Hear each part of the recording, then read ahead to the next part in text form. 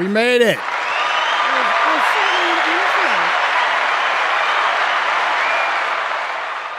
We made it.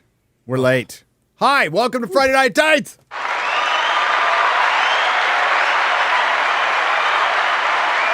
It's been a wonderful week. We've been celebrating, lighting our cigars or vapes or you 420 cats out there, enjoying the failure of the Acolyte, the public canceling of the worst Star Wars ever made. And it was glorious. All the Cope's glorious. It's glorious to this day. I'm still enjoying it, about a half a week later. And we're going to enjoy it some more. And it's sincere. It is a sincere thank you, the Acolyte. Thank you. Thank you. Thank you. Gracias. It's been so great. I've had an erection for 4 days over. Hang on, that might not be related. Better call your doctor. You might need to I might get need to checked. hang Those on, managed Jacinto photos. I'll be back. It's kind of impressive at your age. What the heck? Yeah. I do have 5 children. That might explain something. Oh. Soon to be Either a 6. good thing or a bad thing for your wife. I'm not sure yet. We have our own version of Iron Rod, Ryan. Yeah, true.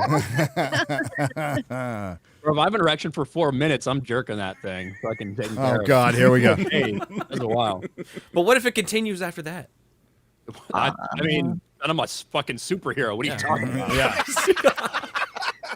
Working on my costume. That's all from the Acolyte. That's all from the Acolyte. So, It's an aphrodisiac.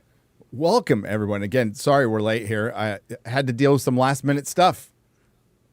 Always have to deal with. This is why I don't, just like, preparing is such a waste of time when you stream. Just turn the damn thing on and go. Like, when I try to prepare, it just doesn't work, and it makes me later. And if I don't prepare, I'm usually close to on time. So that's what we're going to just do from now on. Fuck it. What's up, everybody? Ryan. Shad. I hear Discord. Disparu, Quarter Black, X-Ray Girl. Christy's here. She's muted. Hi, Christy. Hello. You made it. Hey. I'm here. I'm queer. I'm a mom. Okay. Oh, you're the target demographic for the Acolyte. Yes. Yeah, too bad. You lost the show. You lost the show. Oh, I'm so sad. We're not getting a second season. It's all your guys' fault. It's terrible. It's utterly I thought we terrible. didn't have influence. Do we have influence or do we not have influence? I'm I think by confused, the end of guys. this show, we're going to find out. We're gonna get to the bottom of it, everybody. Yeah. Uh, I we'll saw go- Christy on Twitter earlier today. I think she was like, "How do you get your baby to crawl? He doesn't want to move." Blah blah blah. I'm thinking to myself, fucking like savor the time where your child is not like out of control. You have to go chase them down, killing themselves. You should just like not let them crawl until like the last possible. Enjoy the burrito phase. Oh. Yeah. Yes. While it Yeah, he lasts. makes a pretty good paperweight as of right now. Yeah. Exactly. Yeah. Set him down, he stays there. Is he sitting Doesn't up on move. his own, or does he just do the whole? No, he's still like sloshing over. But usually that's when I put the Acolyte on. So I don't know if he's trying to tell me something. You're trying to That's how you abuse get your into kid. call. Put him in front of the Acolyte. He's like, Speaking of vigorously masturbating, that's what Jeremy's doing right now to Trump's speech. So he will not be making the show until later. Maybe, we don't know. But we do have a couple of special guests, including MadamSavvy. Welcome to the show. Oh, thank you for babysitting me tonight. It's all right. I'm not getting paid very much to do it, but it's cool. It's all right. Maybe that ad read will cover it. Maybe. $20. $20 But will cover no, it. It's thanks for fine. being here. Last minute, we appreciate it. And hey, you know her, you love her, Kirsha. That was a delayed response. We're defeating anime racism one podcast at a time. Oh, it's good that we have an anime expert here because we're going to go over an anime trailer. Oh, fuck. Yeah. Oh, yeah. Yeah. One I was really excited about. Me too, it was my dude. Oh. most anticipated movie of the year. I wanted to see this. Couldn't wait. Yeah, we'll go over it. We'll go over it a little Till later. about halfway through the trailer. Till about halfway through the trailer. And then you're like... And it's desperate, too. It's desperate to get those member berries. Like, you guys remember the old movies. You love those movies, right? Peter Jackson, guys. well, Philip the Japanese trailer has Saruman. So... Yeah. And And it looks badass. It freaking sucks because it looks good. It's directly tied into Peter Jackson's Lord of the Rings. Like, this is part of it. So yeah, we'll see. What got me was I'd read about the story, so I knew what to expect, and I expected it to be trash. And then it was halfway through, I'm like, this is actually looking quite good. And then it just went. Now, if You would be afraid of me. if you read the story in here, that would be cool. Like very, very cool. And it has a lot to say. And then you also might see, hey, that's where George got that idea. You know, but George does that a lot, George R. R. Martin. But we'll get into it. Oh, yeah. Yeah. Took a lot from Wheel of Time as well. Well, yes. And Dune. And a lot of things. But the Game of Thrones is literally the Game of Houses. Yes. And I love it. Changed one word. I love it. It'll just never be finished. Ever be finished. So, hey, before we get things moving, let's talk about today's sponsor for Friday Night Tights. Be Naked. Nice. Be Naked. Okay. Is that a requirement? Is that an for Don't instruction? stand up. Don't Like stand wet up. We don't need paint? to see it. Yeah, don't stand up. That's all.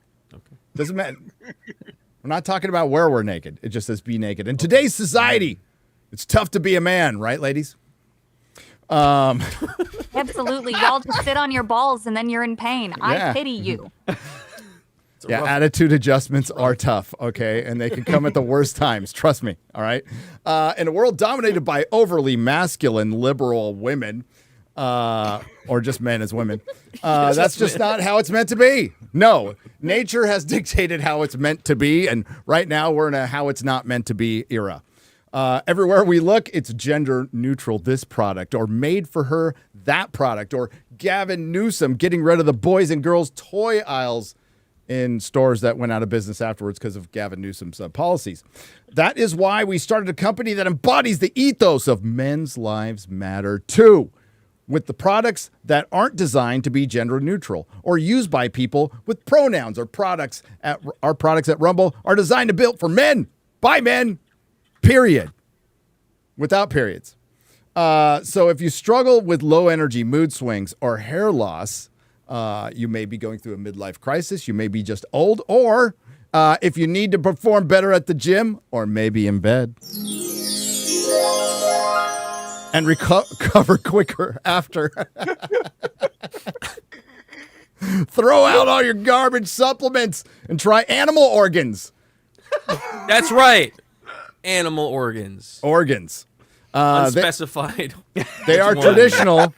It's all of them. them. It's an organ potpourri, it's I'm like guessing. Look, They're it might be the traditional. heart, sucked it up might together. be the liver, it might be a kidney, might be testicles. I don't know. You never know. You Well, could be like the mother of dragons and consume the organs of her enemies. there you go. That's what it is. You know, they are traditionally the most nutrient-rich supplements on the planet. As I've said before, have you ever seen a morbidly obese hunter-gatherer? No, you haven't. Okay? Ripped. But our bison organs are a step above. The grass-fed, non-vaccinated bison are a species where the weak are allowed to die and only the strongest survive. So here's our commitment to you from men who have real confidence in their products. Try this today, and if you don't like it, fine, return it. Click in the bio or go to benaked.com/nerdrotic, code nerdrotic, and get 50% off discount. Try these products and get hooked on the power of bison.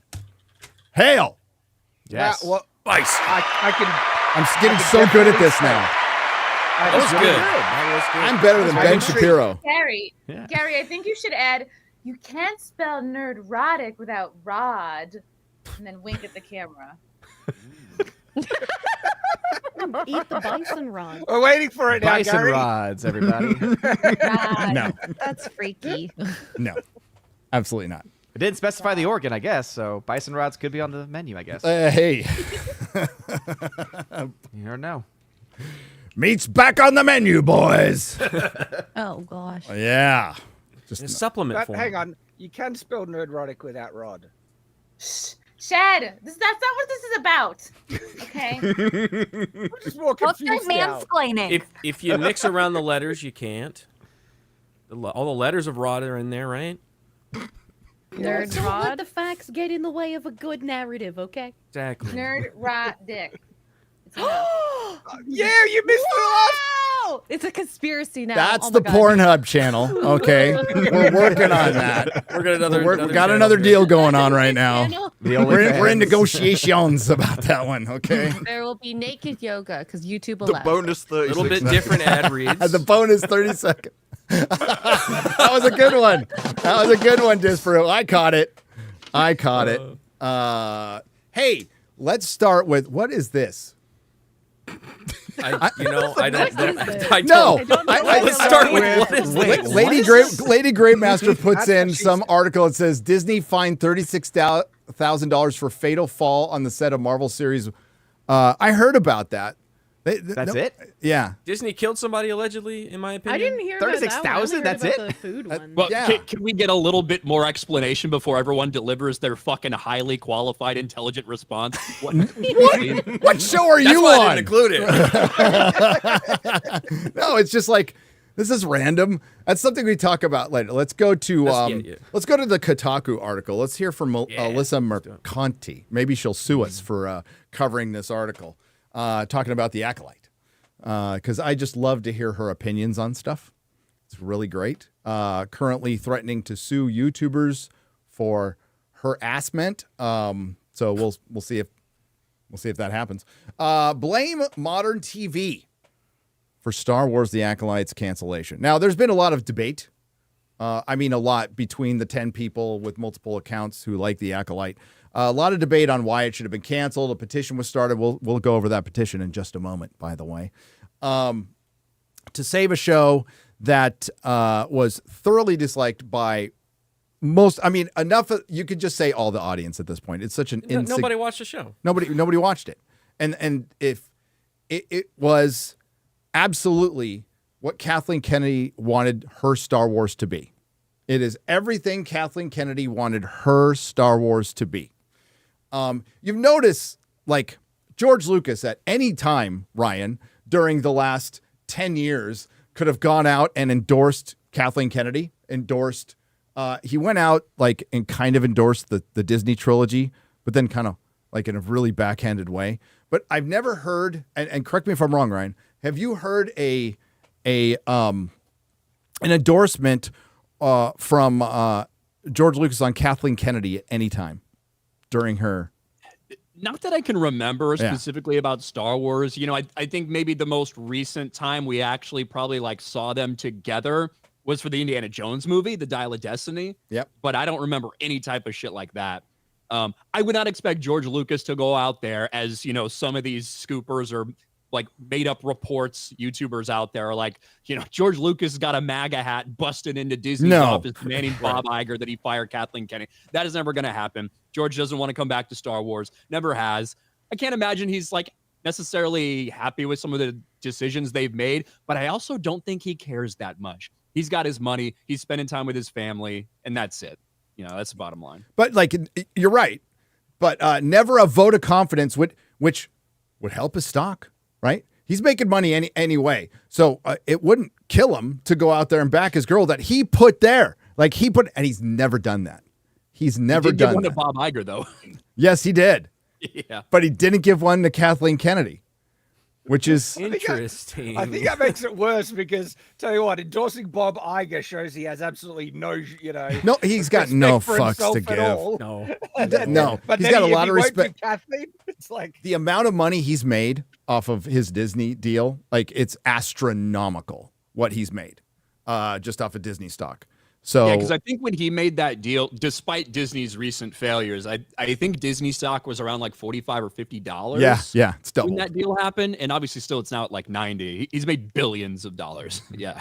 Yeah. So it's a success for him. And a guy who was a billionaire already made billions more and is doing just fine. I'm sure he does care, but then he just checks his bank account and goes, "Okay, I'm fine. I'm cool. Whatever." You can put that back up. Yeah, one of the interesting responses to some of this stuff because, blame modern TV for Star Wars: The Acolyte's cancellation. The series was forging new paths and telling different stories in a franchise that often leans too much on nostalgia. One of the more interesting things that I've witnessed, whether it's Disney Star Wars fans fighting with each other or some of the articles that are coming out, some of these people are actually coming to the right conclusions about some things, but for the complete wrong reasons. Mm-hmm. It is actually true that Star Wars is stuck in this era, this like 3 or 4 year period where they're shoving all these things, where every single character that you know has to show up and you have to do the member berries, all that stuff.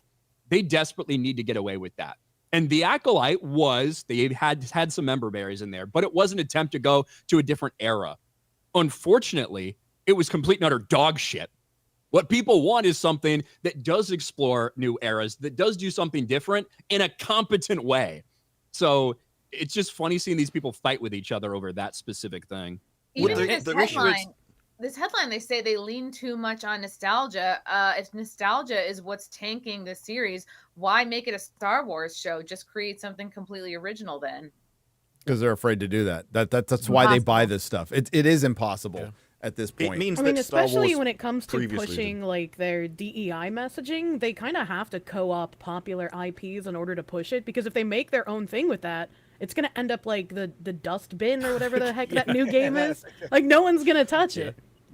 But in this, like, except for MadamSavvy, she touched it in very. I touched it for 7 long, excruciating hours. We got very sweaty into the message. Guantanamo molestation up in there. Oh, it was awful.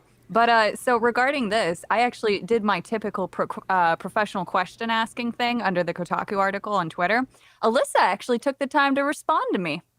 Really? She decided to respond with little reaction images of a more successful show with an equally diverse cast. And by the end of it, I just want to read off what she said because she was the one who responded to me. She goes, I just wanted to let you know that I think you're not worthy of my time and remind anyone who may see this that you're a relentless question asker who provides no real value to any conversation. Have a good one. I think asking questions does provide You value. question Socrates would hate this person. Yeah, right. Imagine asking questions. Just consume product. So She unironically called you a question asker in the sense of being an insult. Like, yeah, so that's not the first time it's happened. And then my question was, why wouldn't you blame the target audience who didn't show up? Why didn't new viewers get attracted to it? Out of the 158 million Disney Plus subscribers who would see the advertising, no one wanted to watch it? No. Yeah, I actually think the target audience did show up. That's the argument Yes. that I'm making for this. I think totally that agree. The target audience, the demographic, 23-year-old sexually confused, fucking pronouns in bio, trans flags, Palestinian flag, hashtag Black Lives Matter, these fucking freaks. I think all of them showed up and they spent time talking about it and making fan cams and promoting it and all this stuff. The reality is that group of people is not enough to support the show. It's not enough to make the show a success. And that is the hard pill that these freaks are going to have to swallow along with other hormone blockers, right? Like that pill for them to swallow, that they're actually not as big as they think they are, that they are insignificant, that they are a tiny fractional little part of this fucking fandom. And they're never going to accept that, just like they'll never accept the fact that they're actually biological females. Just on that note, Ryan, where they are so deluded that they genuinely think there are more of them. Well, they literally made videos. There's more of us. Did you see that cringe kind of compilation? And also with the whole Doctor Who thing where they said for every like bigot fan we lose, we'll get 2 more that love diversity or something like that. How's that working out for them? And other personalities in your head don't count. Yeah. There's more context to add to that video too, though. So they in-fought because other individuals of that crowd were upset that they didn't have black gay representation or something. And then on top of that, the other good one is the dude who put it together had multiple accounts where he was harassing people who were putting together that video. Oh my god! And Disney continues to feed this too, right? Because remember, Disney was the one that came out and said, "Oh, this is the highest streaming show of the year, right? The highest opening show that we've had so far this year." Even though nothing else came out except for Echo, so it's like not a very high bar to set. So it's like they're continuing to feed this type of information to them, which just continues them on in their bubble. Yeah, feeding into the obvious, the constraint of DEI, but like even worse. Feeding into fanfic, which you can't blame Disney Star Wars for. All of Hollywood's been doing it forever since Twilight, because Twilight ruined everything. Shad. Not my fault. You have any comments about that? Yeah, it did. It did. And then like making a show for quote unquote thirst traps. Let's think about that just for a second, guys. The whole thirst trap thing. So this is from a bunch of, as Ryan so eloquently said, pronouns and bios. Just changed their Ukrainian flag for the Palestinian flag with some rainbows, which really go together well. They're the ones always complaining about heteronormity and sexualizing women. And all they do is they want to get put into a thirst trap. They want to flick their bean to Manny Jacinto playing Queermere. Like that is the weirdest thing to turn Star Wars into. The mighty Star Wars, the story of good versus evil, redemption, the Skywalker saga, and now it's a thirst trap.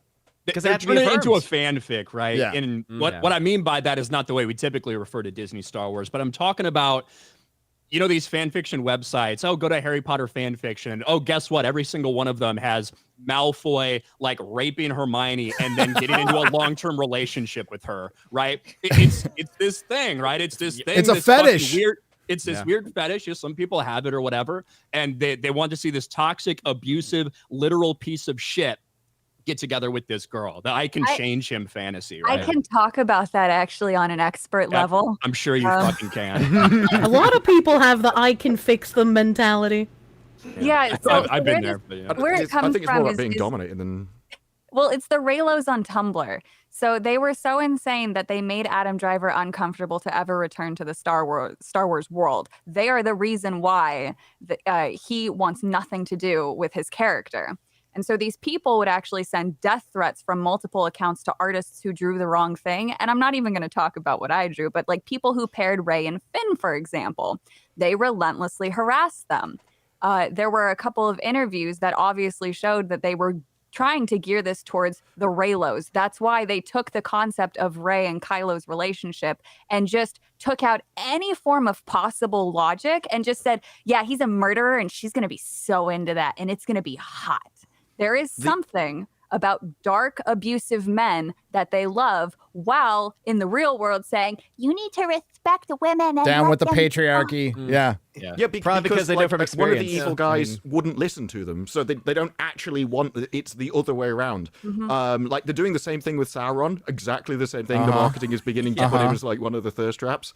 And in the interviews, Leslie Headland's at start, because I didn't even know. Like apparently the Raylos called themselves the Rats for some reason, and she actually raises up like that and said, no, that was what the inspiration for this. So that she's basically reflecting it in the Acolyte, that same relationship. Yeah. Well, and you're canceled now, so. Why are they called the Rats? I don't because know. they are. it was just apparently the nickname they gave themselves. It's a better They were really name. pleased with I it. totally agree. But wow. I mean, just to put things into a fair perspective, if a guy went out murdering for you and brought back people's femur bones so you could make a nice centerpiece on the dinner table, that would be kind of intriguing, would it not? It was about 24 hours in this show between him murdering all of her friends and her falling in love with him. Yeah. It was crazy. Just because she saw his little Asian dick, too. That was the weirdest. Oh my god. Like, His if yellow it had been anyone lightsaber. other than an Asian and you saw her look down at the dick, you could think, oh, maybe she's just like impressed. But come on. What are we fucking talking about? She's still looking for it. That's what she was so intently. She's still like, looking for it. Okay. I hunted man. I hunted for his dick. I hunted for it and I could not find it. I hunted Rob. Pull the article back I up. hunted. Thank you. Rob. I hunted for Tobey Maguire's dick. He said it. Those were all his words. Yep. And I do think there's also been a lot of conversation surrounding the Acolyte's cancellation. There's a lot of conversation about, well, TV shows don't get long enough to breathe anymore, or they're canceling too many shows after one season. There is, kind of maybe some truth to that, not in this specific case. But the reason that so many shows get canceled nowadays is because they have completely removed the quality control filter to make shows. In the rush to fill all these streaming services, they got rid of the traditional way that we made TV. You make a pilot and then you pitch it to a couple fucking places. And then of the 10, 12, 15 pilots that they might view to maybe put on air that year, they might pick up 1, 2, or 3 of them. And the rest just never get made because, quite frankly, they weren't good enough. We don't think that's interesting enough for our audience. Now you order up entire seasons, sometimes 2 seasons at a time of this dog shit. Oh, Secret Invasion? We don't need a pilot for that. Let's give them $250 million and let's do this Samuel Jackson Secret Invasion garbage. Oh, The Acolyte, we need this. Leslie Headland, come on board with us. You gave us a pitch. So we'll greenlight $180 million in the 4 years while you actually get this thing written and put it on screen. That is why so many things are awful, one, and also so many things get canceled the way that they do. But also why they're taking it so personally as well is because it's about affirmation for them too, right? So part of this show was a part of affirming their identity or affirming their community, and so when you take it away, they because now they're being told that their identity is not actually mainstream. Their identity is not actually all that it's cooked up to be, and so I think that's also why you're seeing this just complete screeching like a banshee that you have coming from these groups of people. What's going to make things done, man? I don't think they have the money to do this. What's going to make things a lot worse? And Lady, you don't have to pull it up, but Lady Greenmaster put it in our Discord. I went over it real quick. Is Ryan's right? They got rid of the pilot, so they completely broke their system where they can license shows out to other streamers or get ad revenue, and you have this proprietary stuff. But so you have to greenlist. It's the way the system is set up. Post strike now, we have writers, the ones that are left. They're just going out and pitching dog shit shows because every time a writer goes in and pitches the show because of that weird writer room thing that was controversial, they fixed it. Now they have to pay the writer for that pitch, no matter what it is. So writers are just making up dog shit shows to pitch just so they can get paid and pay the bills because like none of them are getting hired. So if they do have a pitch, it's like somewhere between like $5,000 and $25,000. It's some ridiculous amount for a pitch. For a pitch, yes. Wow. Not everybody gets the pitch. So if you get in, you're going to get paid. And they admit it sounds like we're getting a whole lot less pitches now. Yes. And pitches the get pitches. The pitches that we do get are all going to be shit because you don't have to put work into them. You get $25K. The other sad thing to remember too, though, so Disney doesn't care about money because they're in talks with Blackstone. Blackstone actually wants to be their primary funder and member for their branch in India. Which is totally different than BlackRock. Right. Yeah. Blackstone is so different. Totally Very different. different. It's just stone, to give not the rock. chat a little breakdown on it. Blackstone is actually the original, and BlackRock would like to actually emulate Blackstone. Blackstone recently invested nearly $2 billion into an e-reader manga platform, so I did some digging into them, and it turns out they're actually causing the global housing crisis. The way that they make money is they buy up tens of thousands of real estate properties, jack up the rent by about 50 to 80%, and then they share all of that with all of their little holders. The University of California recently gave them $4.5 billion, defying their union, so that way they can keep making money. Keep in mind, the University of California is funded by the government. Yes. Totally not the same. Blackstone was buying up a bunch of houses here in Texas. We were in competition with them. And Blackstone, when we looked it up, Blackstone is the top 5. It is the number one stockholder alternative of asset holder. Yeah. Yeah, of all There's of nothing to these see production here, though. companies, every single one.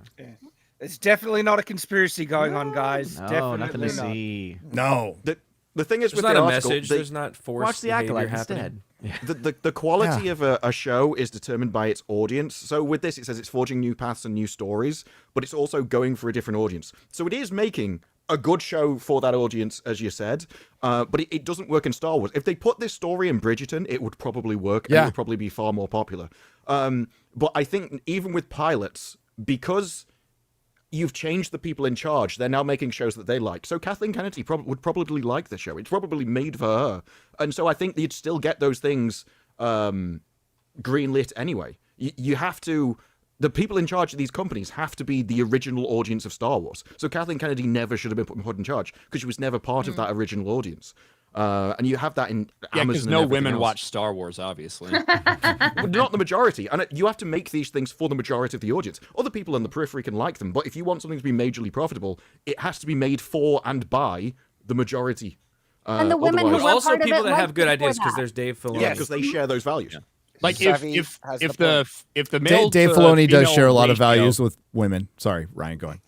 Yeah, I was just saying, if the male to female ratio of whatever given product, and it's no problem, right? If there's a 70% male fan base, that's not a bad thing. That's an okay thing. It's like, guess what? There's probably a pretty heavy female ratio in the Barbie fan base, right? Intentionally. And there's nothing wrong with that. No one's trying to say they need to appeal to boys. That'd be fucking weird. But Barbie needs an SMG right now. Yeah, well, there you go. That might help. Call of Duty Barbie. But also, the 30% that was there before that were fans of the product the way it was, not only are you going to alienate a lot of the men who like the fan base or the franchise, you're going to alienate all those women as well. Yes. And you're left with what they have now. Just a bunch of degenerate, fucking mentally ill bitches that are now complaining about their show getting canceled. Yeah, you're marketing towards a Hollywood idealized form of what the modern feminist and audience is, which they have no idea. They have no connection with any human beings at this point, based on the writing, what I've seen in all of Disney Star Wars. And so you alienate everyone. Star Wars used to be a brand for men that women liked. Now it's a brand. Disney Star Wars is a brand for no one. Well, because they're writing for identity. They're only writing for identity at this point, because it was before they were just writing good stories, right? They might have an audience in mind, but they were also focusing more on the story. Now they're focusing just on the identity. That's their starting point. And ultimately, you're just going to alienate anyone that's not in the group that you're going for. And also, you're going to alienate even more people because it's not going to be a good story, most likely. Can we go back to the time where they wrote stuff just to make toys? Like, that was the peak time. Remember when that was a problem? Yeah, right? Like, that was a problem back in the day. But now I'd rather them make just write towards toys. Just Perhaps do that. You bringing up the like percentages thing as well. When I have been looking into different things, the Creative Artist Agency, CAA, one of the like largest talent agencies in Hollywood, they put out a educational brief talking about the number of diverse talents on shows. And they have a hierarchy where they say that a show that has 40% or more non-white, non-male actors in it is considered moderately diverse, and over 60% non-white, non-males is considered highly diverse, and they're trying to increase those numbers. Well, I mean, diversity for them is just less straight white men. And so... Yes, and I mean, they're coming out and they're bluntly saying that now. Like, we've all known that for years, but these companies like Amazon and like the Creative Artist Agency, they're bold enough to now just be like, yes, diversity has always meant less whites and less straight people, and less men. All right, keep doing that. Then you will not have any more money, and you'll fail like this show. Well, my theory as well is all these people keep saying we're making these for the modern audience, and the modern audience doesn't exist right now, and I think a lot of these companies are trying to forego short-term profit for long-term cultural victory. Mm-hmm. Because if they make no money in the short term, but they are able to terraform culture by having the tenets of DEI embedded everywhere in entertainment and other corporations, the newer generations will know nothing else. They will just think that this is normal. Yeah. It's the forced behavior. The CEO of BlackRock said that. Yeah, Larry We need Fink. to force behavior, and that's what they're doing. They're doing that through mass media, through stories, and they're just saying, this is what everyone agrees with. This is what reality is. These are the people that are the majority, but they're not. They're just creating that, absolutely. facade. And when you look, the thing is, it's working, right? When you look at right now, the percentage of middle schoolers and high schoolers, mostly females of that age, the ones that identify as trans or non-binary or something fucked up or weird, it is skyrocketed over the past decade plus. So that is like the biggest problem. They're doing this. It's easy for us to see. And it's working in a lot of ways, which is scary. What's frustrating is that there's such an easy remedy for parents that want to ensure that their kids don't get, brainwashed by this stuff. Just don't let them watch them. Don't let them get on social media. Curate what they have access to in terms of the media that they enjoy. And that's what I do with my kids. And they're watching all this old classic awesome movies and stuff. The old school Disney movies, which have all these, inherent traditional values baked into them. And also finding the new stuff that actually is worthwhile, which ends up having, usually anime more often than not these days, because anime is the only things that, seems to have some of those values still around. My Hero Academia, brilliant. Well, yeah, you're a sane person though, right? Most people are just like, well, I'll let the education system raise my children. I'm going to get a daycare worker. I'm going to get a child care. I'm not going to have much of a hand in raising my own children because I just don't have time. I got to work. Well, remember all the talk of Disney Plus is parents are going to park their kids right in front of Disney Plus and just have that rolling all day. Well, I mean, Louis. Back in the day, I used to just I used to let my kids just kind of watch YouTube, and I would come in and they're watching some of the most random crap sometimes. I'm like, all right, no. This Don't is you enough. dare say anything bad about Skibbity Yeah. Toilet, okay? Hello, How Tom. dare you? I have Hello, never watched Tom. Skibbity Yeah. Toilet. Skibbity Chris Toilet. Gore Kind of loves movie, it, though. but all right, let's get to. So if you want to scroll up, because we already read the Let's talk. headline. Yeah, we need Alyssa McConty's. I Oh, but want to just know. add though, it's Well, not all bleak actually, because kids inherently go counterculture. So what they've actually done, they're expecting obedience from teens, but teens are actually pulling down the like Well, gay flag. that's what I'm stuff. hoping. The weird thing That's is what I'm that's a hoping. modern Yeah. thing as well. This whole idea that kids rebel is very, very new. If you go back like 70 years, it wasn't true. then. no, kids worked. Well, no, not, Kids worked not on the farm, dude. They didn't have yeah, time to they have rebel. time to For almost rebel. all of Fine. human history, They kids do now. followed in their parents' footsteps. The whole rebellion thing is very modern. I It- know, it's so weird. I've been like a really bland, uncool conservative Christian my whole life, and now suddenly I'm like the rebel counterculture thing, and I'm like, what the hell is going on? You got 5 kids? Nice. Wow. No, Rock and roll, dude, man. My kids, no tattoos, straight edge, freaking based. And yeah, they had like 2 crazy parents and they saw all the shit I went through. They're like, well, I don't want that. And it's like, so yeah, I'm glad they learned. The Acolyte wasn't perfect. Okay. And what, Okay. what Ryan Tell was me more. what Ryan was preparing us for, she does Alyssa does come to a couple of conclusions that absolutely are true. Like about this. But it did break new narrative ground in Star Wars. Now, it broke new narrative ground, or it just broke more Star Wars. I think it just broke more Star Wars. I'm not going to say it's new narrative ground. I think what they do is they pick off the corpse of the EU that they murdered, and then they repurpose it into what they call original storytelling and new ground. That's all the Acolyte was, from my basic knowledge of the EU, was just pieces picked off the corpse and repurposed. What's the narrative ground? in a lot of is ways, it yeah. the Jedi could be fallible? Is that what the narrative ground that's being broken is? No, in because this they it was did the that. Jedi are evil. Yeah. That's what they were aiming for. They missed. It wasn't. It's It what wasn't they were aiming enough Missed to show hard. that the Jedi had failed and made some mistakes. You know, along the way, we have to actually show. Oh no, they're the bad guys here. Just for the record, the lesbian space witches that want to like force groom their children or whatever, they're the good guys. They're the good guys. Want to practice the dark side? It's just an opinion, bro. Okay, chillax. Ryan, do you know why they're the good guys? Because Mother Anastasia let one of her created children choose on her own. Oh. The whole And message remember of the that Saul was Acolyte. Go on. Remember that Saul was a bad guy because he didn't let her kill him properly.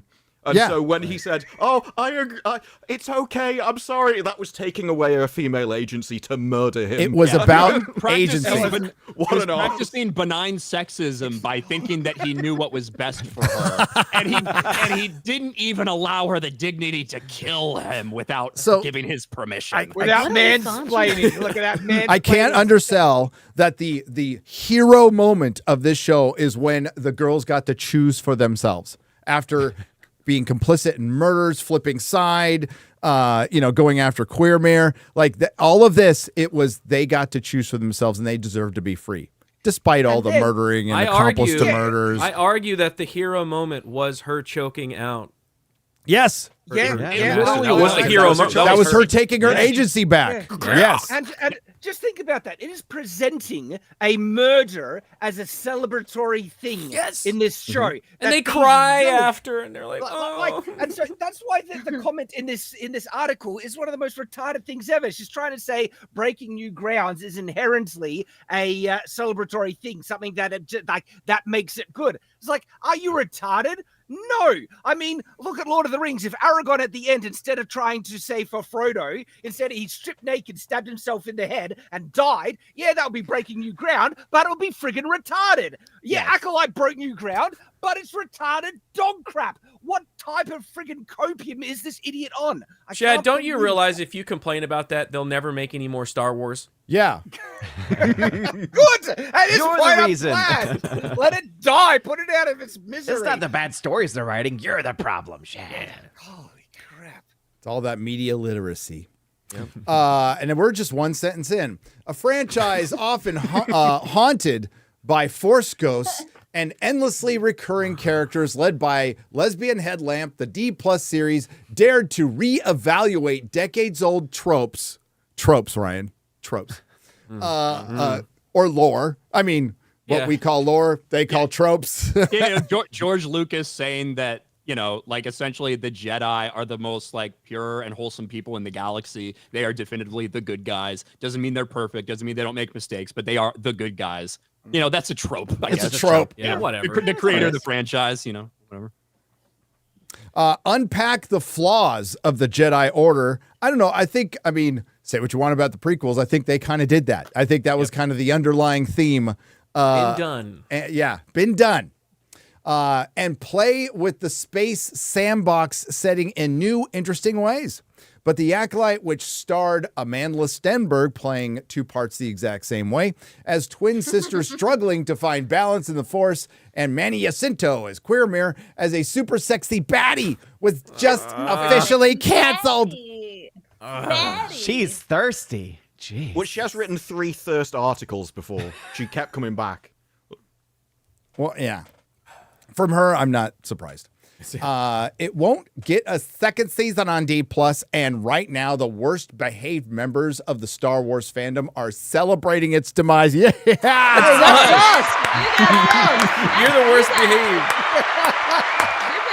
We did it, dude, bros. Just want to point out that the small section of the fandom that are fans of the Acolyte, the ones it's catered to, they're the ones that are tweeting out, GIFs and images and videos of them going to Lucasfilm and shooting Kathleen Kennedy in the head because she canceled the Acolyte. Yes, just they are. for the record, But we're the worst behaved. we're the worst behaved. We're the apparently. worst, yeah. Hey, they went out and tweeted in capital letters, Ryan, that they hope we get a hip injury. Oh my goodness. That was probably just to you because you're old. Oh, okay. It'll happen. It's on site apparently against Star Wars theory too. Some weirdo said it's on site, and then they posted a GIF of somebody decking someone else, and I'm like, damn. Yeah, whatever. That's really weird. Anytime any of us, I mean, Gary, you saw that when you went viral the other day. I went through that with the fucking Batman shit. These people always say that, and they're anonymous people, and I, for the most part, I take it with the same seriousness as I treat like the handful of actual like bad over the line things that these actors will get. Like, it's the fucking internet. You're gonna have a couple unhinged people. That's just what it is, and you can't take that shit too seriously. No, or at all. I sleep like a baby at night. Yeah, it's whatever. It's literally nothing. It's people screeching, trying to manifest things into reality. I mean, that's all that it is. If they can't handle I mean, like, it's a bummer when your show gets canceled. Okay, Ash vs. Evil Dead was a good show. It's a bummer when it got canceled, but the fact of the matter is not enough people watched it. It sucks. And we all got 3 seasons. If one good thing great. has come out of it, if one good thing has come out of it, though, it's that I've never seen Willow mentioned more in my entire life than over the last week. Yeah. So everyone's going, it's just like Willow. Like Willow. No, Disparu's got the meme right now. Don't give me hope. Don't give me hope. I would say first, Disparu, your first sign would be them restoring it on the platform and unerasing it. Okay. That might be yours. Like, they got to go there before they go season 2. But you know what, dude? I want to give you a little hope, because I heard that they are thinking about a She-Hulk season 2. They absolutely are. I've had as long as she stays on that Disney poster every year when they refresh it, I've always had hope. Okay, they want to remove her. I can't tell you, of course, who I heard this from, but somebody who may or may not have had access to internal, like, they have a formula for obviously for the streaming service. It has to perform a certain way. It has to have a certain amount of views. It has to bring in a certain amount of subscribers. And if it does that, even in the beginning of the series, before the series is over, they'll give it a green light. They'll say it's got potential. All right. That's just what I was told. What do we think of the rumor of Leslie Headland being out? Supposedly that's floating around. Oh, I'm Well, sure. you mean the Mike Zero rumors that he's been talking about literally for fucking months and repeating over and over and over again, that she's been I got fired? this from someone else. Yeah. I don't know. Those end up getting repeated by everyone, but does obviously if there's no season 2, Leslie Headland doesn't have a job. So like that is her job. Her job is the Acolyte. So if that doesn't happen, she wasn't brought on for anything else. So yeah. Okay, I didn't know if she had helped with anything. No. There was this show. Yeah, there was people I hope Leslie Headland takes this over and that over. Yeah, there was no hope of that. Why? What has she done recently though, other than the Acolyte? She did Russian Doll. Doll. Yeah. I think people liked that. No. Some people did. She had a co-showrunner, by the way. Sorry, Ryan. Oh, okay. I was gonna say, yeah, it got fairly good, like critical acclaim. Audiences seemed to vibe with it. It did okay on Netflix. It was Netflix, right? Yes, it was Netflix. Yeah. Okay. So, based on internal data in the beginning, they were Disney was very happy with She-Hulk, of all things. So was I. How? Oh, yeah. Leslie, sorry, what's her name? The Stallion, Megan the Stallion. Megan Stallion. the Oh, yeah, Stallion. Stallion. Terry Yeah. did. Yeah. The flashback. Oh God, I hope so. I mean, I hope Yeah. it's been Is she 2 gonna be in years. season 2? Oh, there's got to be. Well, she's probably going to pop up in other things. I mean, we could talk Maybe about we'll that get, later, like, but Ice Spice or that's something. the big problem with Marvel is they still have America Chavez, they still have Echo, they still have Miss Marvel, they still have Kate Bishop, they still have all these characters that nobody gives a shit about. Scarlet Scarab, remember Scarlet Scarab? Anybody? Anyone? No. I have no idea. Are You you don't an remember? Egyptian superhero from Moon Knight? Yeah. From Moon Oh, Knight. man. Oh, I'd never watched that one. Yeah, Ghost. Hey, they're putting a bunch in a team. I'm hoping at least in Thunderbolts, like they kill half of that cast, including the Taskmistress, like in the first 5 minutes. Maybe that's It's what the their asterisk Suicide is for. Squad, so Right. maybe. Yeah. Kill them all and bring Kill in them the all. original cast. But yeah, I heard that that's in consideration. The rumor going around about Miss Marvel season 2, no. But Miss Marvel will show up in other things for sure. All right. So, but while the Acolytes cancellation stokes the fires of an ongoing culture war, it's also so you admit it's happening. Okay. It wasn't happening. I thought it wasn't happening. Maybe it is today. It's Well, it indicative is happening, of and it's a good thing. It's a dog whistle. Absolutely, it's a good thing. I think it is. I think people speaking up about this stuff. I think it invading every aspect of our lives because of, I mean, a very dedicated group of people, ignorance, complacency. There's a lot of things that conspired to have our culture poisoned right now, and to even deny it's happening is insane. Is absolutely insane. Are things turning around a little bit? Yeah, there's some sanity returning to the world because a lot of people lost a lot of fucking money. I wish they had like a spiritual awakening and said, you know what? Maybe dividing the fan base and pissing half the country off and pissing half our fans off is not a very good idea. You know, instead of quietly saying it to other people, but not saying it out loud within your industry, whatever that is, or school or government. It's also indicative of a much larger problem. I agree. Plaguing modern television, streaming services and rising production costs are to blame. And streaming services and rising production costs are to blame. Yes. Well, those production costs are about to go down, by the way, because they're running out of money. The rise of disparate and expensive collection of streaming services replacing the basic cable subscription for millions and paying customers has drastically changed the landscape of modern television. Thank you for stating the obvious and something we've talked about for years. Back in the heyday of cable TV, do we need to really go through all this? Maybe not. Breaking Bad was a thing. Water cooler stuff was a thing.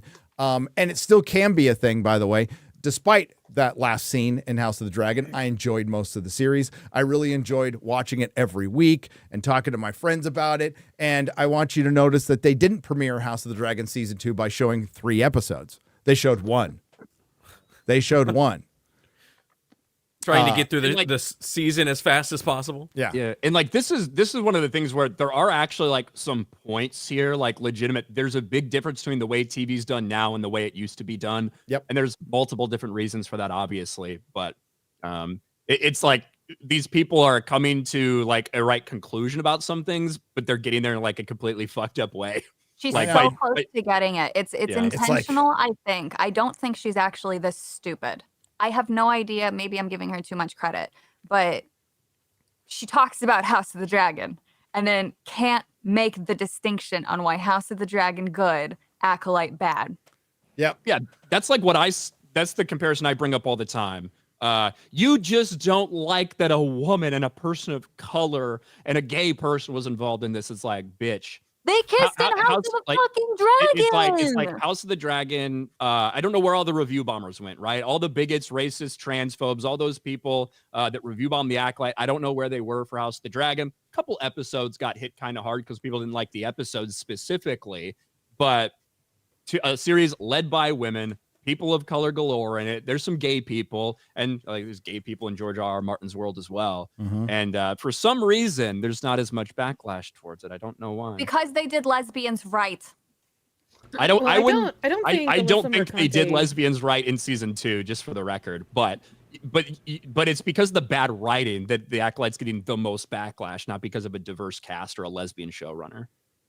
Well, I was gonna say I don't think she's stupid. I think it's very obvious that she is like a malicious liar, especially since she was one of the people who came out and tried to cover up the fact that people were harassing Kabrutus and trying to get him taken down.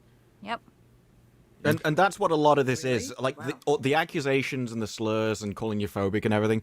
It's just a tactic to make you defend yourself, so you're not pushing the actual points of why it's all going on. And so you end up discussing an entirely different thing, and they just keep on doing what they've always been doing. And it's you like can a see magic that in her spell to replies them. to me, because I keep going back to the original question, and all she can do is try to deflect. And it's so funny. You asked too many questions. You asked too many questions. Question. And I provide no answers. One question you never answered. So she's padding the article here a little bit, but mentioning House of the Dragon, and that's a great point that she mentions House of the Dragon, but doesn't mention that a lot of the people who don't like the Acolyte liked House of the Dragon. Just, wanted to put that out. Then there's Fallout. Gotta click. We want to continue reading. We want to continue reading.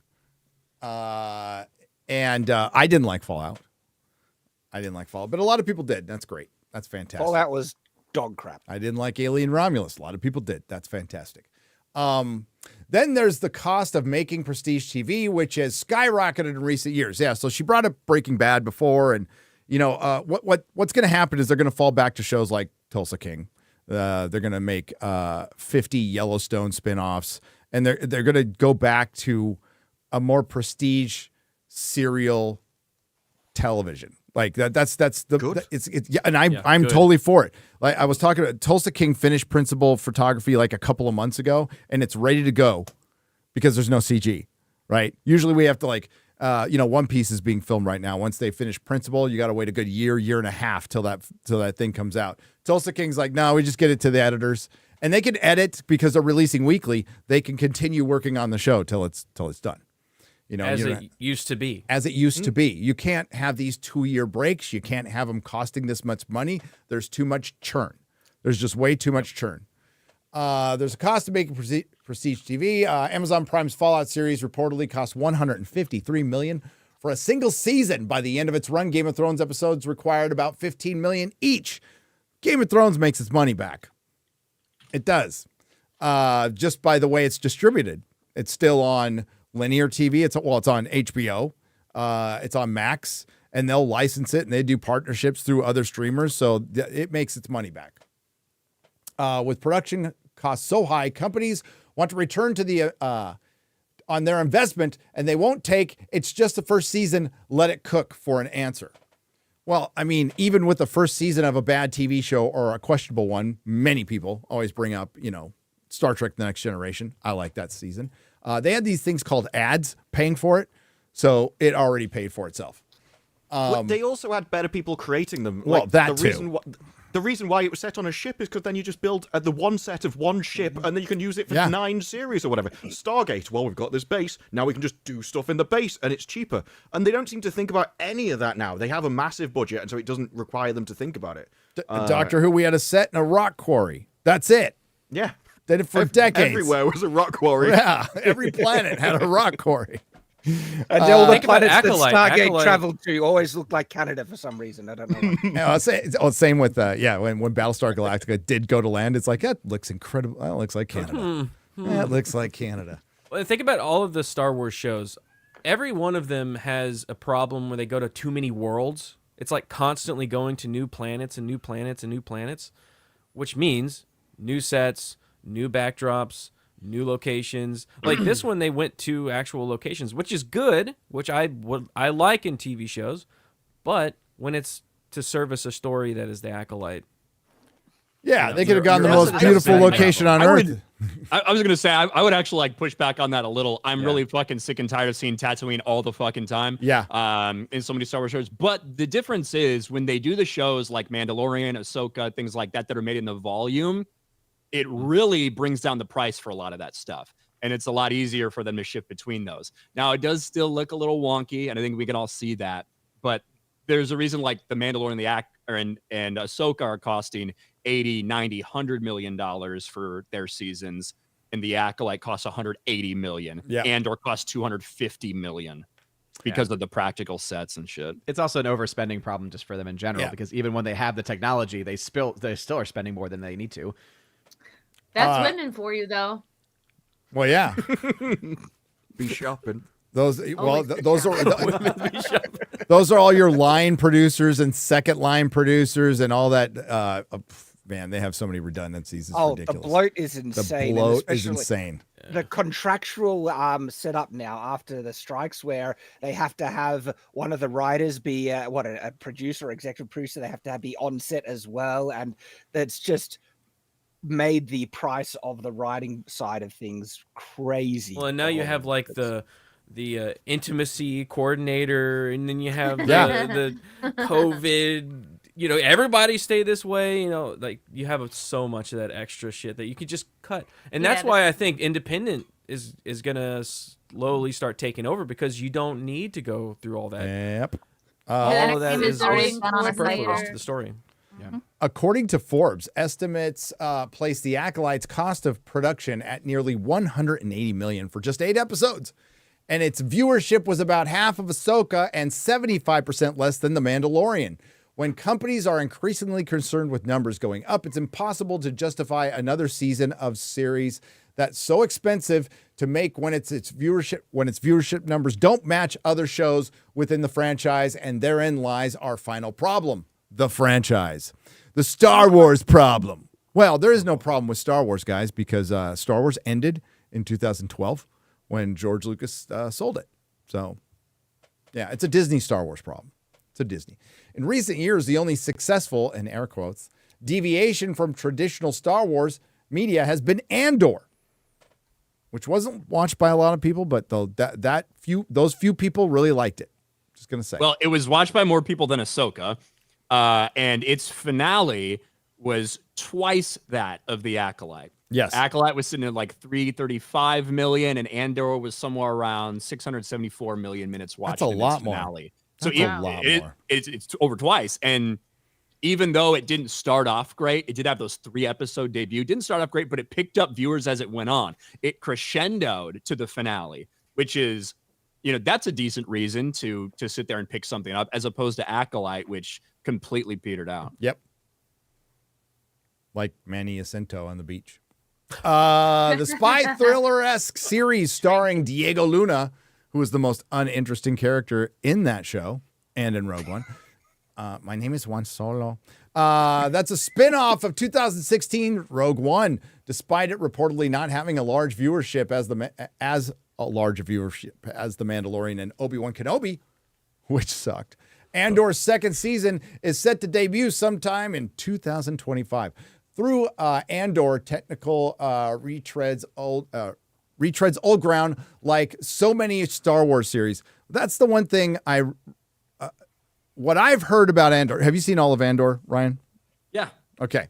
So correct me if I'm wrong. What I've heard of Andor is it does a lot of things you wish and hoped Disney would have done, like in the beginning, like really exploring the underbelly of certain things and the ins and outs of the Empire. You get kind of a vibe for what normal citizens are going through with life under the Empire, which is something I feel like a lot of people have asked. You also have these little like set pieces where it's like, hey, wouldn't it be interesting if we kind of had this this big, huge heist story, but set in Star Wars, but not make it dog shit like we saw in Solo, or like the Prison Break episode and things like that. And I feel like it was like fairly well executed in Andor. Andor had good moments that were spread way too far apart with just utter tedium and boredom. Yeah. But there were some legitimate good moments in Andor, which surprised me. But there was also dumb moments and things. But it was the least bad things Disney has made in recent memory. Technically good, but very boring. But Andor is an exception, not the rule. They talk about other, shows not getting second seasons. We all know that. A specific set of fans, sect of fans are notoriously resistant to perceived changes to lore or the centering of marginalized folks in Star Wars media. Where are you getting this? It's just that we only want to see. What is perceived changes of lore? Like what they're saying is is literal changes. They're saying the people that are complaining about it breaking canon when it's not technically and stuff like that. That's what they're talking about. Yeah, I think that's a specific dig at the Sith haven't been seen for millennia. They keep bringing that up. It's like, well, actually, no, they all died, so nobody found out about it. Yeah. I just love that there's like a specific sect of fans are notoriously resistant to perceived changes. How about just the fans are resistant to changes in law? The fans don't like when their, thing that they love just gets bastardized on a crap show. But no, it's just a small sect. It's a bull crap. They're trying to just downplay. Yeah. I'm glad. It's just most of the fans, not I'm glad she instead of marginalized people, she says marginalized folks. Marginalized folks. That makes it sound a lot nicer when she's completely insulting you. Did you know you're marginalized? You're too dumb to get an ID. You're too dumb to do all this stuff, you marginalized person. Me, the superior white woman, will save you. We will save you. Woke white women. In Star Wars media. And the Acolyte pissed them off from the jump, run by a woman with a black non-binary lead, lesbian witches, and a blistering take on the flaws of the Jedi. It became the focal point of the culture war before it even aired. Well, I'll be real. Like, I wasn't really sure about the lesbian space witches until I saw them singing in the third episode. Okay. No, At so first you you know were what? intrigued. Lore She's doesn't doing matter, the normal though. thing. Where she's like, insult everyone who dislikes it. Use all the identities as a way to deflect criticism, and then nobody can criticize it because you're a racist, sexist bigot. Yep. I like how they say black non-binary and then follow it up with lesbian. Just interestingly dynamic there. It can't be bad. It's diverse. The lore thing that they go on about. So the reason why lore never matters to these people is because this is actually a Tumblr trait. They're used to writing fan fiction that involves AU or alternate universe.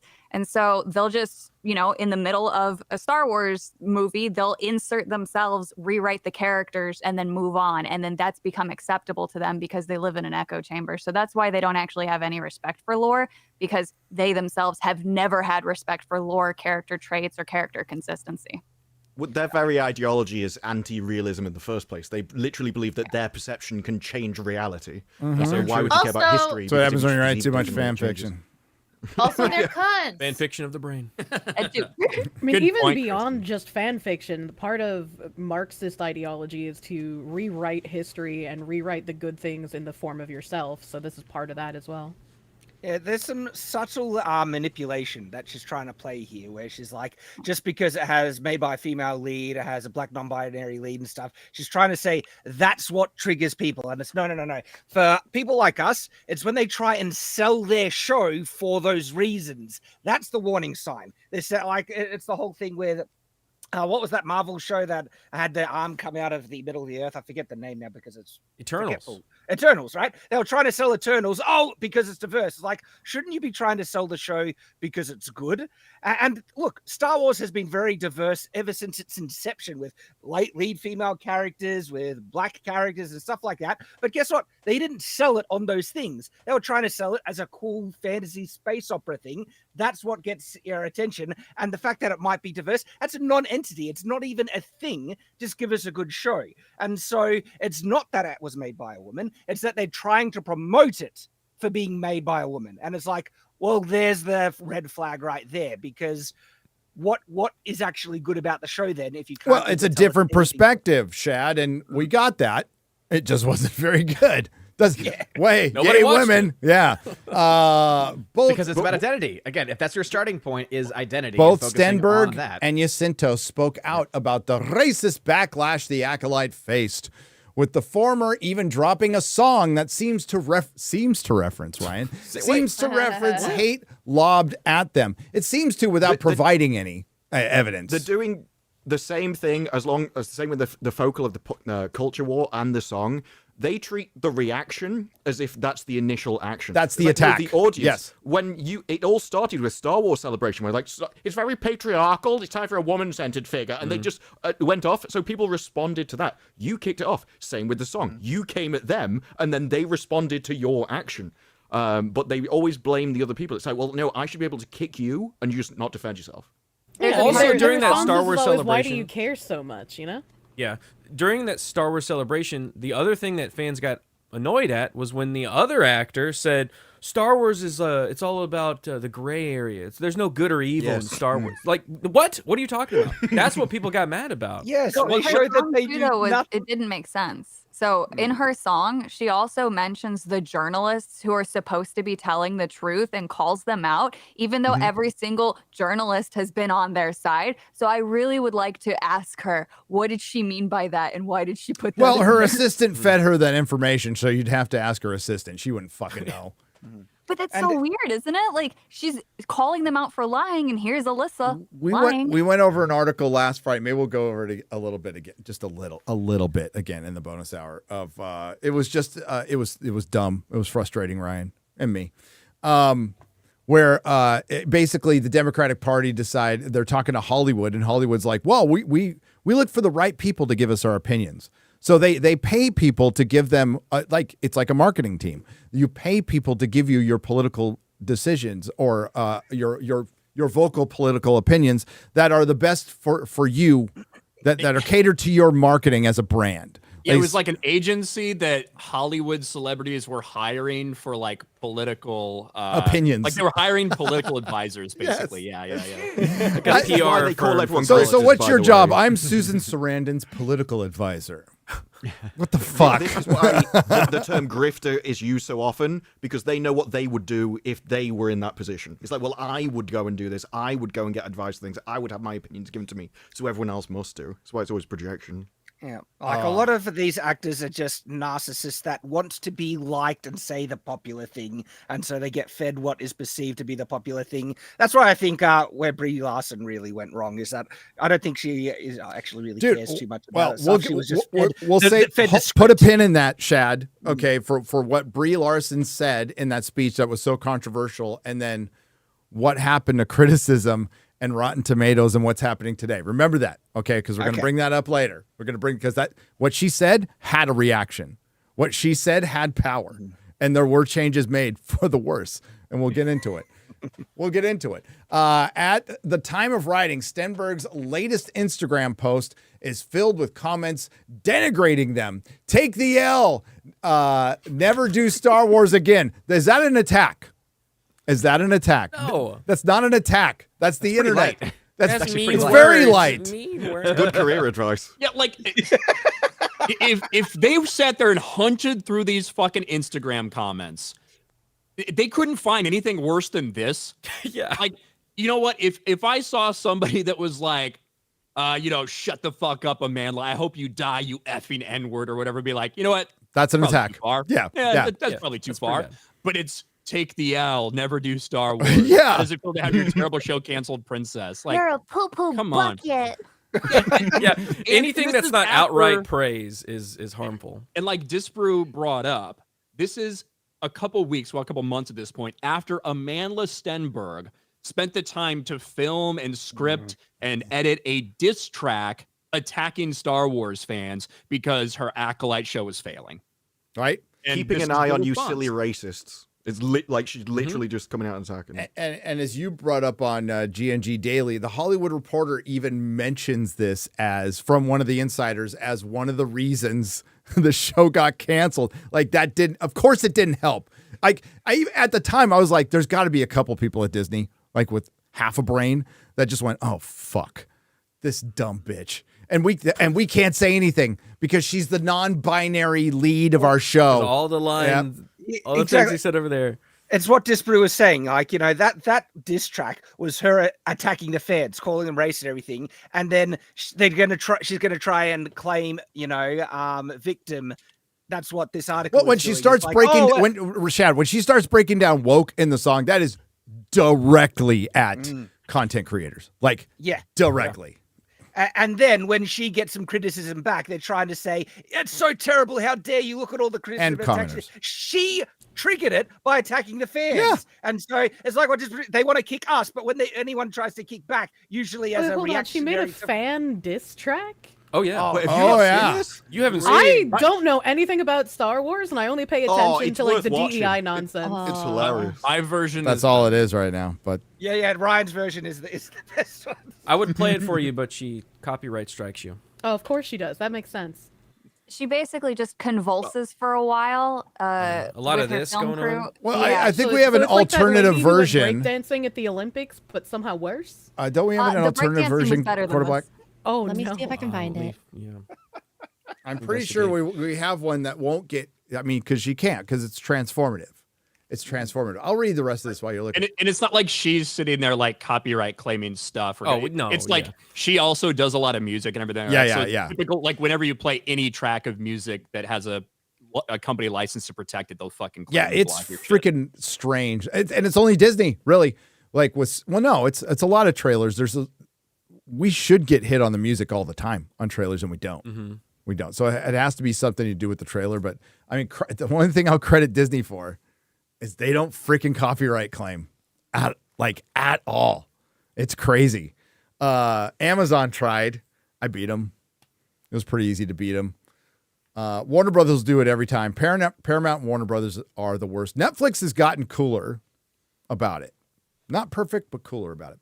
Unfortunately, in an age where modern television series are defined by their big price tags and hopefully bigger viewer numbers, a show like The Acolyte had almost an insurmountable feat in front of it in order to ensure its survival. If its mere existence hadn't been used as a catalyst for conversations about... Scroll up, Garrett. Okay. I found the other version of it. Okay, scroll up, Garrett. Play this. So I can finish reading this.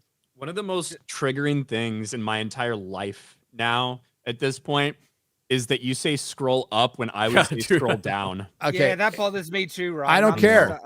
It can bother you all fucking day long. I'm saying scroll up. It's my show. Care.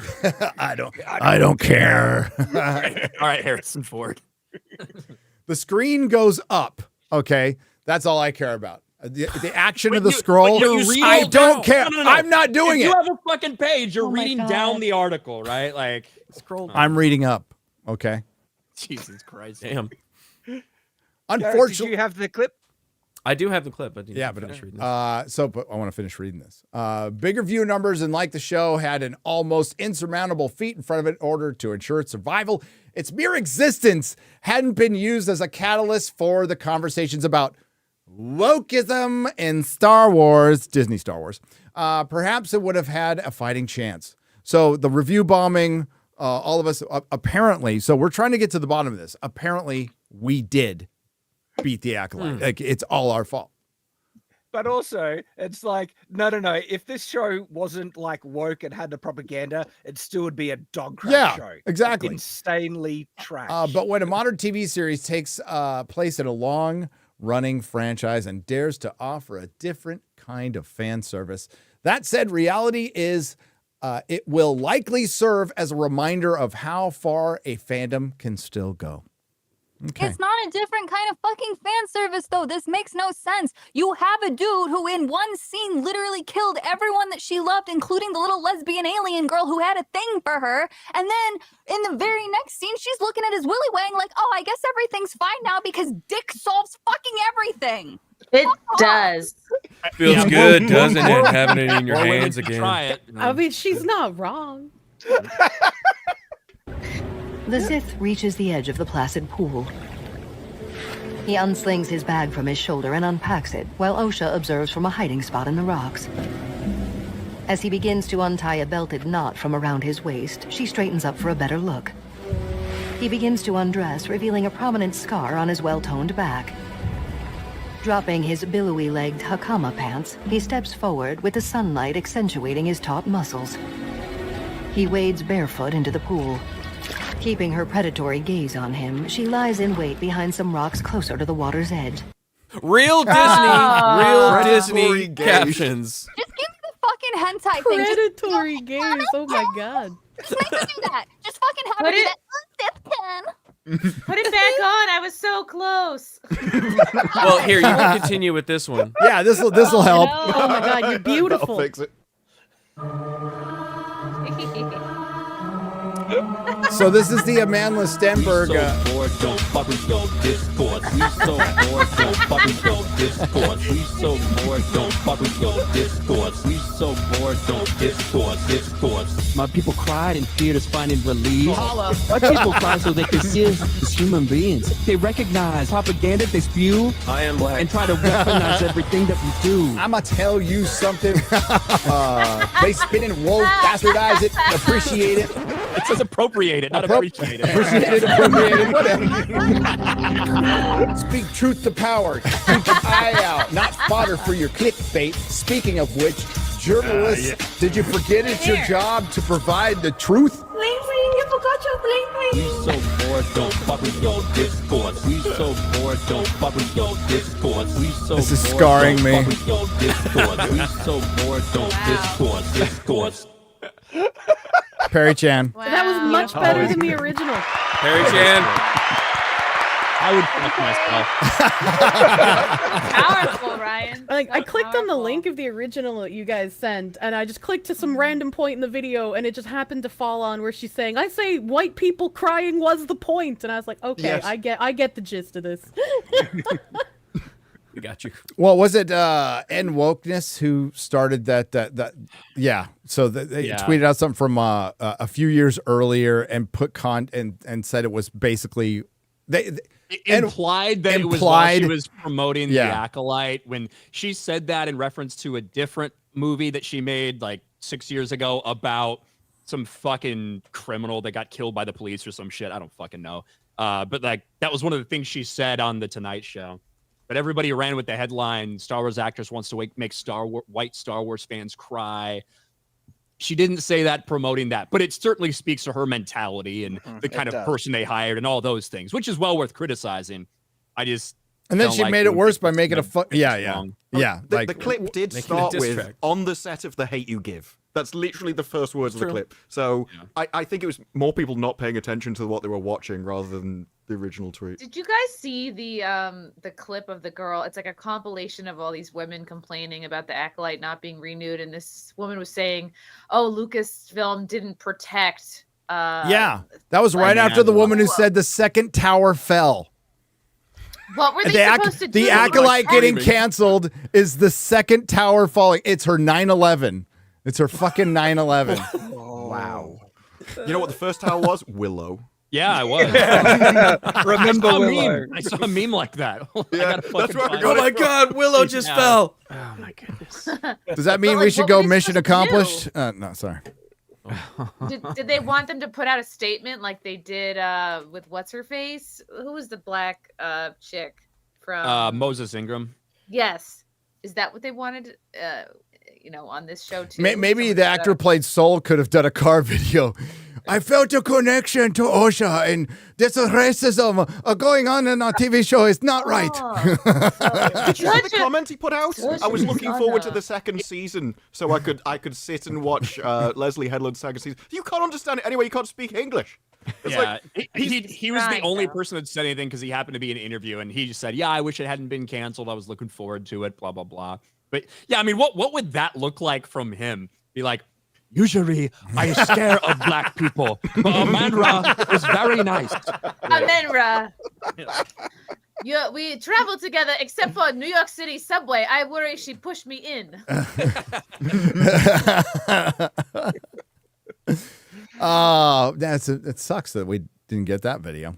Oh, well. There was a sentiment in that article saying that, Acolyte was unfairly treated. It was dogpiled on from the start, which made it had to kind of work uphill and stuff like that. And I just want to point out the examples where there have been shows which had massive red flags, had us criticize it before it came out. But when it came out, it succeeded because it was a good show and we saw it for it. And the two big examples is House of the Dragon Season 1 and the Dungeons and Dragons film. Both those, right, had some really worrying comments about, emasculating the main character for D&D, and it's all going to be about a feminist narrative for House of the Dragon. But when it came out, It's like, okay, judging it on its merits, the shows actually don't have those things. That was just a misinformation, people not understanding what they were describing.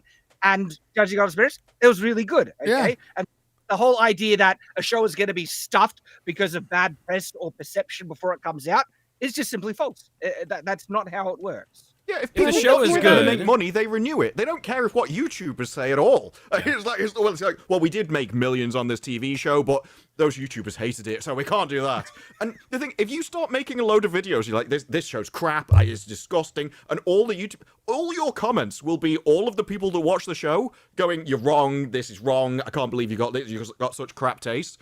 So you would get the fans of the show actually being there. So all your videos would have those comments. Whereas in this, nobody watched the show. Nobody cared about the show. No one liked the show. So you didn't get those comments. Plus, everyone in charge is already in line with the creators of the show itself, right? So it's like if the show had actually made money and the message was already in line with what they personally believe because they're all activists, then yeah, there would be no reason. Clearly, this show sucked so bad and did so poorly numbers-wise. That's the only reason why the show. I couldn't even get the message straight, to be honest with you. It was really confusing. Garrett, anything like those 3 articles above the Rings of Power one, like the Acolyte getting canceled is another win for toxic fans.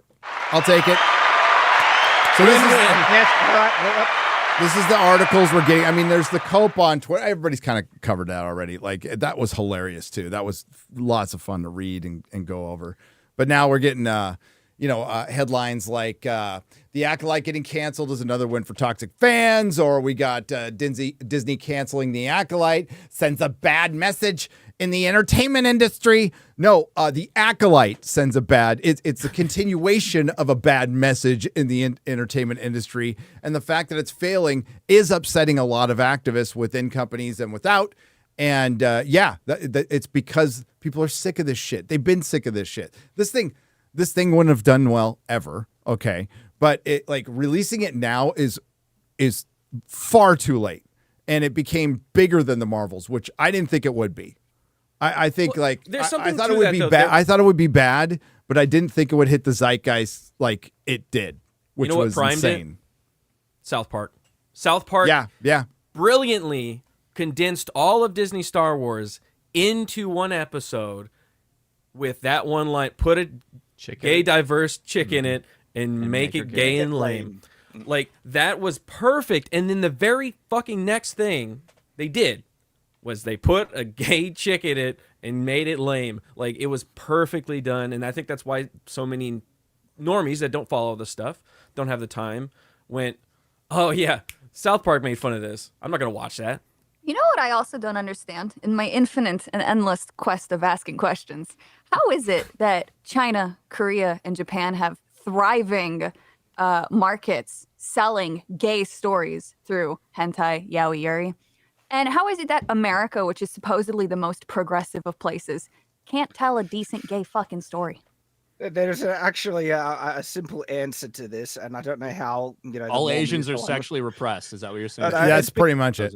The West has now some great Stop offense Asian hate, to people being attracted to attractive people. They have something against beautiful people, beautiful women in particular, and that's it's fine to sexualize men for male There's gaze. traps. You're right, but if you do it to the women, that's really bad and problematic. But it's just weird and baffling.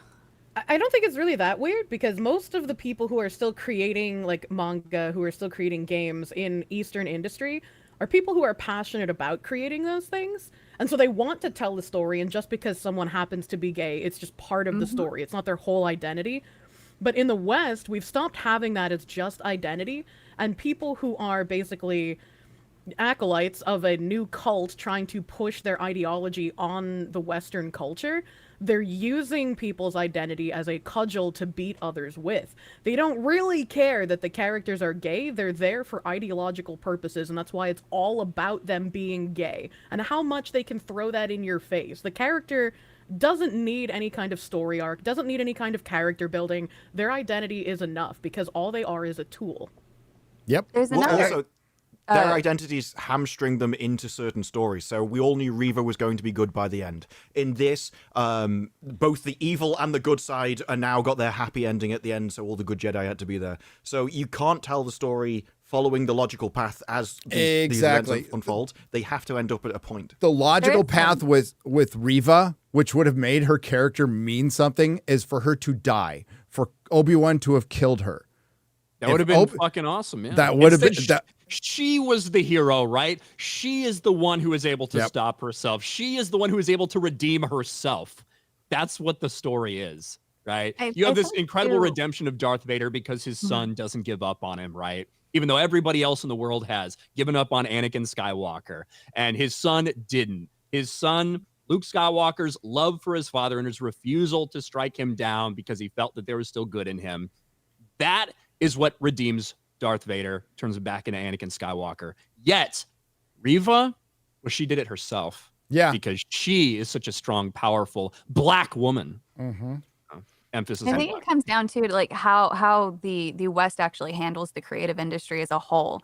Whereas if you go to conventions in Japan, there are people selling original stories and they still have day jobs. And so like Kirsha said, it comes from a place of passion to tell the stories. But here in America, if you go to a convention, all the artists are shilling what's in right now. And they're constantly chasing that. Oh, what's the latest fan art? How can I draw this? Oh, I got to move on to the next thing. Disney just put out the next character. I got to draw that. Oh, there's a new Marvel thing. I got to draw that. So it's kind of tragic. The West is cannibalizing itself. It's a culture of values, right? A culture of values on one side, and we used to have shared values, and then they have gone away. And I think that you're actually seeing that in the storytelling as well. The storytelling has gone down ever since our values started to no longer be united. Well, just to Savvy's point, there's an interesting parallel to how the popular manga gets picked up and adapted into anime in Japan to the pilot system that used to be what operated in Hollywood, where currently in Japan, it's still functioning essentially on a merit-based system where there are magazines that try out new manga and stuff like that. And the ones that people like end up getting made more, and then that gets developed into larger scale manga, and then the people wanting to adapt the anime just look at what's the popular manga. That's the most popular one, people like it, let's make that, and that causes the best to rise to the surface. That's a merit-based system, and so they're continually making really fun, engaging things, and I'm watching more anime now than anything else because that's where the fun, good stuff is. And interestingly enough, they're homogenous cultures. And just got to point that out because it's important. They're very Savvy. Don't ask any questions about that. Yeah. But yeah, it's a cultural thing, and we've got fandom has been poisoned by corporatism. Corporatism really did bring in and exacerbate corners of fandom that were already there, including but not limited to like the independent comic scene, which was the Cal Arts folks. And I'm talking about the independent comic scene from 20 years ago, from before that. There's always been an independent comic scene, but there was a Cal Arts form that really popped up late 90s, early 2000s. The kind of people who go to the Alternative Press Expo, which used to be in San Francisco, which was put on by San Diego Comic-Con, a lot of zines and stuff, a lot of punk rock stuff, right? And it was fine. But then they took over the mainstream comic book industry. And we got the Kelly Pseudoconics who came out of that and really just turned it into shit.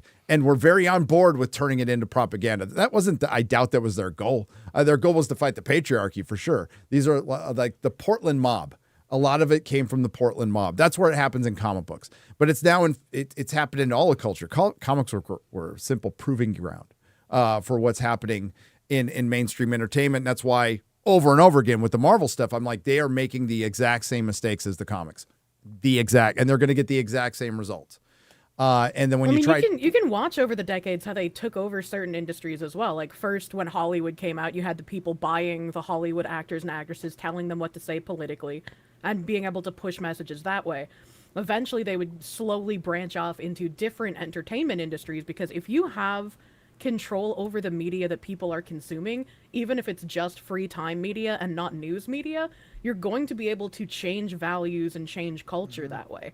And so the fact that like the comic book industry went down and then the video game industry went down, and now they're trying to buy their way into foreign media and change Japanese gaming industry, change the manga industry, it's only going to get worse if people aren't talking about it and trying to stop it. Yep. They have to pay financial consequences, which they have not been able to do for Hollywood. We're talking about Hollywood over the last few years because they've been swimming in investor money. Now that that's dried up, seen a lot of shit change. You see the actors in the Writers Guild fall right into the trap of a strike, and that they think they won, but the House won that one. The House Isn't won there that another one. strike going on right now for the video game voice actors? I don't know if they. I haven't seen any updates. Oh, no one cares. It's because they're going to be replaced by AI. They're going to be replaced by AI or That's what they're afraid non-union. of. Yeah, a lot of these And companies are not bound to use SAG. So yeah, I'm going down Or that same Film Actors route. Guild. Like even streamers are in danger of becoming the new Hollywood paid figures. When I was researching Bridge, I found out about like enthusiast gaming and how they host these tournaments with really large streamers that have no engagement. Why would they want to keep paying these streamers and having these tournaments with no engagement if they don't have any return on investment? The only reason would be for ideological purposes. And then we had Brianna Wu and that recent Democratic PAC who came out who were paying streamers to push their messaging. So it's like this is something we're going to have to start contending with in our arena as well. Oh, That's absolutely. been coming out. Like streamers have been sharing, that the Democratic Party was trying to pay him off to endorse, their candidate and stuff recently. Like they're going for the influencers to. Bro, I wish somebody would fucking pay me to do that shit. Endorse Kamala? What would you say? No, I wish the RNC had been like, hey, we'll pay you to come here. Please. Ryan, you could be a white dude for Harris. I could be. I could fake it. I think I could. Oh, hang on, did you see that guy faking it at the RNC? Yeah, that was great. Matt Walsh. Matt Walsh's troll there was fucking epic, especially the Project 2025 stuff. Like, Yeah. like just him being there and like his get up and that is funny and like that's funny. sneaking in the background of stuff. But the Project 2025, that is like gone far and wide. There was even a dude that got Don Lemon to promote it. Yep. Because if you go to he tricked him into holding it. project2025.com, there's like a QR code, there's everything. It's funny. It's just a bullshit, terrible website that features the trailer for Am I a Racist? It is so That is brilliant. Credit Brilliant where credit is due, man. marketing. Well done. Tip of the hat. Respect. I like that. Shitty takes on. Hey, somebody from the Blaze had a shitty Anime. fucking take on video games and attractive men. So trying to be the female Matt Walsh. She just trying to get engagement. She got it. Spoiler alert, not everyone agrees with everyone else all the time. It's like, yeah. Whatever. Bimbo conservative. Give Fucking- credit where credit's due. Word Matt Walsh? Yes. Mm-hmm. With Matt Walsh, absolutely. Not with the bimbo. No. Not with the bimbo on Twitter. Never with the bimbos. Never. Liz Wheeler? Never heard of him. Yeah, neither have I. Until she worked went out there, and I've said, never "Shit, heard all gamers and comic collectors are She's unattractive." with the Blaze. Oh, that. She used Quite into the there was a tiny big though. Blaze freaking logo, so it may I don't know if it was Yeah, or I'm gonna have to go fight her. I don't know. what we're doing. Oh, okay. Hmm. Interesting. I We should have a debate. should, A massive one. but I'll keep using Massive I'll debate. keep using the Austin Power clip. Mole, moly, moly, mole.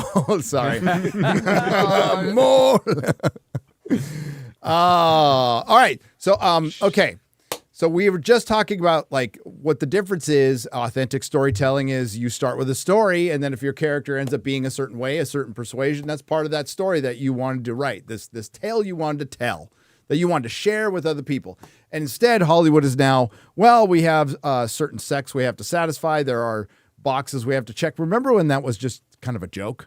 It's like they're checking all the boxes, and now they literally check the boxes, which And they is showed Well, us it used the to be an box. insult. And they To show be us- a token was meant to be derogatory, and Yes. now they're like, no, yeah, we all of them are tokens. It's like how the times change. how the times change. Well, the shit, calling them people of color now, Disparu. There would have been a time if you would have said that Dude. fucking 20 years ago, you got punched. Yeah, But now it's acceptable term. You're a marginalized person of color. you know the logic That follows a behind little pat in the top of the head, by the way. Yep. Little, yeah, The you logic little behind it is marginalized literally- person of color. That's okay because they put the person first. So they're a person first, and then they're a color. A color And a person? All their beliefs just basically come down to people with too much time on their hands in academia, thinking about things that don't matter, Yeah. and they're just making up stuff and then forcing everyone else to do it. It's It's a neo-Marxist luxury. nonsense where they're just trying to control the language, and so they're just coming up with nonsense. idiots Well, if you wanting control credit language, you're to be effectively smart. removing people's ability to communicate with one another. So that's Exactly. again part of what they've been trying to do for decades. Yeah, it's a divide and conquer. Idiots that want to appear to be smart, so they go to academia to validate their stupid and retarded theories. And it's like now it's been get a unapproval. job. Get a job. You know what? Before I get into this thing, I probably got to go feed my dogs. So pull up an article and talk about it for a second while I go feed my dogs. We went through all What are the we talking articles. about? Here we go. What do you mean went through all the Lady Greymaster's autism? Oh, you know was what? Here's a good one. Here's a good one. Here. Spurgy tonight. So Here's a good one. Like the Mary Is that Sue different ones. from normal. no, it's not. I'll be right back. Our bro Eric Kane. I mean our bro, like sometimes he agrees with us and sometimes he vehemently fucking disagrees with us. But at least I believe that Eric Kane is being genuine all the time. Even when I completely and totally disagree. The very obvious reason Disney canceled The Acolyte, it wasn't toxic dude bros. Let me guess what the hey, scroll up, Garrett. Scroll up. Oh my god. Do you want me to go up? Because yeah, thank you. right now. What? How could you do that, Ryan? You've just soiled yourself. I know, I'm Enhance. trying to emulate Gary here. You've betrayed your standards. There has been much gun how do you say it? gnashing Yeah. of teeth and You rending are of emulating Gary. This is Gnashing of teeth. All right. There's been Ganache? much gnashing of teeth and rending of garments over the past week over the cancellation of The Acolyte by Disney. The Star Wars series will not live beyond the first season, thank God. And it's unclear whether any of the characters or storylines set up in season 1 will be carried on anywhere else. I do think the Stranger is a good character. Be happy to see him again in some other capacity. Darth Plagueis was spotted towards the end. I'd certainly like to see more of him. I would not like to see him in the Disney Star Wars world because no way. he had a story, he had an established story. They want to bring him in and bastardize what his story was. Go fuck yourself, Disney and Leslie Headland, you bitch. The show itself was not a hit, largely because poorly written, riddled with plot holes, had very uneven acting from its various leads, and looked cheap despite its enormous cost.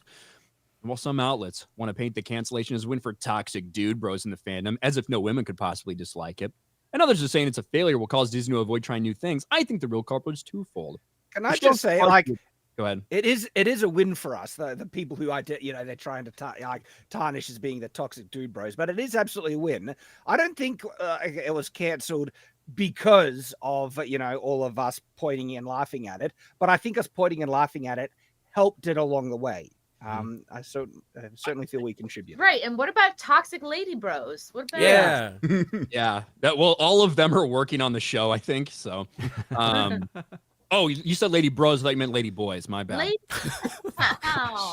I think that one thing that this does also prove, and it's something that I've been talking about for a long time, a lot of people push back against us for even covering things or talking about things because they're like, you should just ignore it. You're giving it attention. You're giving them free press, all this shit. Yep. It's not 1950 anymore where there's like one fucking television channel and then you get your local newspaper and all this shit. The all press is good press. That is not a thing anymore. There is such a thing as bad press and bad publicity, bad attention. When 90% of people are out there absolutely slamming this, when there's a bunch of videos that are getting millions and millions of views talking about how terrible this show is, that is not free promotion. That is actually damaging to what they're doing. Now, we are the reason that this happened. That's not the reason this happened is because a lot of people happen to agree with us. Yeah. And they didn't watch the show after they gave it a chance. Along those same lines, if you're out here pointing out the way they use language, the way they subvert language, you're showing other people like, hey, what they're telling you is wrong. They're lying to you. And I think that's very important to do. Yeah, because otherwise you see the space, right? And if you see the space, then all that's left with is the lie. All that's left is the terrible spins that are trying to justify it, and therefore you don't have those alternative voices out there. So if you want to make sure that doesn't happen, if you want to make sure that change is possible, you got to get your voice out there. And there's the natural fall off of people that watch it and go, "Holy shit, this is horrible." This is why Disney and the corporate access media and stuff this is why they hate us, because what we're doing is exposing the crap. Okay, exposing their narrative, and they can't stand it. And so, if it was actually helping, if any press was good press, they would be like, "Yeah, keep doing what you're doing," right? But that's actually not the case because Well, any press is good press works when there's two groups of roughly equal size and a load of people wouldn't have heard about it. So you're essentially giving free marketing to the people that would like it. But anyone can watch The Acolyte, and you probably hate it because it is just awful. Right. And so there's a tiny fraction of people. And so even if people go and watch it, okay, so they hear about it, they watch one episode, hate it, stop. And it's never really worked unless there has been a group of people that would have liked it that didn't hear about it. It's the only time it works. So the two reasons that Eric Kane thinks the show is far too expensive, it did not draw big enough numbers to justify the cost. And two, the show is far too expensive and did not receive enough critical acclaim and widespread fan support. And yeah, that is the reality. $180 million for this show. And like we talked about it earlier, Disney would have loved for this to be a massive success. They would have wanted nothing better than this show to be the biggest hit they've ever had so they could continue it on for 10 seasons and let Leslie Headland become like a big figure there and all this stuff. But it could have been if they put story first. That's the thing. This isn't a win for toxic fans or the alternative side. This is a loss for every single person involved except for the people who got paid at the end of the day. And it's really tragic that an entire industry changed for people who won't even show up for their own fucking products. Mm-hmm. And just going off what you were saying, Ryan, Disney, they would have loved it if it was a success, but they just love this show. This show is everything that they wanted. Kathleen Kennedy cried when she read the script for this, right? And so they would have loved it if they could have just justified. Yeah, they like that really reveals her storytelling prowess, and she was impressed by the script of The Acolyte. But they would have loved it just to have made the season 2 for the sake of it being their baby. It has their message. It is their, perfect show. And even if it wasn't hugely successful, if there was any reason to justify it, they would have loved to have made it just to get their message out there because it is a propaganda vehicle for them. And it validates their delusion as well. Yes. Yeah, you had a good point, Odin, when you're saying that a lot of these people who are getting triggered by it being cancelled are those people that identify with, the Acolyte and who it's representing. And they feeling this is a kind of rejection of their identity from the mainstream. And guess what? It is a rejection of that identity because most people do not give a crap about their identity or who they are. They're just like, give me a good show. Yep. And so it's a personal attack. Yep. It's a personal attack to them. Yep. That's why we had to have a non-binary beaver. Yeah. Fuck Basil, that fucking retard. He's still out there, man. He's still out there. Most of these characters struggle. You struggle to understand what their motivations are at any given time. Basil is no different. Like, what the fuck was he doing in that finale? And what happened to him after Soul? I don't understand. I hate that thing so much. I want to see it on a spit roast. It is just such a. You might have got that in season 2. What would have been great is if maybe something happened where they find the Wookiee and one of Osha's moms who's still alive in there takes control of Kelnaka again, and when Basil finds the Wookiee, he just fucking picks him up and like bites his head off. He do. or they come back and is chowing down on a roast of Basil just like Chewie was. Just turning him on a spit. Was I not supposed to do this? In my defense, it's really tasty. My dogs are fed. Just Yay. people are concerned. And there was much rejoicing. And there was much rejoicing. And What about some fish? they're dead. What about the duck? Always feeding the ducks, especially when the wife's gone. My goldfish Goldie? Yeah. Hey, thanks, Ryan. So I wanted to be here. So as we transition. So again, putting things ahead of story, including, identity, certain messaging, anti-capitalism being in one, which is kind of rich coming from giant corporations. Like even with The Boys, though, Amazon that makes The Boys. The Boys is calling out exactly what Amazon is, and I guess you could respect that if The Boys hadn't become what it's a parody of. But we have another. I respect Warner Brothers for this. I want to say I respect them. Okay, just like I guess RFK announcing his backing of Trump like right after the DNC. So we got a week until the Rings of Power, and Warner Brothers decides to release. And you knew this was going to happen. I predicted it. The War of the Rohirrim trailer, a movie it was my most anticipated movie of the year. I don't know who Toyota Suzuki is or whoever's making this, or the director. I have no idea who he is, but and I'm fine with it being anime, but I know it was produced by Peter Jackson. Philippa Boyens is involved, and this is part of Peter Jackson's Lord of the Rings. It's in the same world. Okay, so I'm like, cool. Warner Brothers whipped their dick out because they can. And again. And then they chopped it off. Thanks for ruining it. I was building up to that. He was building up to pain. This was his story and his truth, and you took it from him. You took his voice. You took his voice. You stole his minority's voice. I think more accurately, he took his penis because he chose. Oh, yes. It's called a cock block when you're leading up to a joke and a guy just like, I thought that was over with because Az died, but thanks for picking up the mantle from Az. I'm picking up that mantle, baby. Picking up It's mine now. So, Warner Brothers. When it comes to Peter Jackson with this, it's worth noting that Boyens confirmed, this from the OneRing.net, that neither had an official production role. What they were sounding boards for ideas. Yes. That's the only thing they did. What they were supposed to be for the Rings of Power, by the way. There was a lot of people trying to get them involved, and it was Simon Tolkien and the Tolkien estate that told them to kick rocks and caused Amazon. And once Jennifer Salke took over, she ghosted Peter Jackson. So they were sounding. Talk about the sounding for a moment. What does this mean? You seem very intrigued by it, and I'm out of the loop. Could you elaborate? Wait, you don't know what sounding board? No, I do not know. Is this a thing? No, I'm an it's innocent bad. Christian boy. It's like a and soundboard? pretty Like fucking Very bad, right? bad. All I know is Savvy has a Somebody big gonna grin. explain? No. He's really Sounding happy is about when this. you put things in your urethra for sexual pleasure. Okay. All right. Well, I don't never mind. understand I feel like why. I'm doing it to Disparu right now. Yeah, it's not the same. Oh, no, stop it. I think my worst. See what happens when you have too many, when you do Friday Night Tits and you have too many women involved. It always devolves into a fucking simp cast. Right in the middle. There's too many women. Jesus Sorry, Christ. I think sounding my worst off. exposure to sounding was I watched a documentary on a guy who was attracted to insects, and he would coerce the insects into his urethra using fire. Stop! Okay. All right. All right. All right. Back. Man. Back. I took it back. I take it back. Build. I Thanks a don't lot, wanna- Garrett. Thanks for breaking my momentum. I'm blaming Quarter Black Garrett for this.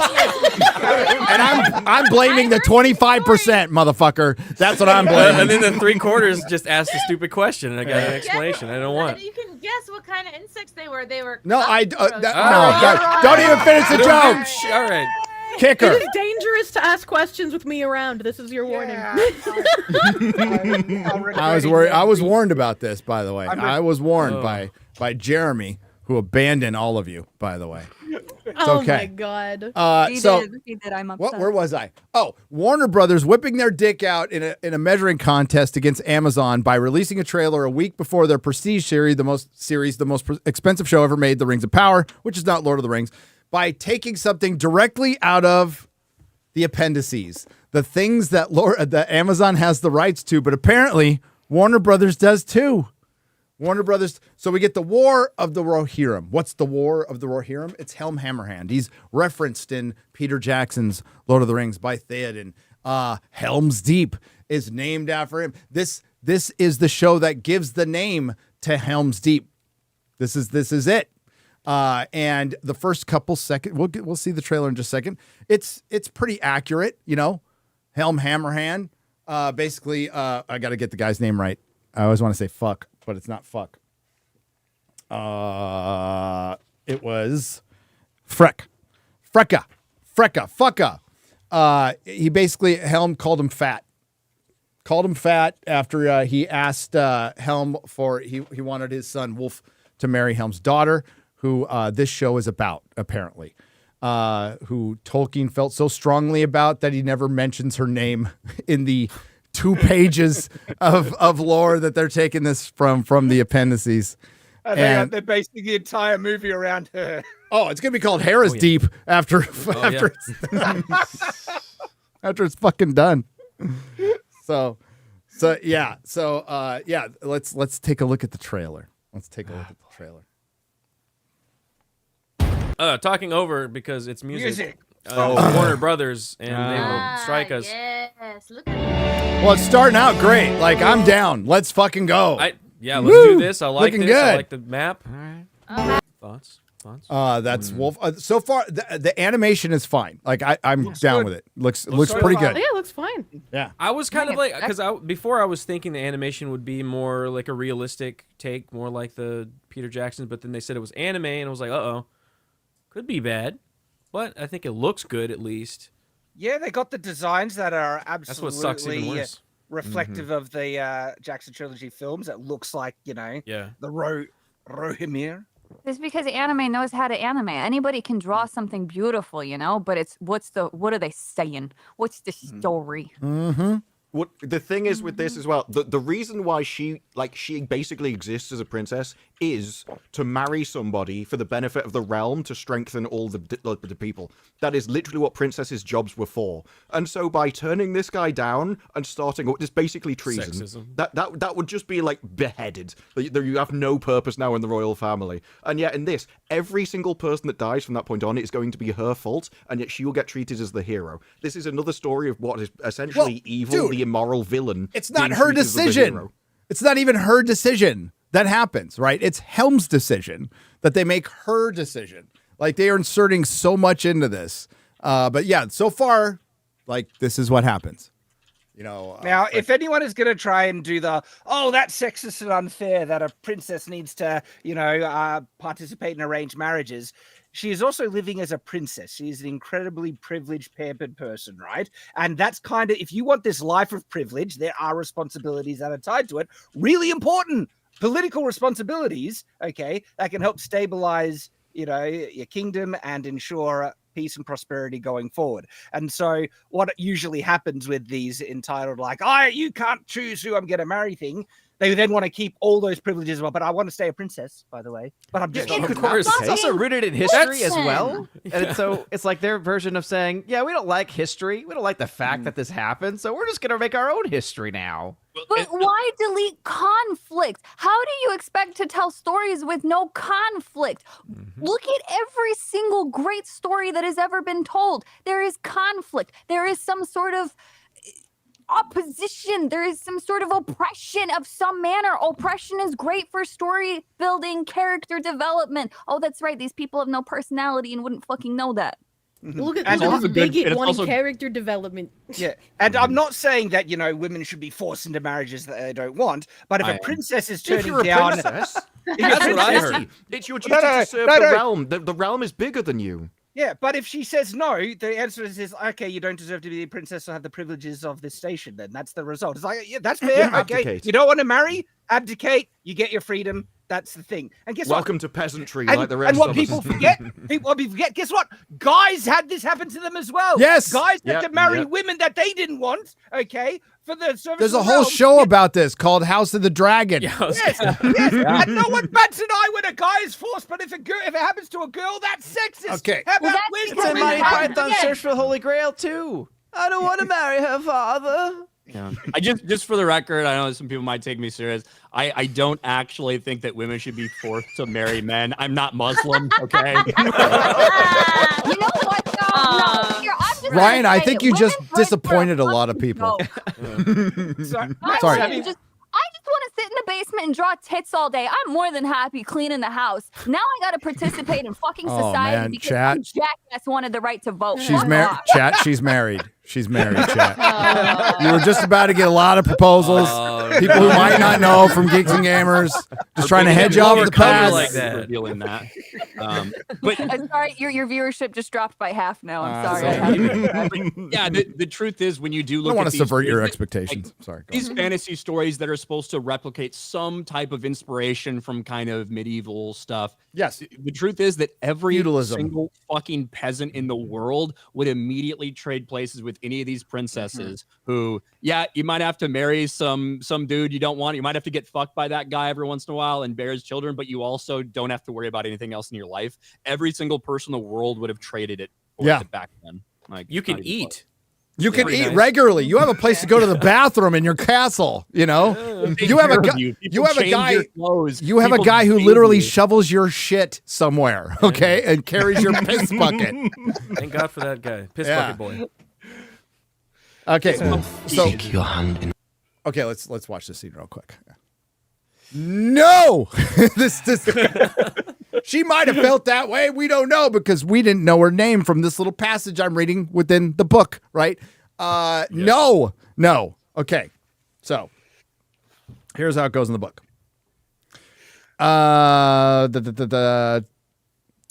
So they ask for the hand of marriage, but Helm says, "You have grown big." He's talking to Freka, by the way. You have grown big since you were last here. But it's mostly fat, I guess.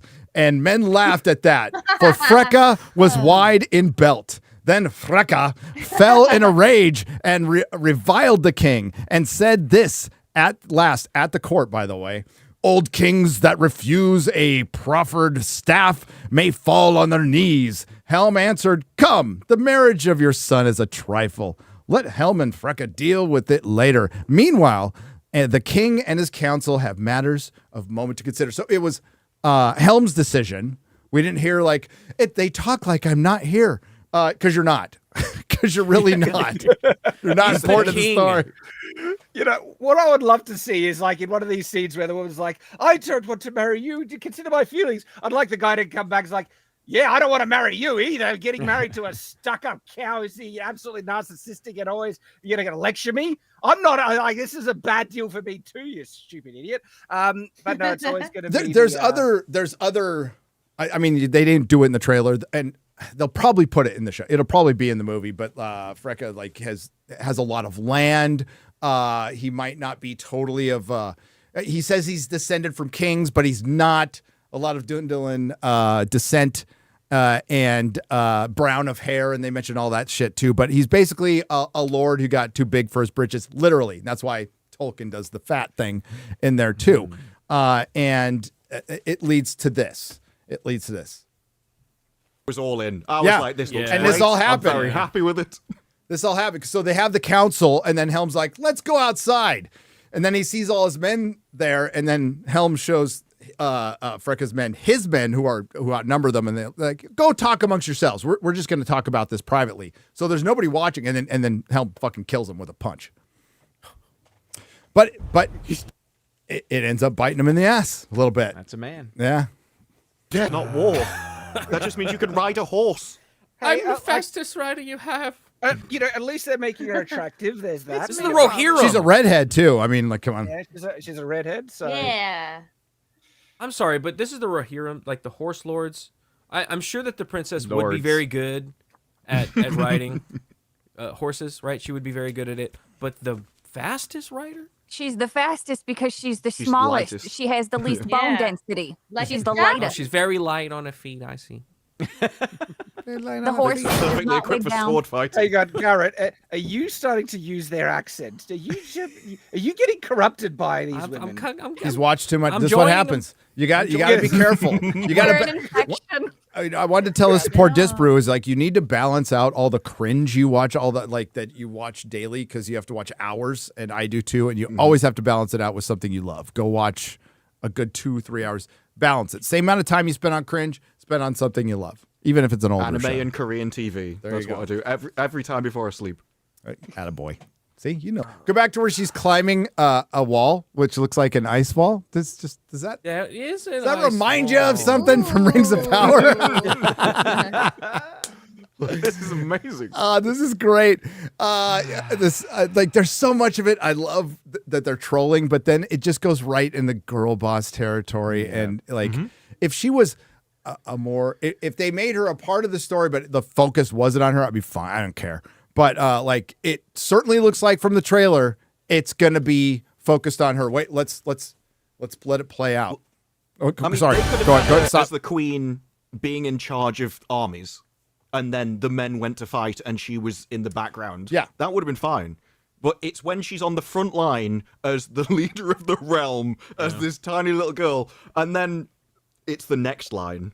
Like at this point, it's like, okay, it's Girl Boss, and then they just go full send. You could. I like though that she's been this scrawny princess her entire fucking life with somebody falling around with the piss bucket thing or whatever, and now suddenly without a training montage, she's gonna be a big badass. Well, Very realistic. yeah.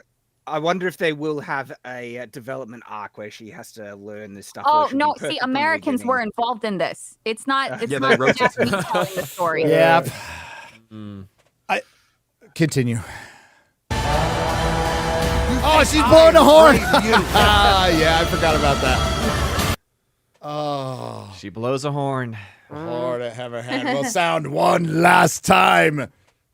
And like in this bit, even if she goes through a training montage, he's been training to be a warrior his entire life. Yeah, and she's fighting Wolf, by the way. Like, this is ridiculous. Utterly ridiculous. And shout out to King Feanor Alpha Chad on Twitter for pointing out that there are 2 war maidens in the Legendarium, Haleth and Eowyn, the one you saw later. And this is you know, they want to make this a precursor to her story somehow. All they had to do was tell this story. Yep. All they had to do was just fucking tell this story without, and they could have involved, you know, and hopefully the sons will be involved a little bit more because they kind of have a big part to play. But yeah. Do you think they'll add the line in the show just to make it even more of a connection of like I am no man or something similar, like a variation? Let this I'm play sure out. they're gonna Let riff this on play it. out. Let this play out. Hit play. It's the next line. That's a warning sign. Redheads be crazy. That's Really a warning threatening with sign. flowers in her hair. Crazy. I was actually willing to probably give it too much charity, but that last line then really does make it seem like it's a woman empowerment story and stuff. And because I'm not saying it can't be good, like there's a chance. I want it to be good. I want it to be good so bad. Yeah. Like if they have her not talking down to the men and always showing them up and showing Who that knows that's what's going to happen. Of course. Like this is either a really disingenuous trailer, which I highly doubt, or that's what the story's going to be. I mean, there was lines in the interviews where they were like, well, we did obviously go through the lore, and we saw all these really, really interesting, well-developed men in the lore that we could have used. But we were just attracted to this random woman who just had the name and didn't have a story we thought could write for her. And then you go to the writers' credits of the people that wrote the thing. Nothing, basically. I think they've got like 2 each of some random things. These are not experienced writers. I don't see why they'd make a trash trailer to bait and switch to a good thing. That seems a really weird thing to do. This feels like old world stuff. Like these decisions were made before people started shifting, before the audience started shifting. And animation, animation takes a long time to produce. These things were decided a long time ago. Because this is the thing, right? Like They didn't female announce that action too long heroes, ago. female action Yeah, but the heroes, the girl production- boss. Yeah. The girl boss trope used to be fun. Look at old school Tomb Raider, look at Alita Battle Angel, stuff like that, right? I would love to see a fun female action hero done right because we've been like robbed of that for so long. And this doesn't look like it's going to be it, but they could have. And look, I don't like that they're trying to force it in the lore that with a character that doesn't really have all that prominence or anything like that. They could have focused on one of the other shield maidens that you mentioned, Gary. But okay, if I was to separate it from the lore, I would like to see a good female action hero fund something like that. And it doesn't this does. But when you hear the name, the story is the fate of Helm Hammerhand, and the end of his line, kind of. It's got to go to his sister's son. So it's a little bit like what happens to Theoden. It's a precursor for that, but it referred to a lot, and it's why it's called Helm's Deep. It's named Helm's Deep after this, right? And that's the thing about the name. It's like, there's War of Rohirrim, and this is not what you think when you hear War of Rohirrim. Well, no, like it's trailer. This is like basically a lord getting too big for his britches. He gets fucking killed by Helm, and that bites him in the ass. His son comes back 4 years later. And there's an invasion from the Easterlings on all sides, so Gondor is busy. So Rohan is kind of on its own, and then Wolf joins with the Easterlings, and they fucking rout the Rohirrim.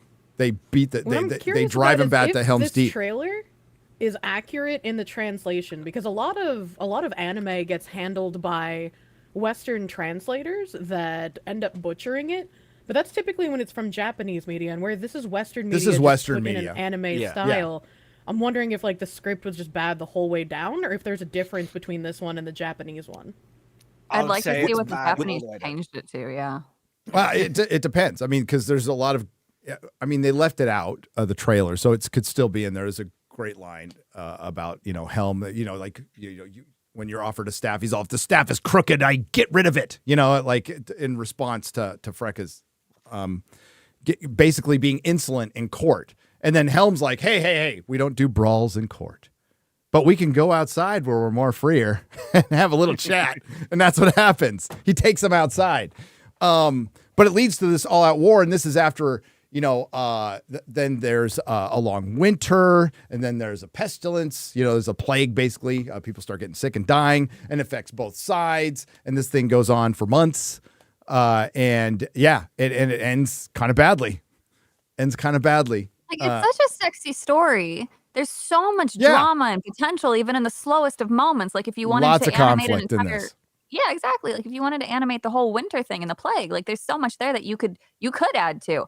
But all of this shit is on the back burner. So I think we've got another 2 years of bogus media before there's shifts. But I'm worried about the anime industry, because they're like, oh, you're willing to give us a great deal of money. It's still not as much as they would normally get from like actual Japanese stories.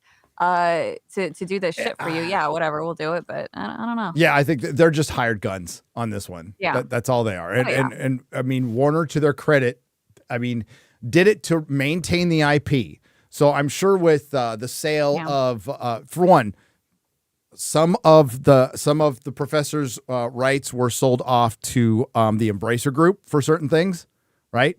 And then we had Amazon getting the rights to the appendices. And only the appendices, and then Warner Brothers maintaining their distribution rights, and they had to. I believe they felt like they had to make this to maintain some of those distribution rights. They could have made something good. Why they gotta change? They could have made Savvy. They could have made something fucking. Well, they did. They made The Hobbit, but they felt like it was kind of done. And this is why Warner Brothers is just incredibly stupid. They own fucking Harry Potter. They own DC. They own fucking the rights to, Game of Thrones. They own Game of Thrones and Lord of the Rings. And for the last day, fucking Batman, and they've been shit. They've been absolute shit for so long because they're a bunch of fucking idiots. Now, there's a million things you could have adapted or tried to get the rights to, which they were too cheap to do. I would have gotten the rights to those Second Age and adapted it properly. And it would have been a great, if done right, it would have been a great prequel. But it's not. So now they're in a pissing match, and I'm kind of here for it. I mean, just to watch the pissing match is kind of fun. The fact that they released this trailer a week before the Rings of Power comes out, and that, like, we're getting clips all over the place now, including... Would you like to see? I think there's one I put in there from Rotten Tomatoes. They put in a Sauron clip, which is just, it's unbelievable what a... The thing that scares me for this is if people also see what you see. Obviously, it's a pissing contest, so they go watch the anime thing, and then Warner gets the wrong idea that people actually like their shit because they want to give anime a shot, and so they're like, oh, maybe we just keep outsourcing and keep making anime, but it's going to be such shit stories. Like, I don't want that to happen either. Like, don't waste Japanese animators' fucking time. They could be making something really cool and badass. We don't want more of your garbage. Just follow the fucking source material. Not hard. But it obviously is. It's impossible when it comes to Tolkien's story because it's antithetical to anything Hollywood believes. Odin was talking about a value system earlier. Tolkien had a value system, and it's of a values, which is fucking crazy because hippies really gave it a resurgence. It was the fucking hippies in the 60s that gave Lord of the Rings a resurgence. But it's got a value system that like Hollywood doesn't even fucking understand. Modern Hollywood, they don't. They don't understand good from bad, black from white. They don't know up from down, nothing. So Gary, just to be able to pretend it, but they definitely know black. Gary, didn't Tolkien hate the hippies? Yes. Yeah. Those boomers, actual boomers. But to give you an idea of like what made them choose this, there's a Philippa Voyens interview where she goes, yes, she is a strong female character. She's not named in the books, we do point this out, and I think it's very interesting that women often remain unnamed. There's even an unnamed daughter in Beowulf, for example. Yes. That's what intrigued me to the character. It is literally the whole, oh, well, women are normally ignored, so I'm going to put them front and center. It's the same reason behind the Acolytes and everything else. They feel like they're righting some historic wrong. It's a fucking egotistical jackass who's saying, I can write a better story than Tolkien. Watch me. Yep. Me write with pen on paper, make woman Crayon. good. You don't like, you sexist. Fuck off. Me make And Lord of the Rings Breaking Bad. Me make Troll or Mike Ehrmantraut. A story about war and conflict and the nations are like, should they be surprised that women don't get named much in a story about that? It's like, oh, it's War and conflict. That's so passe. Now we need thirst traps, Shad. Yeah, right. When you don't name somebody in a fucking book, you're either setting up for a later story or they're not fucking important. Mm-hmm. There's nothing more Tolkienian than a thirst trap. Speaking of. Fuck. Of Satan Sauron himself. has many powers. One of his sort of primary powers is the ability to change forms. Yes, by putting on a Sauron wig. is the ultimate predator. And what we're actually trying to do season 2 is get deeper in his mind. We wanted to start from a place where you're understanding what's motivating Sauron. We have a different actor playing Sauron. I do. It's called evil and world domination. I don't think we really need to elaborate on evil and world domination. Exactly. Like they want to humanize the devil. They want to make the devil. He wants to be sympathetic. a god king. That's what he wants to be. The showrunners, There's your motivation. The showrunner specifically said at the start of this series, it opens with a scene that will make you pity Sauron. Why? I'm wondering if they try to He's make all Sauron. these villains pitiable, because at some level they must realize that they really are the bad guys, but they don't want people to think of them as the bad guys. Why? That's how they identify as the bad guy. So, Yeah, they master of identify with these disguise, standards. They Sauron. identify with these fucking standards, and so yeah. All these dudes on this screen, the two or three dudes that we've seen, all of these fuckers, when they're in the kitchen making mashed potatoes, they use 2 hands to mash the fucking potatoes. All of them. Two-handed Like mash. this. See, all you need to know is Sauron thinks he is the smartest motherfucker in the room. He thinks I know how to rule this world, and everybody has to just bend the knee to me. I have to be the dominant force on this world. That's his motivation. Cool when you put it like Yes. Yes. And it's not that complicated. And guess what? It's also realistic because there are crazy evil people that just want power, right? And that's their motivation. They think they know how it should be run and they want all of it, right? That's all you need. And it's a good villain archetype because it's one of the most like authentic, real, true villain archetypes. It goes back to the motivations of Satan himself, right? And so that's what Sauron is based off. You don't need to make him humanized or understandable or a thirst trap. Like, holy crap. This is...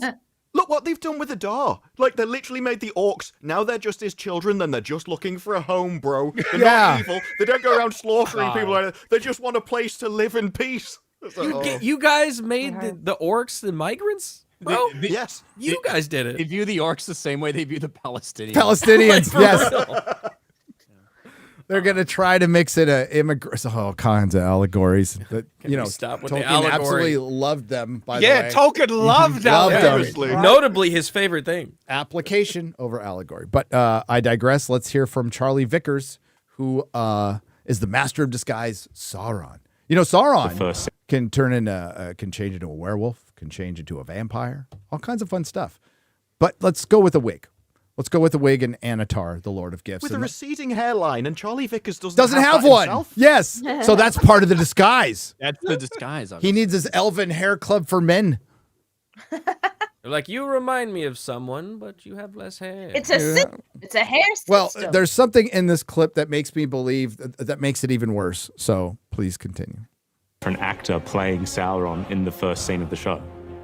This is a flashback about 1,000 years before the first season, after Morgoth has been defeated. A new age begins. Under me, your new master, Sauron. Now, who is this man? That's a kind of a big fucking reveal for a fucking for I can't a believe they featurette. revealed that in this random behind the scenes promotional thing. What the fuck? So we're going in the first age, right? And that's probably all the lines, right, of all of it. But yeah, there's not much to it, I'm sure.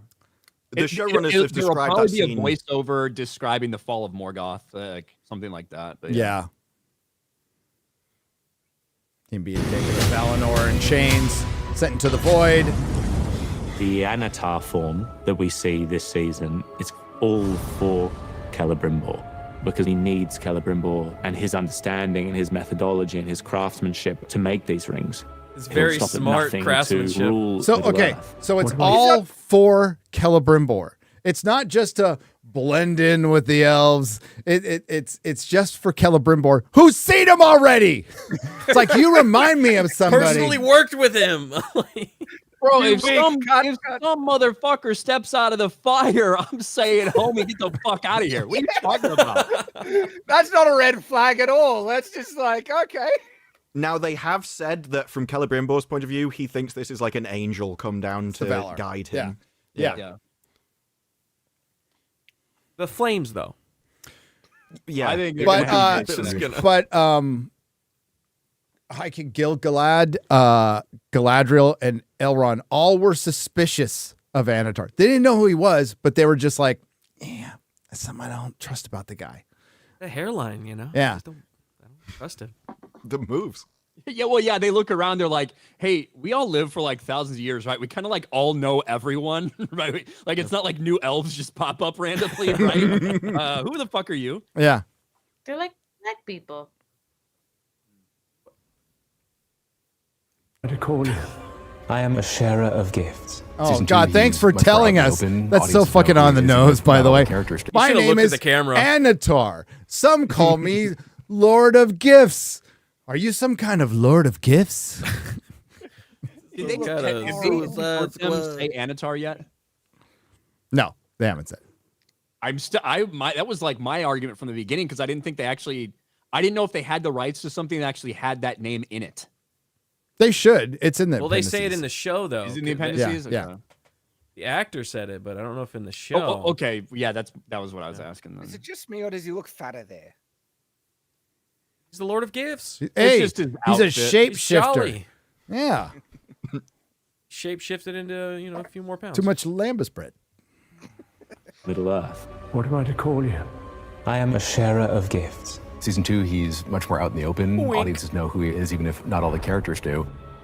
And no matter who he has to betray, kill, everyone else is just standing in the way. It's a great character. Charlie's done and is doing a magnificent job. He gets to be different people. Sauron is. An actor has to be different people. What? I'm just by myself. He's doing the base minimum amount of work to be an actor. He's acting. He's playing different people. But he has the same face. I know. I feel like I'm taking crazy pills. I'm going to be using that clip a lot, just so you know. Yes, okay. That's going to be it. a lot. I genuinely, in the writer's room, the people making this, he needs to fool other people, shapeshift to another person, and they're thinking, we won't have a different actor to do that? That's a pretty easy solution. They even hired a separate actor to do the opening bit. Exactly. They don't understand the concept, so it's just, oh my gosh. It's because They they might just do infantilize Quantum the Leap. viewers. They think in their mind that the viewers won't be able to keep up if they don't have the same face. So it's a suspension of disbelief in a narrative component because you're all too dumb. I reckon they do think, oh People. my gosh. I'm sorry. This just Oh, they angers just me. count on it. Most people aren't going to know it, and they just think, well, we'll make this for the normies. It's like, didn't you pay $250 million just for the rights for the built-in audience?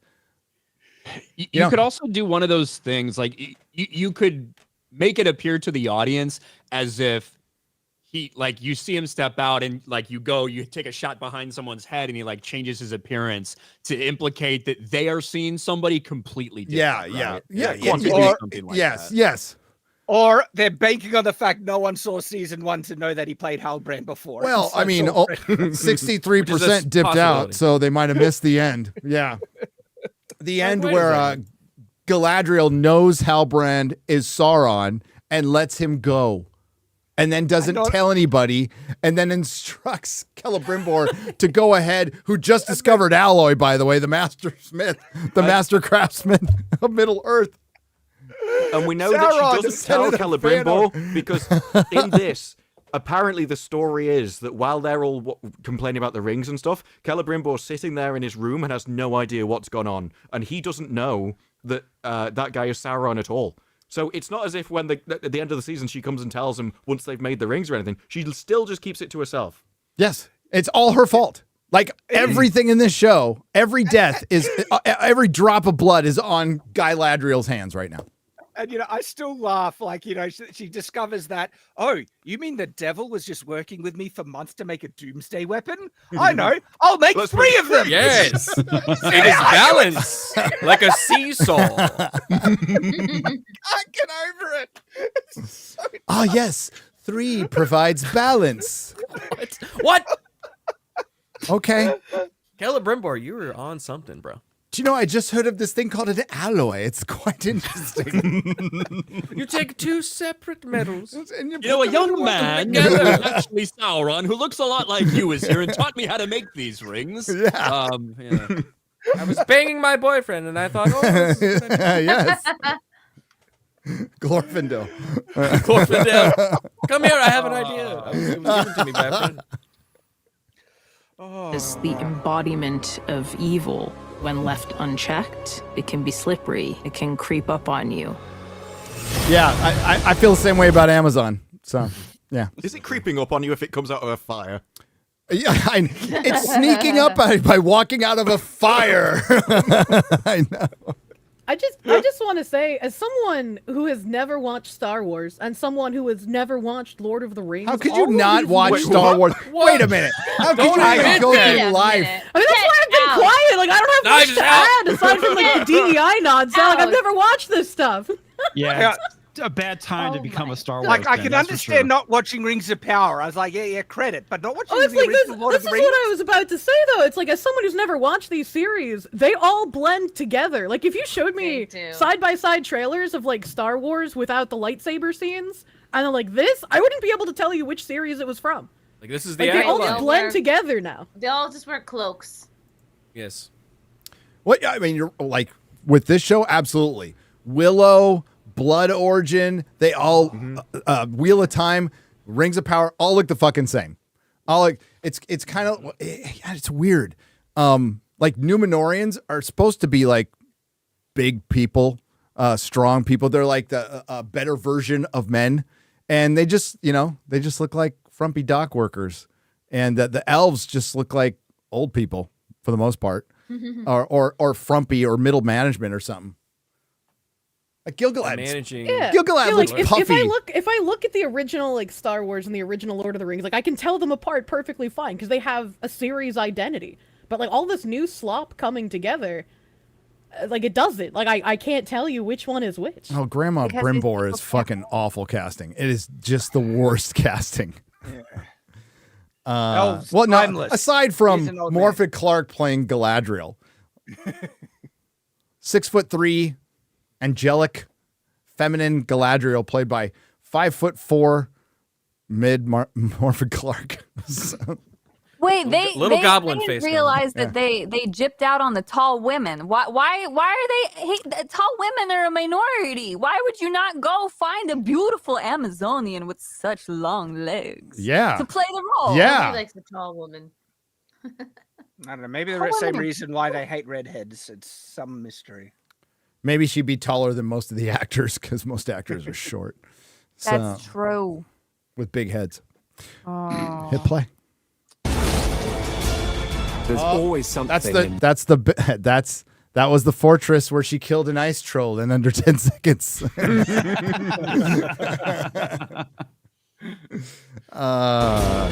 There's always something in really bad people that people love. They're seductive. Oh, well, there's your first LGBTQ plus character in Tolkien. Grandma Brimbor. They're seductive. The whole bad people are sexy. No, they're not. But anyway. They're not seductive in the way this dumb fuck, though, thinks that they are. They're seductive because they are a fictitious representation of the worst aspects of humanity, which is fun to explore in fiction. When you have a bad character, the fan, if they are an obsessive fan, want to go write their fan fiction or draw their pictures or whatever, engaging in that bad aspect of them, whether it's to save them or make them worse. It's to engage with the worst parts of them. When you start to humanize a bad character, they lose that magic, and then you try to stop you don't want to fucking offend anyone, so he's got to have a tragic and misunderstood backstory, and he just wants to get pegged by the perfect girl. No! Don't have the villain. Well, these people are literally evil, and they identify with the villain, which is the reason why they find them seductive. Yeah, that's what I was saying earlier. Like, on some level, these people realize that they're the bad guys, and so they have to humanize all the bad guys in media. But Tolkien's idea of evil was way better. Like the ring itself, way better. Could tempt good people, but it didn't tempt them by turning them into evil. They were scared of what they would do with the power to do good. It's the entire idea that a good person will oppress you. He's a worse tyrant than an evil person, because an evil person will at least be satiated by the pain, whereas a good person will just keep going because they think it's for your own good. And so if Gandalf got the One Ring, he would be the worst kind of tyrant, because he would do what he thought was right, but he would do it to every single thing, and he wouldn't allow anyone to step out of things. And so every single person would basically be and like it was a robot seductive in the sense of manipulation. And killing them with kindness, and saying we're doing this for good. We're doing, and not even the greater good. So with Sauron, when Galadriel was like just completely put off by Sauron, he recognized that, and he decided, I'm not going to fight with this girl. I'm just going to be very cordial and kind and respectful to her and kill her with kindness. That's what you just said blew my fucking mind. Because I just put two and two together. So I've been playing the fucking Dustburn game, right? And so the gist of that, not to get too far into it, the gist of it is that you play a shitty character who is an admitted con artist who sows discourse and who triggers people. Like, that's her power. She gaslights people. She is proud of this, right? What you just said ties into that. They think manipulation is sexy. Yeah. Yeah. Like being able to fool people into their narrative. Yeah. Yeah, when that's all that they're doing, and especially when they infantilize language in places like YouTube and Twitch, where we have to use like unalive or whatever, because we can't use real language, and then we get into how they have to subvert words where diversity no longer means diversity, like Black Lives Matter did not mean that Black Lives Matter. Like they use these words in order to beat you with a cudgel so that you can't criticize them, and so manipulation is all they know. So it doesn't really leave too much room to wonder that they're trying to glorify that and be like, well, he's maybe not such a bad guy after all. Well, manipulation is the only tactic that the weak can use, because they can't actually fight up front because they would just lose. And so they have to do the passive-aggressive subversion thing. I genuinely thought the game was a parody made by people just trying to, make fun of the left. I was like, there's no way a progressive individual actually made this game. There is no way they would tell on themselves this badly. They do it all the time, though. Well, yeah, because they don't see anything wrong with it. Well, and Amazon's being manipulative because they'll use certain lines from the book to run with stuff while ignoring giant chunks of lore, like Celeborn, her husband. So Galadriel and Celeborn leave Eregion, and there's some parts of the story. There's letters and unfinished tales that contradict each other.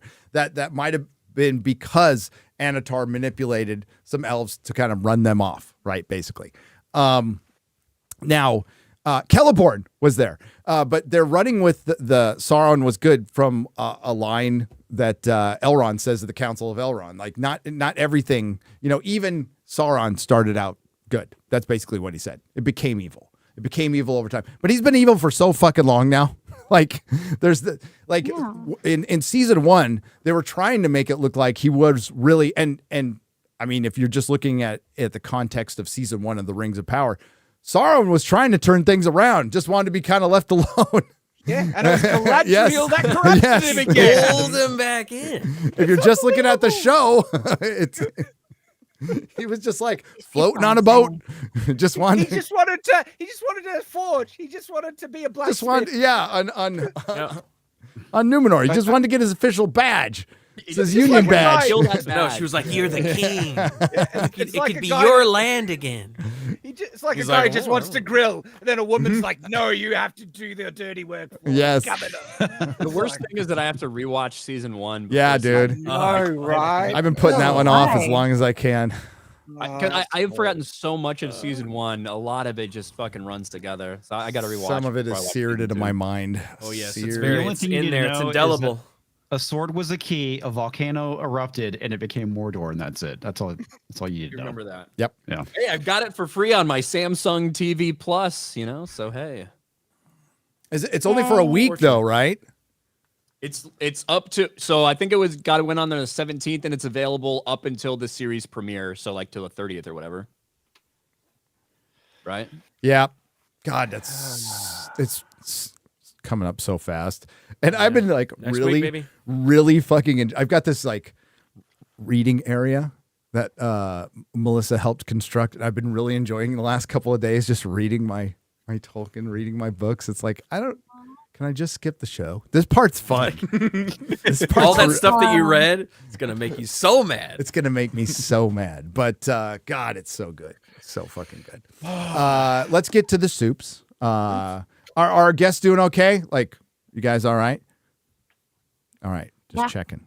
Just checking. Yeah, absolutely. I don't give a fuck about the co-hosts. I just care about the guests. Maybe X-Ray Girl. You okay, X-Ray Girl? Yeah, I went to get some food. Oh, while I was good. away. Oh, how's food taste? Oh, so See, good. I thought you might be simping, but then when you started to include all the girls in it, then you're definitely simping now, Gary. No, I didn't Not all include the Chrissy. girls. Chrissy, I left out yeah. Chrissy completely. Yeah, thank you. You're welcome. Stop ginger hate. Wonderful boys.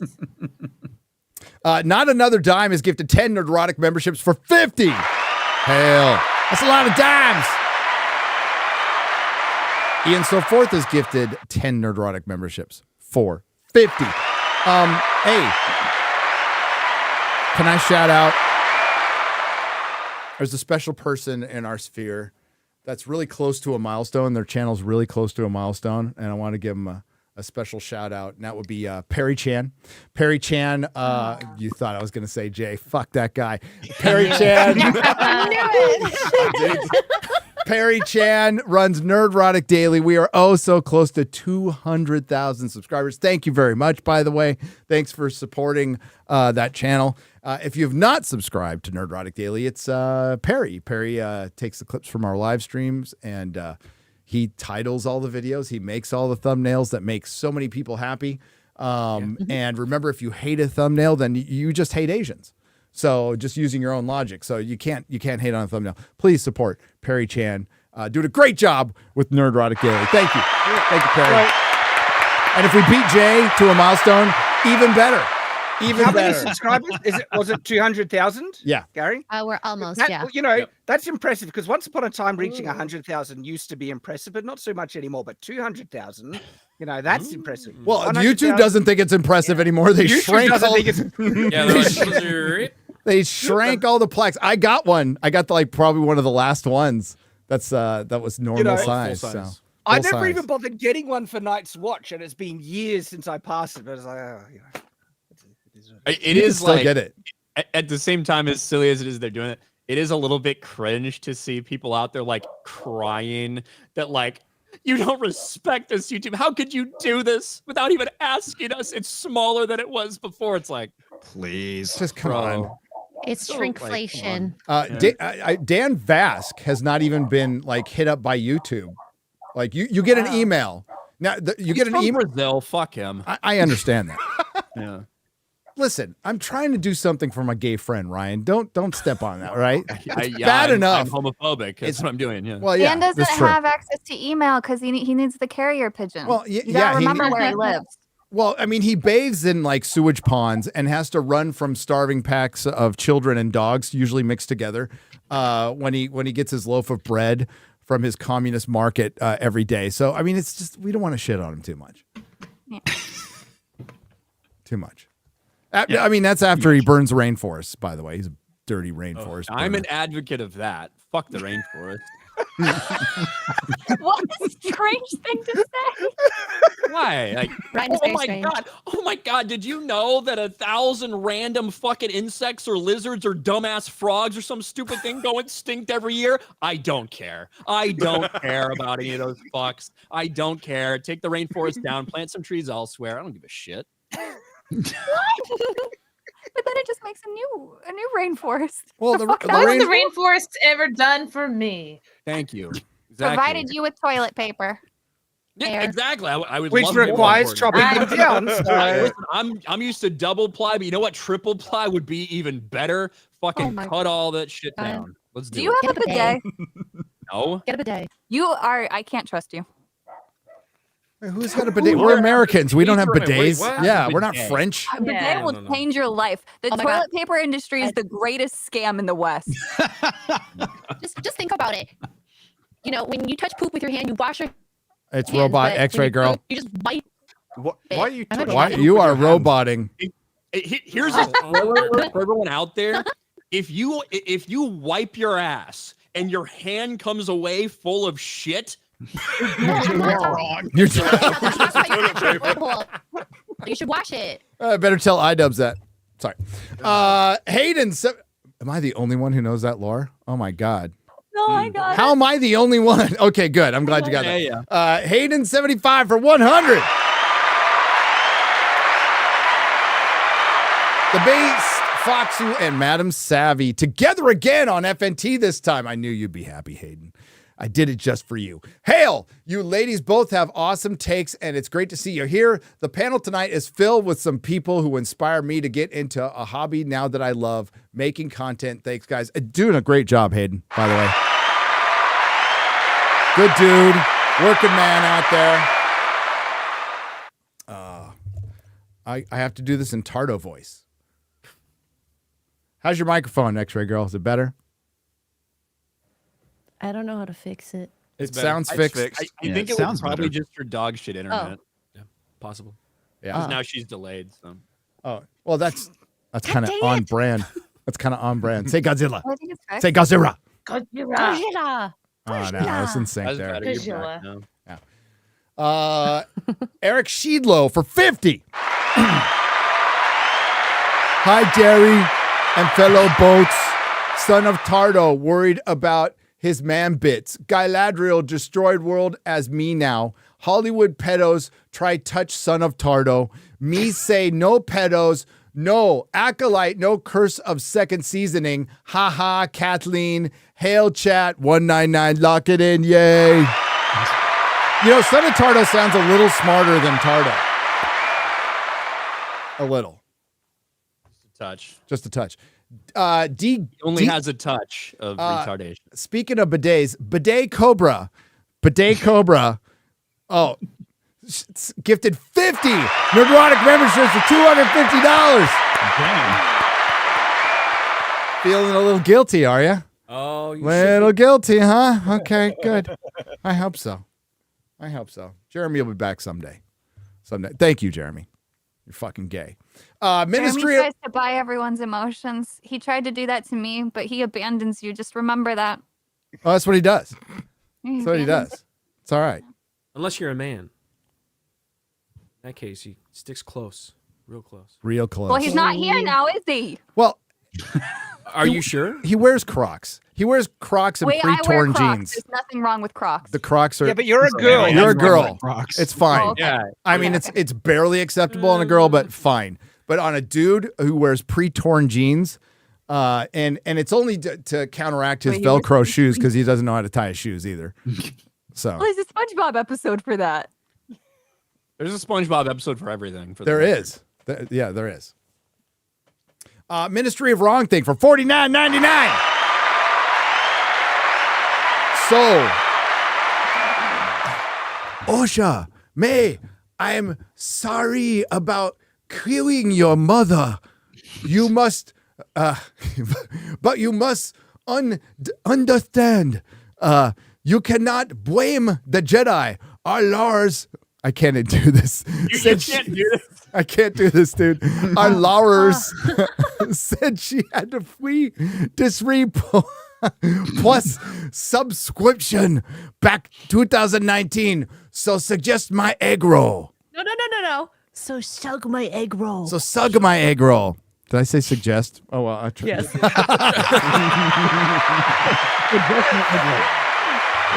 I can't even racist right today. What's going on? Holy crap. Sorry. I'll make up for it. Osha, I feel a correction with you. Osha. Griff Nizzle for 50. I think all woke garbage over the last 10-ish years has given me Stockholm Syndrome. I didn't hate Alien Repurposed as much as I should. And I rewatched the Hobbit trilogy, and God help me, I liked it this time. Should I commit seppuku as honor demands? No. I'm rewatching the Hobbit again, and it's not. It's bloated as hell. But there are some fucking it goes killer. It goes on too long, but there are some like 10 out of 10 moments in it. The music. The music's perfect. Somebody just put it on Twitter. The first 40, 45 minutes are fucking spectacular. The Riddles in the Dark is 10 out of 10. There's a lot of good stuff. Just need to edit about 2 hours out of it. It could have been a whole movie. It should have been 2 movies, I think. Yeah. Bilbo and initially Smaug it was fucking rad. Like, absolutely cool. Yeah, it was supposed to be 2 movies. They made it into 3. Guillermo del Toro was fired. He didn't leave. He was fired. I don't know what for. And then Peter came in, did what he could.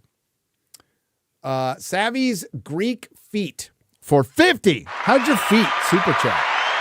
Counted. Tell Dan Vast to call me. Oh my. Yeah. What? There he goes. That's her feet. Asked for Dan Vast to call him. They're Egyptian. This person is slanderous. You have Egyptian feet? I do. They have a nice, polite slope. It's very nice. All right. Wait, you posted feet pics? Did you show feet pics? Is that why they know that? Are you on Wiki Feet? I might be under a different name, but I got bullied into selling my feet a while ago, and then I got too lazy to keep doing it because I'm a Wait, hold on. How do you get bullied into selling your feet? My husband. Okay. I saw the picture, I think, on Tuesday night's main event, and their feet made for catching prey. So There's no picture They've of got my the claw, feet on you know. any screen. But I can move them like a raptor. I can individually exactly. manipulate Keep an eye on your it. small dogs and pets around. That's crazy. Savvy. Savvy's coming for your small animals. That's right. The Great Pine. Dave Filoni. Dave Filoni. The Great Pineapple for $49.99. Proper British money. Pound sterling. What was that last week? Berserk discussion. Well, I'll chime in. The Berserk manga is just brilliant. Not that 97 anime is not the 97 anime is bad, but just does not do it justice. All other adaptations fall short, but do not watch the 2016 anime, Hail FNT. I was getting like, don't watch the 97, don't watch the new one. I'm just going to watch the 97 one. That's because I bought it, so I'm going to watch it. That's it. If it sucks, I'll let you know. Van Daminator, 65, 3 parts for 300 SARs. What's an SAR, Ryan? Saudi Arabian Rial. Rial. Oh, my God. Hey, Gary. I should have clarified before my last super chat, but a SAR is, oh, there it says it right there. Saudi Arabian. You got Rial. the oil princes in the chat. But I liked your interpretation better, Saurons. Yeah, there you go. So yeah, greetings from Saudi Arabia. I've heard that the YouTube algorithm doesn't look too kindly upon channels with no words in their names.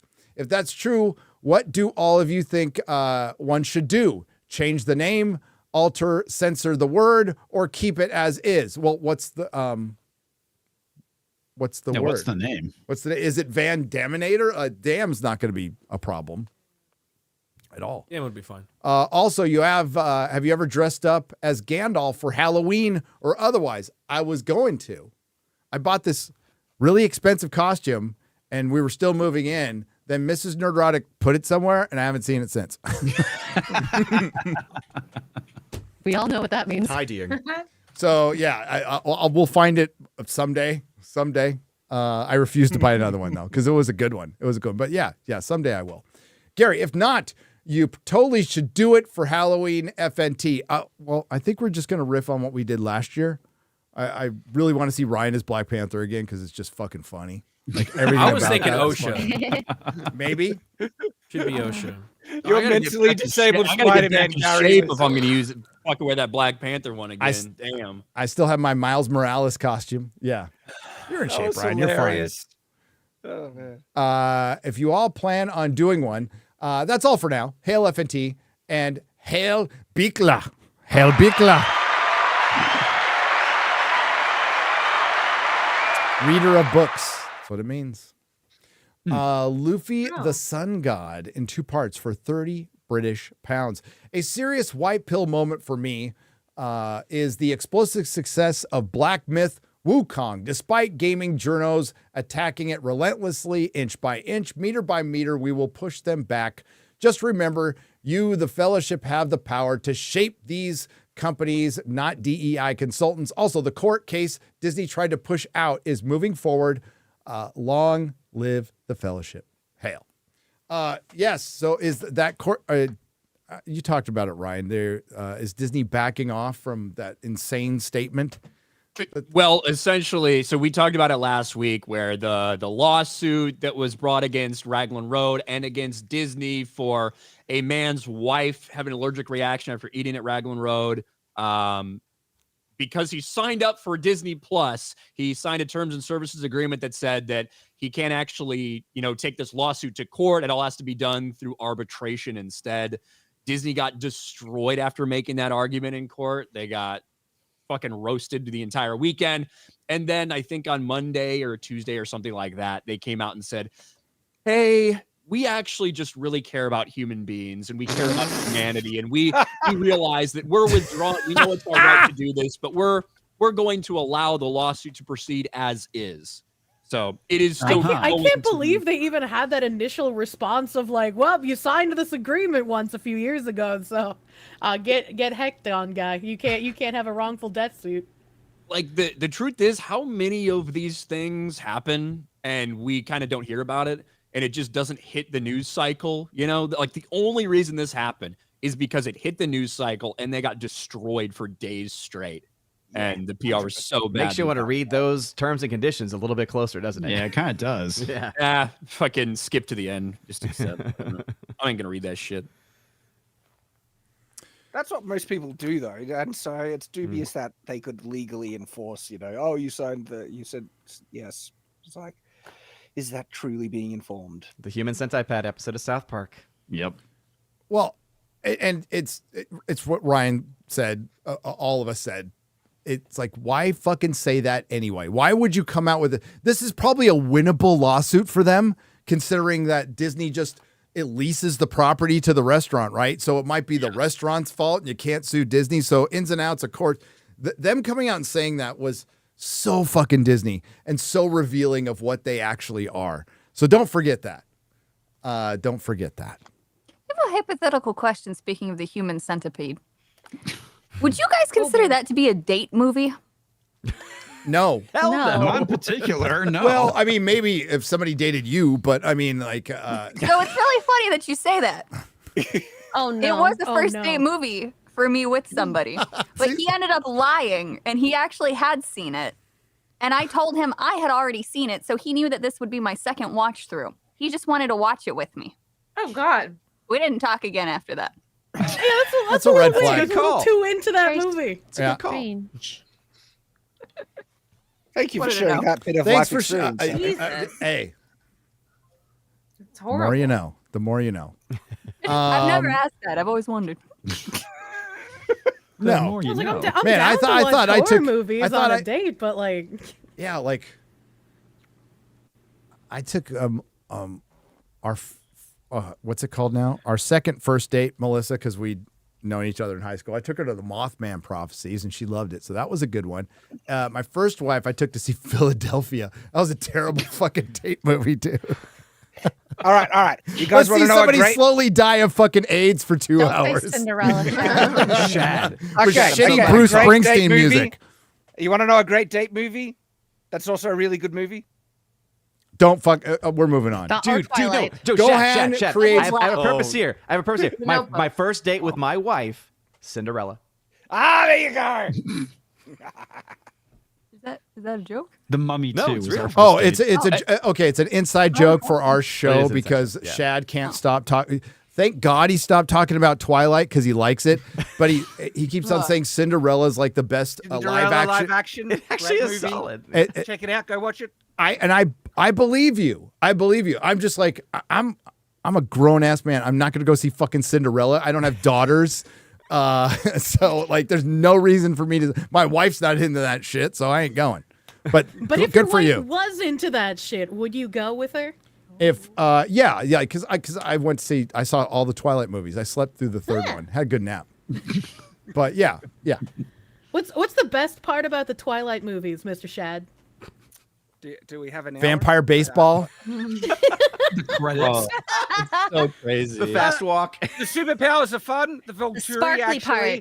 part. The Volturi are fun villains, especially the main one, Arlo. He's great. You know. And, the as best part about the Twilight films is that in the last one, where the big battle scene that's been set up the entire time happens, you're like, holy shit, all these fucking people are dying. It's crazy. It's fucking awesome. And then they reveal that it's not really happening. And then you're like, oh, fuck this shit. Really? Yeah, spoiler alert. I wouldn't know. I slept through the whole fucking thing, man. The chick who can like see the vision, see the future, like saw that would happen. Yeah. Those are the worst films to clean up a theater after. I can say that much. Oh. Yeah. What? Bad. What do you mean? You can take whatever meaning you want from that statement, and it'll be Like true. people are having sex during it. People are jerking each other off. What stuff like battle that. scenes? No, it's just disgusting. Or do you Were they mean there's a lot sparkling? of African American clientele? What do you mean? They would watch Twilight. They were watching Twilight. Whoops, I hit the wrong button. I meant to hit that. I mean, both would. They do. They do. Sticky floors, sticky seats. Gohan creates Prometheus creations for 50. ESG DEI is a plague on everything around the world. Sick of this disease, Supreme Court needs to outlaw all ESG DEI hiring and funding. Sick of it. Want something done right? Do it yourself for the fans. The last thing I want, like I hate it. You know, it's funny. I was watching we haven't talked about The Crow. And we won't. The Crow was a giant, boring piece of shit. A giant. Was. It is the crap. That's what it's called. It was terrible. It wasn't The Crow, that's for sure. No, dude, it was such a waste of time. But the logo in the beginning, it was ESC, but it looked like ESG for a second. I'm like, oh shit, that one of the production companies. But yeah, you know, I don't like government regulation very much. I mean, in a perfect world, there wouldn't be. I know we don't live in that world.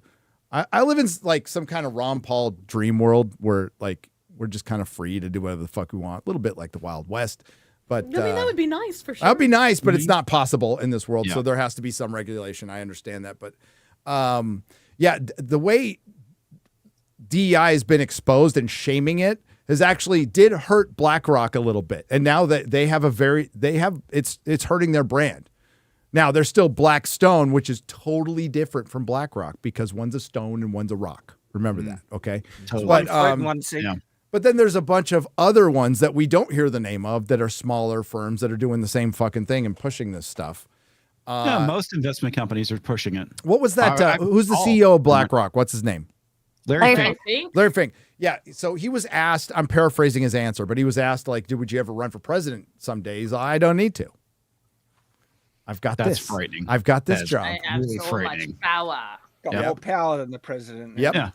And he won't get voted out, you know? And I do want to just preface too, even though they are two separate companies, Larry Fink is obviously very much so left-leaning.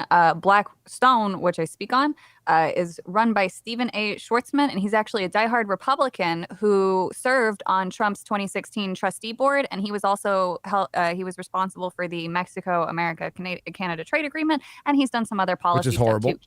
Yeah. Keep in mind, he Terrible just for bought truckers. a bunch of stuff in. Yeah, he bought a bunch of NAFTA. stuff in Japan.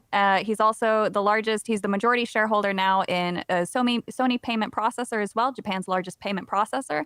And he unapologetically said, "We can't wait to buy real estate in Japan, India, China, and Australia next." Wow, not The surprised. party strikes again. There's some forest property in Japan I could probably sell you. Dave Gohiri for 10 has gifted 10 Nerdrotic memberships for 50. One of the Pauls has been there. I can't remember which one because I can't tell them apart. They're both fucking whatever. Smooth the DJ has gifted 10 Nerdrotic memberships for 50. Nick Hammerschmidt for $49.99. Glad to see Savvy and Kirsha on FNT after the crazy TNME episode with them. Base Shad showing his kids My Hero Academia. Curious, what's their favorite character moments from the show? What are their just favorite characters from the show? One of my favorite is actually when well, it's a number. It's hard to pick, but I can't believe the name just escaped me. It's the Flame superhero. They're getting old. When yeah, I know, right? My Alzheimer's is kicking in.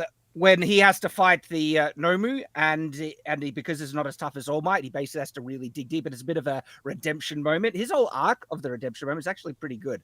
But the fact that he was nearly sacrificed his entire life, he's nearly killing himself to kill that Nomu, had such a great heroic energy. And that's what My Hero Academia does really well. It captures the concept of what true sacrificial heroism is in the show, and it does it brilliantly. Endeavor. Thank you. Endeavor. Oh, Endeavor. Yeah. Endeavor. Now it came back. Dude, it gets Great so much moment worse in- the older you get, by the way. Yeah. There's stuff you just absolutely like. I had a safe combination that I've known for fucking 20 years. I completely forgot for like 2 days. And I woke up and I'm like, I remember it now. It sucks. It sucks. Brings me in a dream. I can't wait till full senility kicks in and I can watch Star Wars for the first time. Again. Son of Gallifrey, 911 for $49.99. Hail, friends. Gary. As a palate cleanser, you should have everyone watch some Bluey. May I recommend Flat Pack? A kid's show sure can bring the feels in the most surprising ways. Hug your beloved. Make life wholesome. Hail, all in the fellowship. Hail to you. Garrett. Oh, Garrett's in the back. Garrett It's a watches great Bluey. show. Okay, Great you show. watch it too. Yeah, you got littles. So, Yes. and yeah, Chrissy will be brilliant. watching it. Really wholesome. Really Yeah, wholesome. I'm not watching that shit by myself. What the fuck? That's like going to Cinderella by yourself. I mean, shit. You need to know Should be on a these things watch when you have list if kids. that happens. Hey, parents should be watching the stuff your kids are watching. You need to know. Yes, absolutely. Oh, yeah, for sure. Now Yeah. with Dude, them, I watched not Phineas and players- Ferb. I just, hey, you know what? Done with FNT. I'm gonna relax and watch some Bluey. That would be do it. That would be based. Bluey's better than the friggin' Acolyte. Bloody hell. Anything's It's a better than the highball. Acolyte. Yeah. Fucking Heart Attack is better than the Acolyte. You know what I watched? I watched I watched Bodyguard on Netflix, which is an older thing. It came out like 2018 or 2019 with who plays Rob Stark, the actor. Oh, Yeah, I know the one you're talking about. Richard Madden. Richard Madden, yes. Yeah, it was an interesting series. It was a little bit maybe a tiny bit slow-ish at times, but it really built, and I had fun with it. I enjoyed it. You know what I tried to watch? The What? Stand. Remember the Stand remake from 2021 that came out during the pandemic? The one with Whoopi Goldberg in it? Yeah, the one with Whoopi Goldberg, because I skipped it. And I'm like, I'll give it a shot. It was dog shit. It was fucking terrible. I also recently The rewatched 90s one's better. I also recently rewatched all 10 seasons of Blacklist. That's good. Oh, Hey, which- hey, Go ahead. Ryan. James Spader returning as Ultron in the Vision series on Disney Plus. Huh. It's weird. The Scoopers missed that one. Yeah, I know. I don't know why. They always miss they miss a bunch of does that shit, keep don't they? happening? I don't know. If people want a great show to binge, that's completed. Person of Interest. Check it out. Person of Really, Interest really- is amazing. Yeah. It's And it phenomenal. just gets better And that's one of the things. There's a lot of series they try and build, and then they get stuck because they've made people too powerful. But that escalated every single series and did it really well. Yeah, and it ends on a very completed kind of story arc, and I loved it. I'm going to start Sarah Shahi in rewatching it, that's always a plus. Burn Notice tonight. That will be my palate great. I love Burn Notice. That is also a show that I feel like went off the rails the last season. Yeah. I didn't love the ending and stuff. However, I had so much fun watching that show. That is a great show. That is. It is.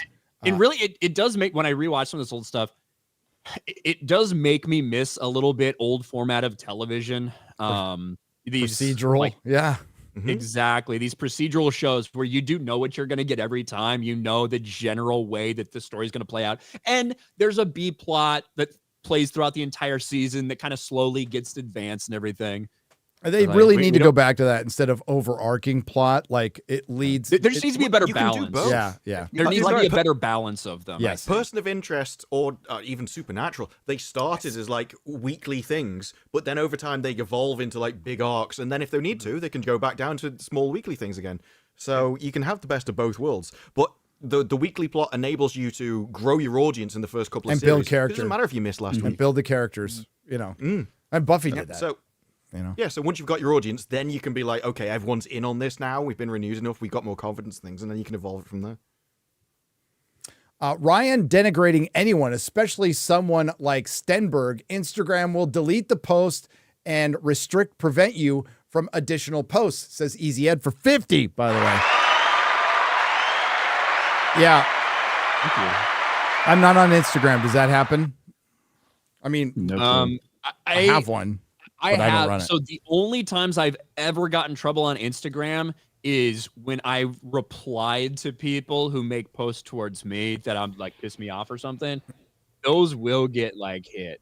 Okay. That's never any like my content. Ian so forth for 50 British pounds, proper money for now. I'd marry a prince. I'm sick of hauling around this piss bucket. Piss boy. That's right. And Peyton, how am I supposed to say this name? X-Ray Girl. So I could say Peyton.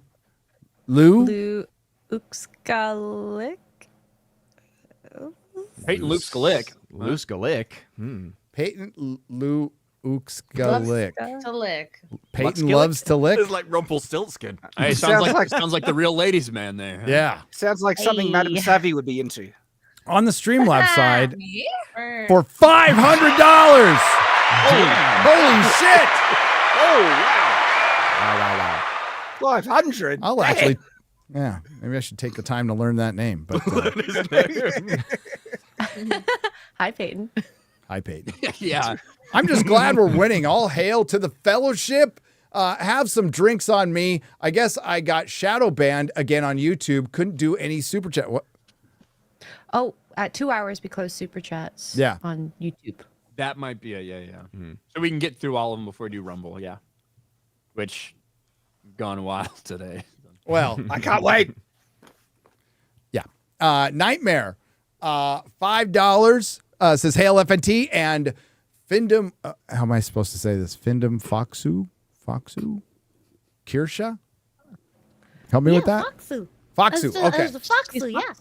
Okay. Yeah. Sorry. I'm a old idiot. So, It's the same. Don't worry about it. Gary wants to learn about sounding. No, I don't. No. We already learned about sounding. Yeah, I already learned, and I'm guessing I probably already knew what it was, but just by a different name. I didn't know it was called sounding. I don't know. Memory. I don't know all your lingo, you little kids now. And X-Ray wants to hear about the eel and the nail salon. Oh no. Oh no. I don't. I don't know. Stephen De Leon for $5. You can only pick one, Gary. Carne asada burrito or pineapple pizza. # Savvy Shammer Toes. Savvy's Hammer Toes. Savvy's Hammer Toes. Why did they say Shammer Toes? Shammertoe. Shammer Toe. Carne asada burrito. Yeah, hands down. Food of the gods. But it's got to be from Southern California. What if she grilled the burrito with her feet? Gary, If they're clean? Wow. Well, yeah, of course my feet are That'd clean. be talented. If you could roll a burrito with your feet, that would I be absolutely could. very impressive. That is That terrifying. would actually be one of the easier dumb requests I've ever done. Also, you have done it. No, I've peeled a banana. I've broken stuff. I've snapped a glow stick. What the heck? X-ray, take over. Hang on, take over some soups. I'll be right back. Oh, Like a powerful That's toe. wild. That is Dang it. wild. I wanted to ask Gary a question because when he was saying savvy shamatos, it sounds like he was not understanding the S at the end of savvy. Yeah, the possessive S. Oh, it was all in one word. It was all in one word. So I can see that. We have Enterprise Knight of Utata Nation for $2 says late and gay. And Sinto for €20. Gary, you are right. The Boys comic is so much better than the TV show, although I only watched season 1. That Vought agent is a stone cold mother effer. Also, did any of you ever read Uber? Nazi invents Yes, super I read soldiers? Uber. It was kind of interesting. Yeah, basically, it's like the Nazis developed this kind of serum that creates superheroes, and the Americans and the British go and reverse engineer it. Yeah, it was kind of an interesting series. It was from, oh God, it was Arcane Press, I think it was from. It's like one of the more adult comics that, you know, there's like a lot of blood and shit in it. It's pretty interesting. I thought so. We have Arg, another name for 1999. Time for Kirsha's knowledge. Let the ketchup be shaken. Oh, wow. My God. I don't have a bottle of ketchup on my desk right now, so I can't even shake it. Oh, no. The tragedy. I know. The chat will be so disappointed. Absolutely. Dermy Wormy for $20 says for the Foxu. And then Shrike for $20 says, remember, do not the Korsh or Kirsha? Do not the Kirsha. Korsha. The Korsha is a small woodland critter. It's just a fluffy fox animal. Ooh. Oh, very cute. delightful. Very cute. God Hates Taxes for 5 says, I can't wait for Cursed Story Time with Kirsha. Is this like a segment that you have? It's yeah. I mean, there was a poll at the beginning of the chat on the stream where people were just like, "Who's gonna be the most crazy?" And I had like almost 50% of the vote. Well, in terms of the crazy story thing, we already got to experience some of that with the sounding stuff. So that was that's just like basic above the water knowledge, you know. Oh my How God, deep does this go? Then I'm concerned. The eels were much worse, but I mean, it's like if you know, I'm not gonna say crazy stuff if it's gonna make people uncomfortable. We have Doom Ho War for 5 says, just out of pure arbitrary curiosity, has anyone ever watched It's a Mad, Mad, Mad World? Hope everyone has a great weekend. A long time ago, I watched it. It's Sounds pretty interesting. familiar. Yeah, it's an older film. It's pretty good. It's on my watch list, but haven't watched it yet. Very cool. Motivation to Virtue for $20 says, my former home, Arizona, just got a law passed, the Supreme Court mandating voter ID. I haven't been this happy with good old Arizona since it left Friday Night Tights. Oh my God. No, Arizona died, remember? Yeah. God Hates Taxes is gifted 5 Nerdrotic memberships for $25. And Tango Thrax has also gifted 5 Nerdrotic memberships for $25. Thank you guys. Wyatt Powell for $1.99. Hale, have you seen Snarky J's Crow review? Nope. Like anyone has? No? Okay. Shows the lack of interest in the Crow in all ways. It's another interesting one that they wanted to reboot, and how popular was it? So yeah. Well, it was always kind of a niche movie, and I mean, it's been in development hell ever since like 2014. So not surprised it was a complete wreck. Did anyone ever watch the Crow TV show that they made? Oh God, unfortunately, it was awful. Which is worse? Which is worse? Old. I don't know. It depends on what you're kind of ranking it on. I would say the TV show is pretty bad. The show's not the movie's not The Crow. It's just a completely stupid movie that was shot really well. Other than that, not The Crow. Okay. Hey. He's back. I'm back. Yay. I'm back. Daddy's back. You're welcome. Dude. Yeah. Dogs need a little attention.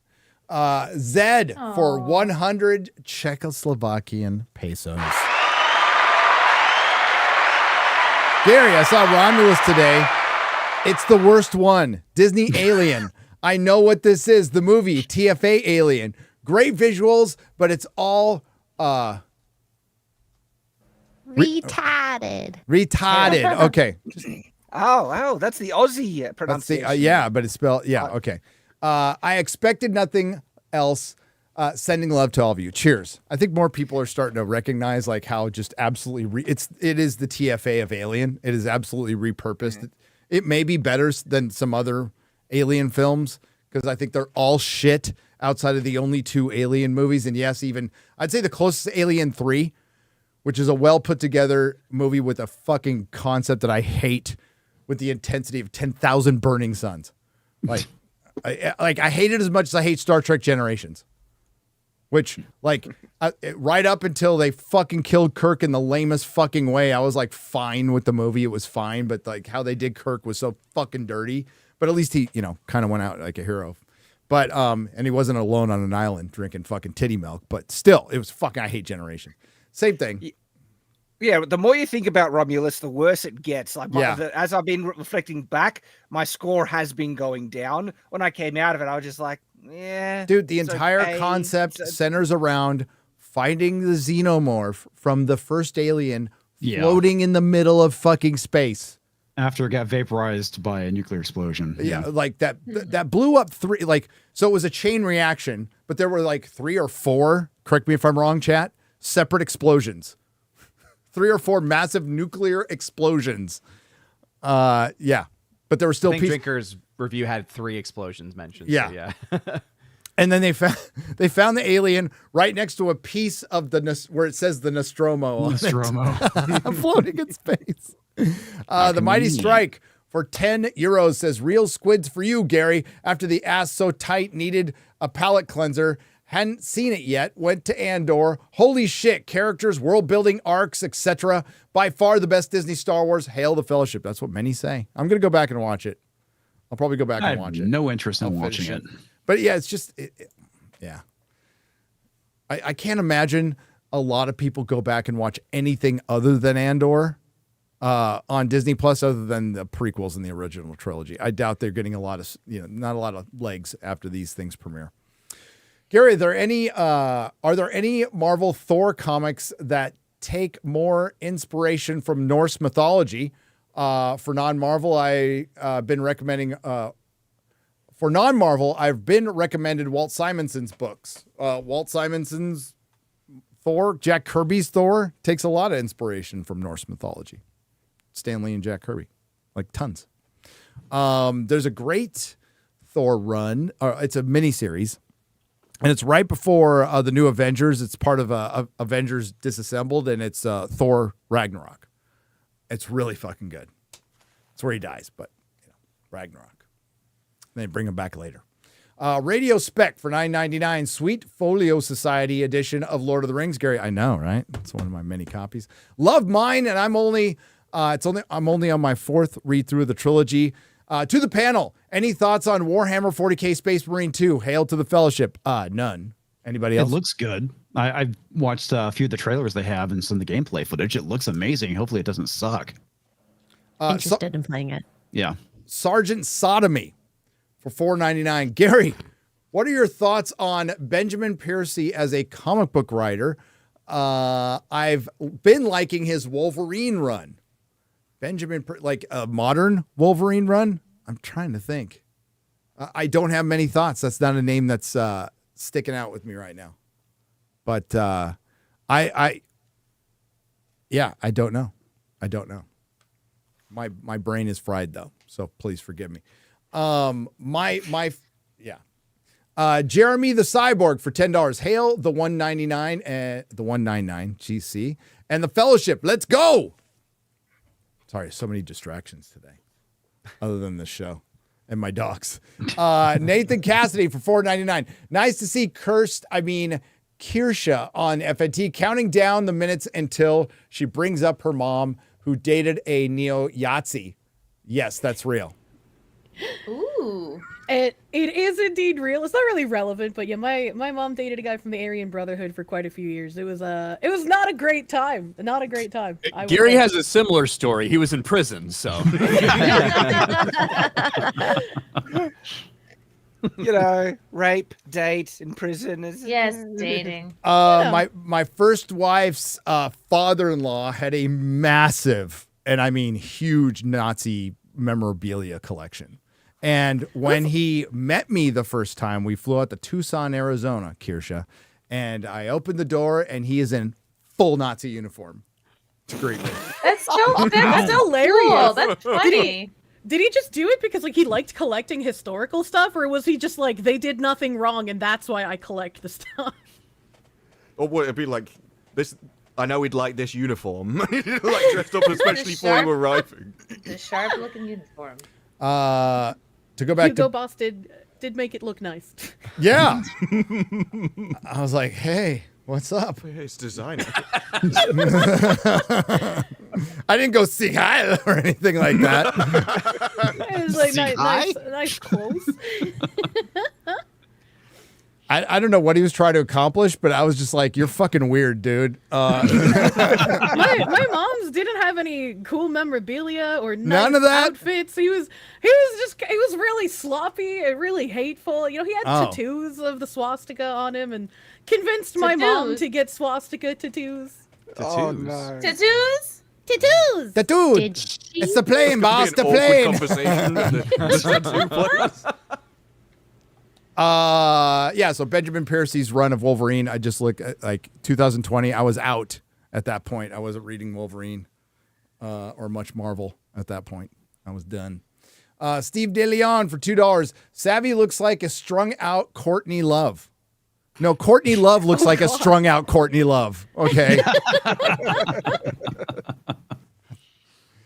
Yeah. Whatever happened to Courtney Love?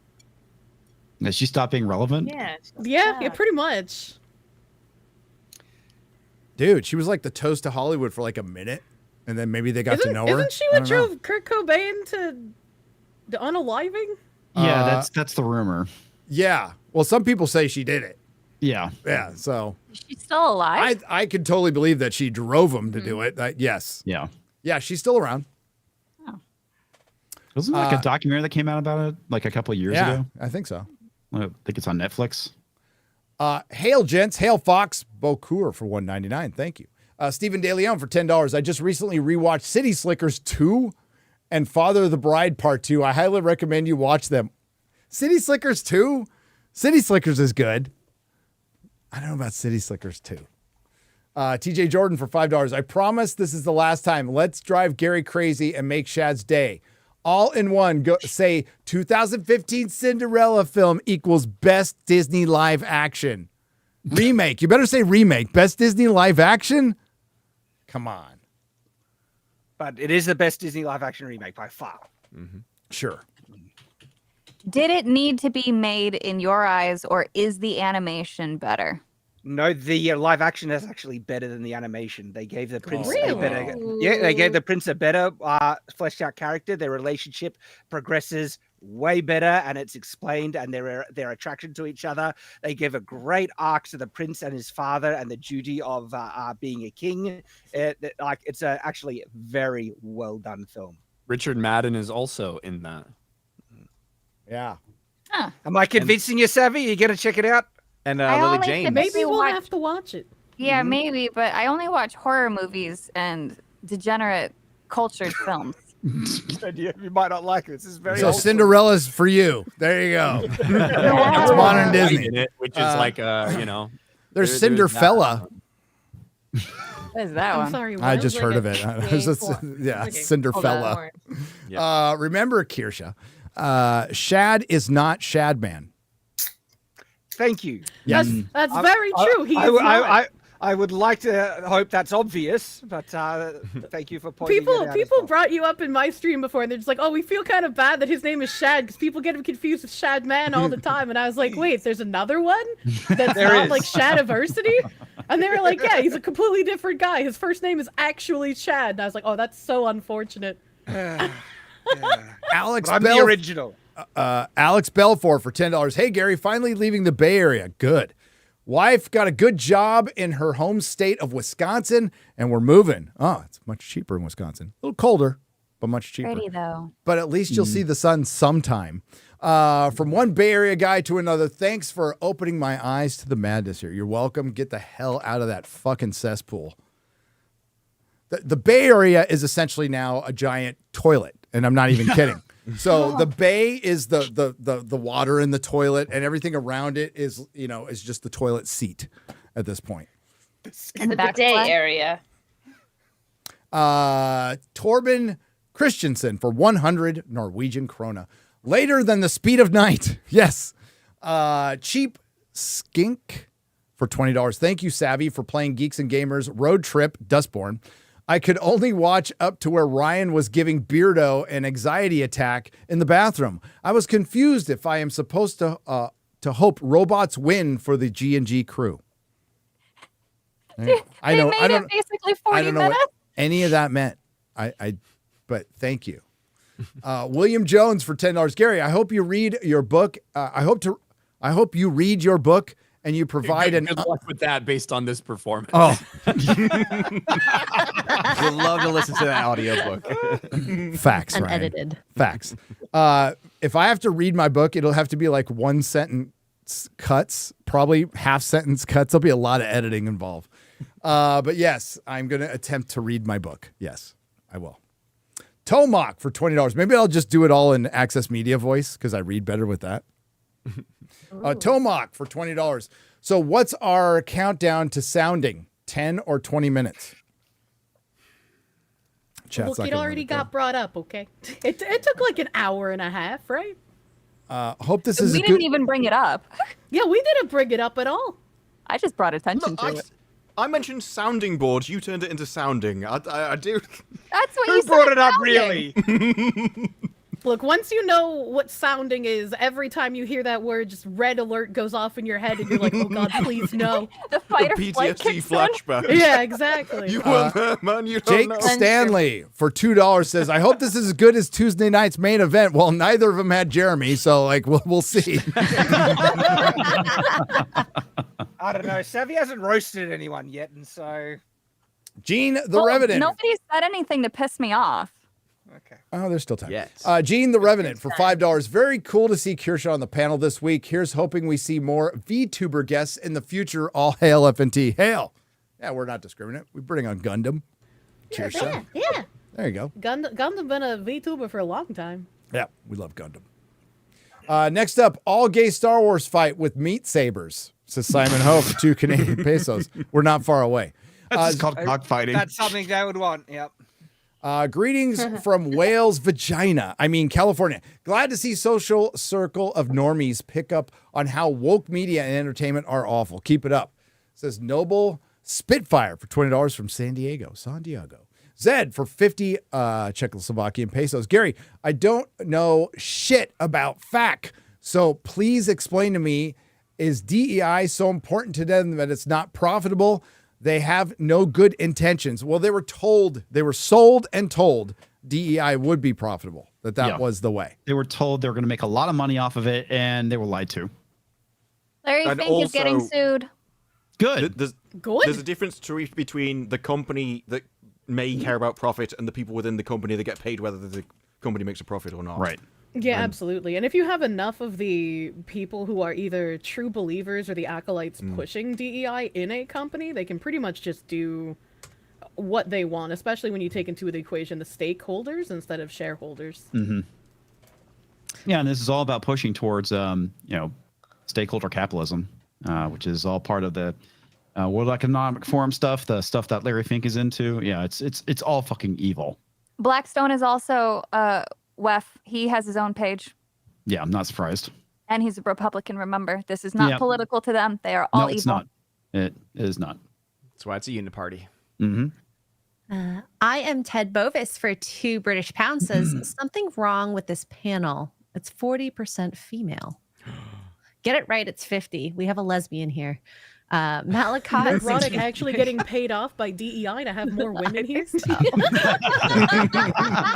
We've been had. Was sponsored by the World Economic Forum. It's just the guilt occasionally goes. He has to go like scream in a room and then come back and compose himself. What have I done? Malakot63 has gifted 5 Nerdrotic memberships for $25. Thank you.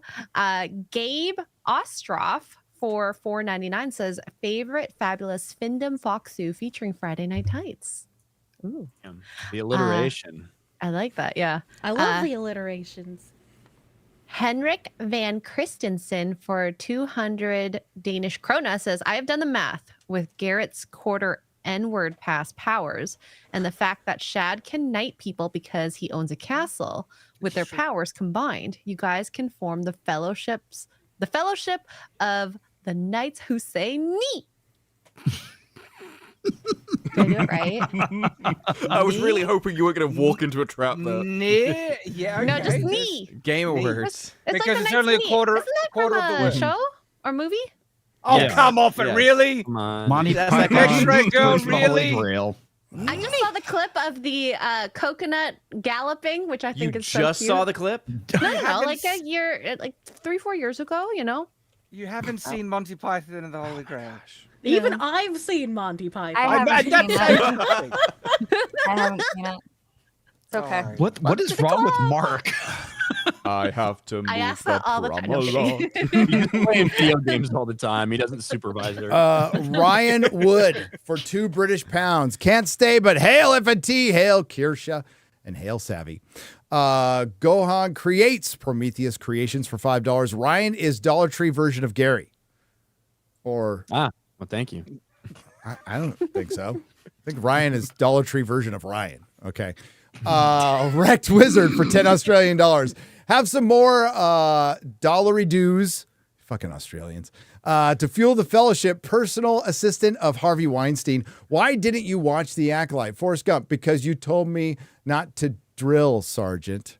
Joel Vanetta for $2. Sorry, you're losing money because Acolyte's canceled. Listen, I'm just grateful. I'm grateful. It was a couple of really fun months. Payne Cabal 1 for 5 Canadian pesos. Kirsha moving up in the world, giving much needed credit to this shit show. Thank you. It's not saying much, to be honest with you. We need any help we can get at this point. Gene Angry Penguin for $5. Hearing Disparu reference people first language is nice.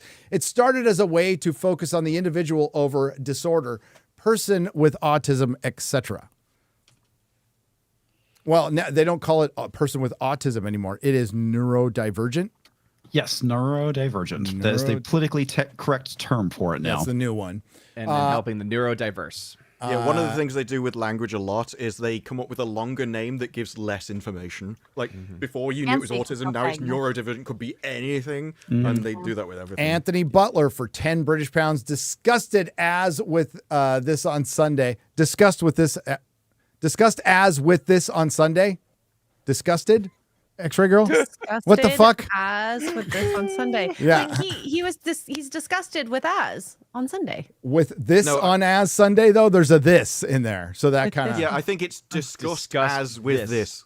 Okay. Oh, God. Discuss this with as? On UK TV, Reading a is new very show is difficult. starting called Slip, where a woman can travel to parallel universes by the power of her orgasms. Please use your power and reveal bomb. LOL.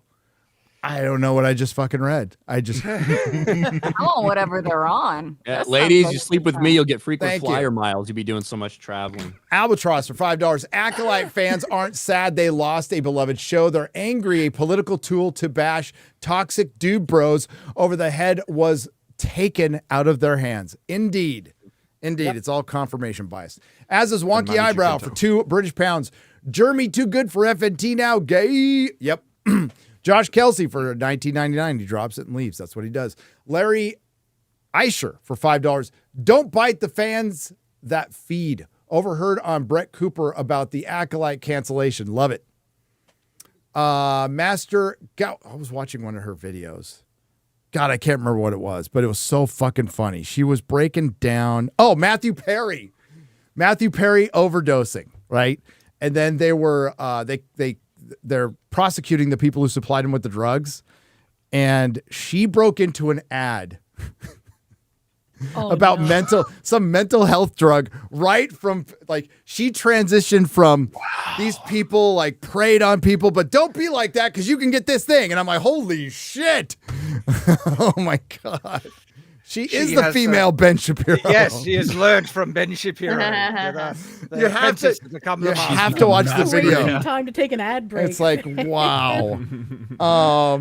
Master Gawa for $20. The last person known to have watched Kirsch's mom's porno tape was a legendary artist. It was also extreme. He ended himself after watching it, thus ended World War II. She is the unsung heroine of history we needed. Hashtag the more you know. What the heck? Your mom has a porn? My mom did make homemade porn, and apparently one of the tapes got stolen. So wow, stolen. It's out there. That was a joke about her mom being Hitler's boyfriend, by the way. Yeah, it was. Yeah. Thank you. Thanks for the context. let there. that hang. Just Thanks for let the that hang. community notes, Ryan. That's true. That's true. The singing tigs for $10. MadamSavvy, looking good as a ginge. Watch out, Chrissy, for you got competition. Now kiss and make up. Oops, sorry. Inner thoughts coming through. Spell with the U. I meant X-ray. Either way, hail FNT, figs. Glad you're having fun out there. Yeah. Alien Matters for $5. Imagine if they made the Darth Bane books into a show. It would be Game of Thrones for Star Wars. Not if Disney made it. I don't know if I would call it Game of Thrones. It could be fucking badass, so it could be really fucking awesome. But no, I don't want anyone at Disney touching it with a 10-foot pole. No. Arrakis Central for $9.99. So far, Dune Prophecy doesn't look too bad, but it appears to be loosely based on the Sisterhood of Dune. There you go. I forgot that was coming out too. That's like the Penguin. It's like two shows attached to giant properties that we're just kind of going, they're coming. It's all right. It's all right. Ryan for $2. Kirsha is going to start talking about magnesium. Dildo Shaggins for 5 British pounds. So Hammerhand's daughter is girl bossing, yawn, incel villain, yawn. Doesn't bode well for the hunt for Gollum. No, it doesn't. F Warner Brothers and all hail the Fellowship. Yep.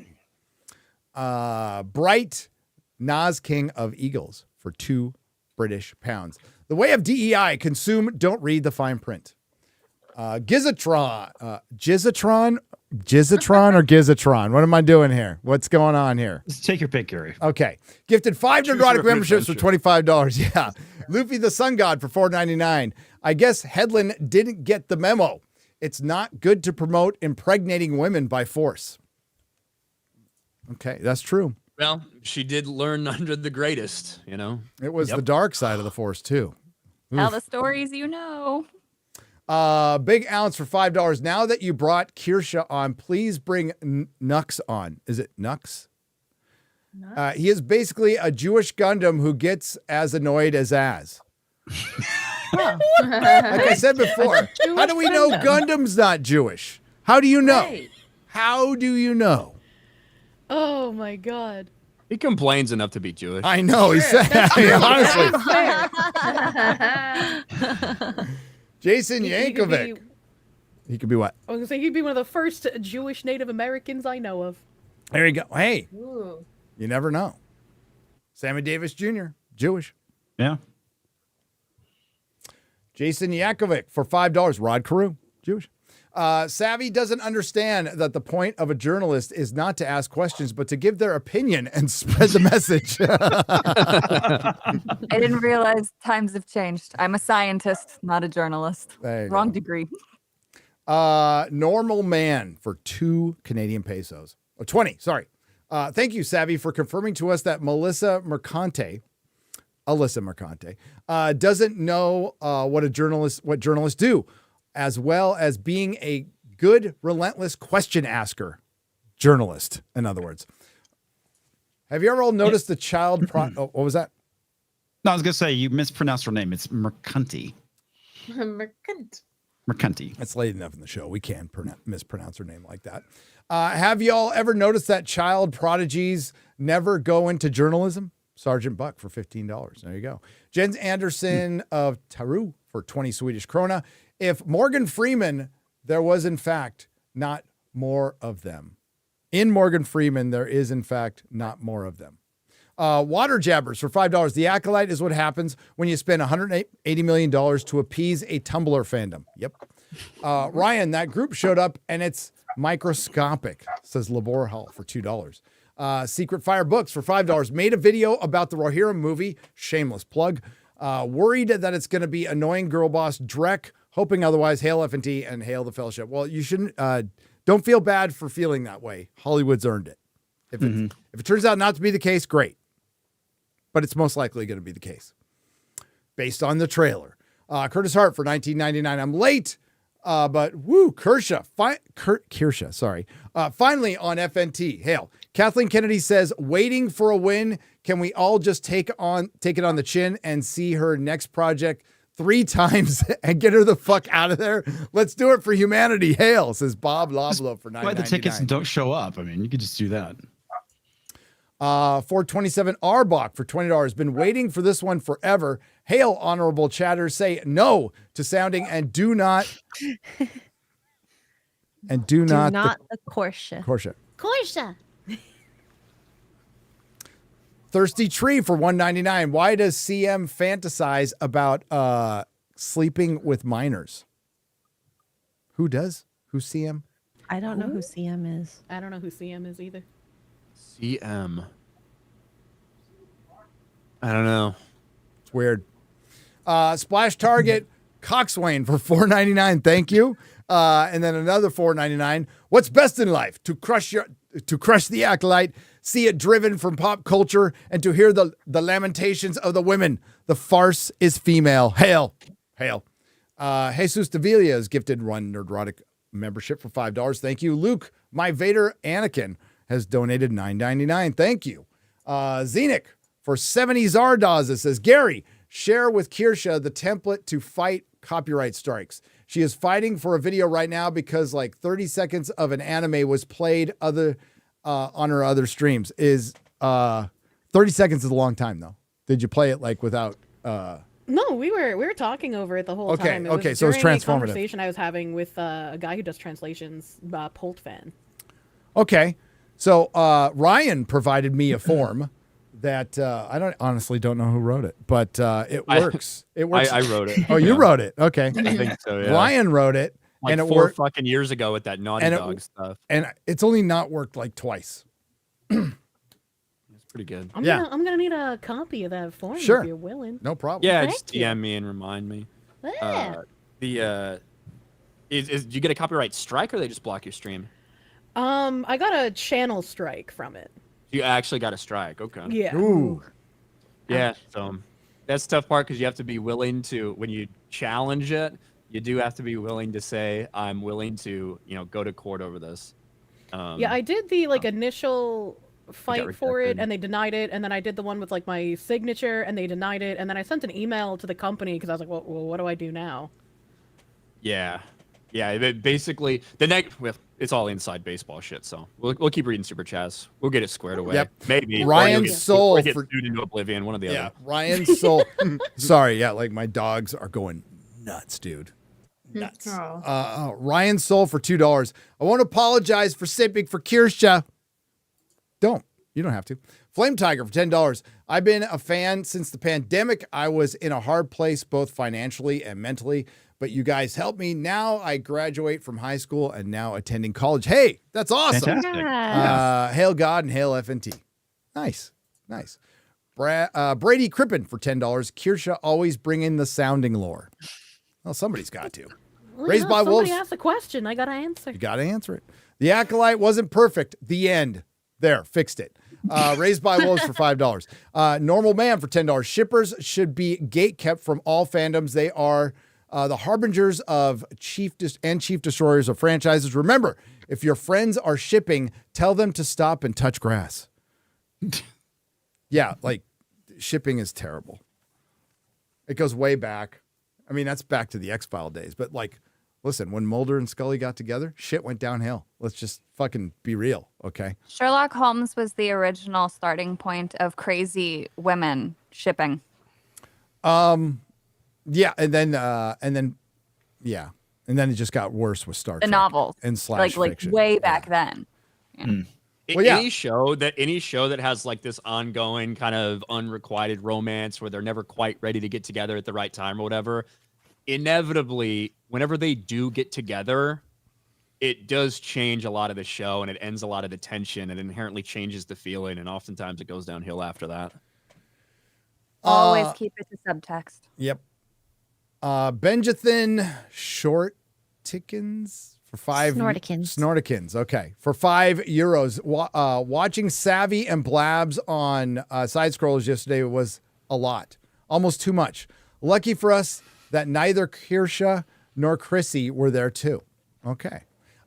Dave Gorey for €10. We choose to love our kids more than we hate each other. RFK gets it. Why doesn't Disney? Because they don't like your kids. They want them, but they don't like them. Uncle Danny for $5. I'm sad there's no Acolyte Season 2. So is Disparu, and me too. I was looking forward to a younger non-binary Yoda's days of sexual experimentation and exploration. Oh, God. Presidential caca for $1.99. Damn, man. The good women are always taken. Mrs. Home for $9.99. Ask Savvy about her sandwiches. Do you make them? They're very dry. Drier than the desert. Drier than Ben Shapiro's wife, even. Ooh. Oh my God. Shots fired. Eating sandwiches without sauce. Yes. Oliver. No sauce. That was like so out of nowhere.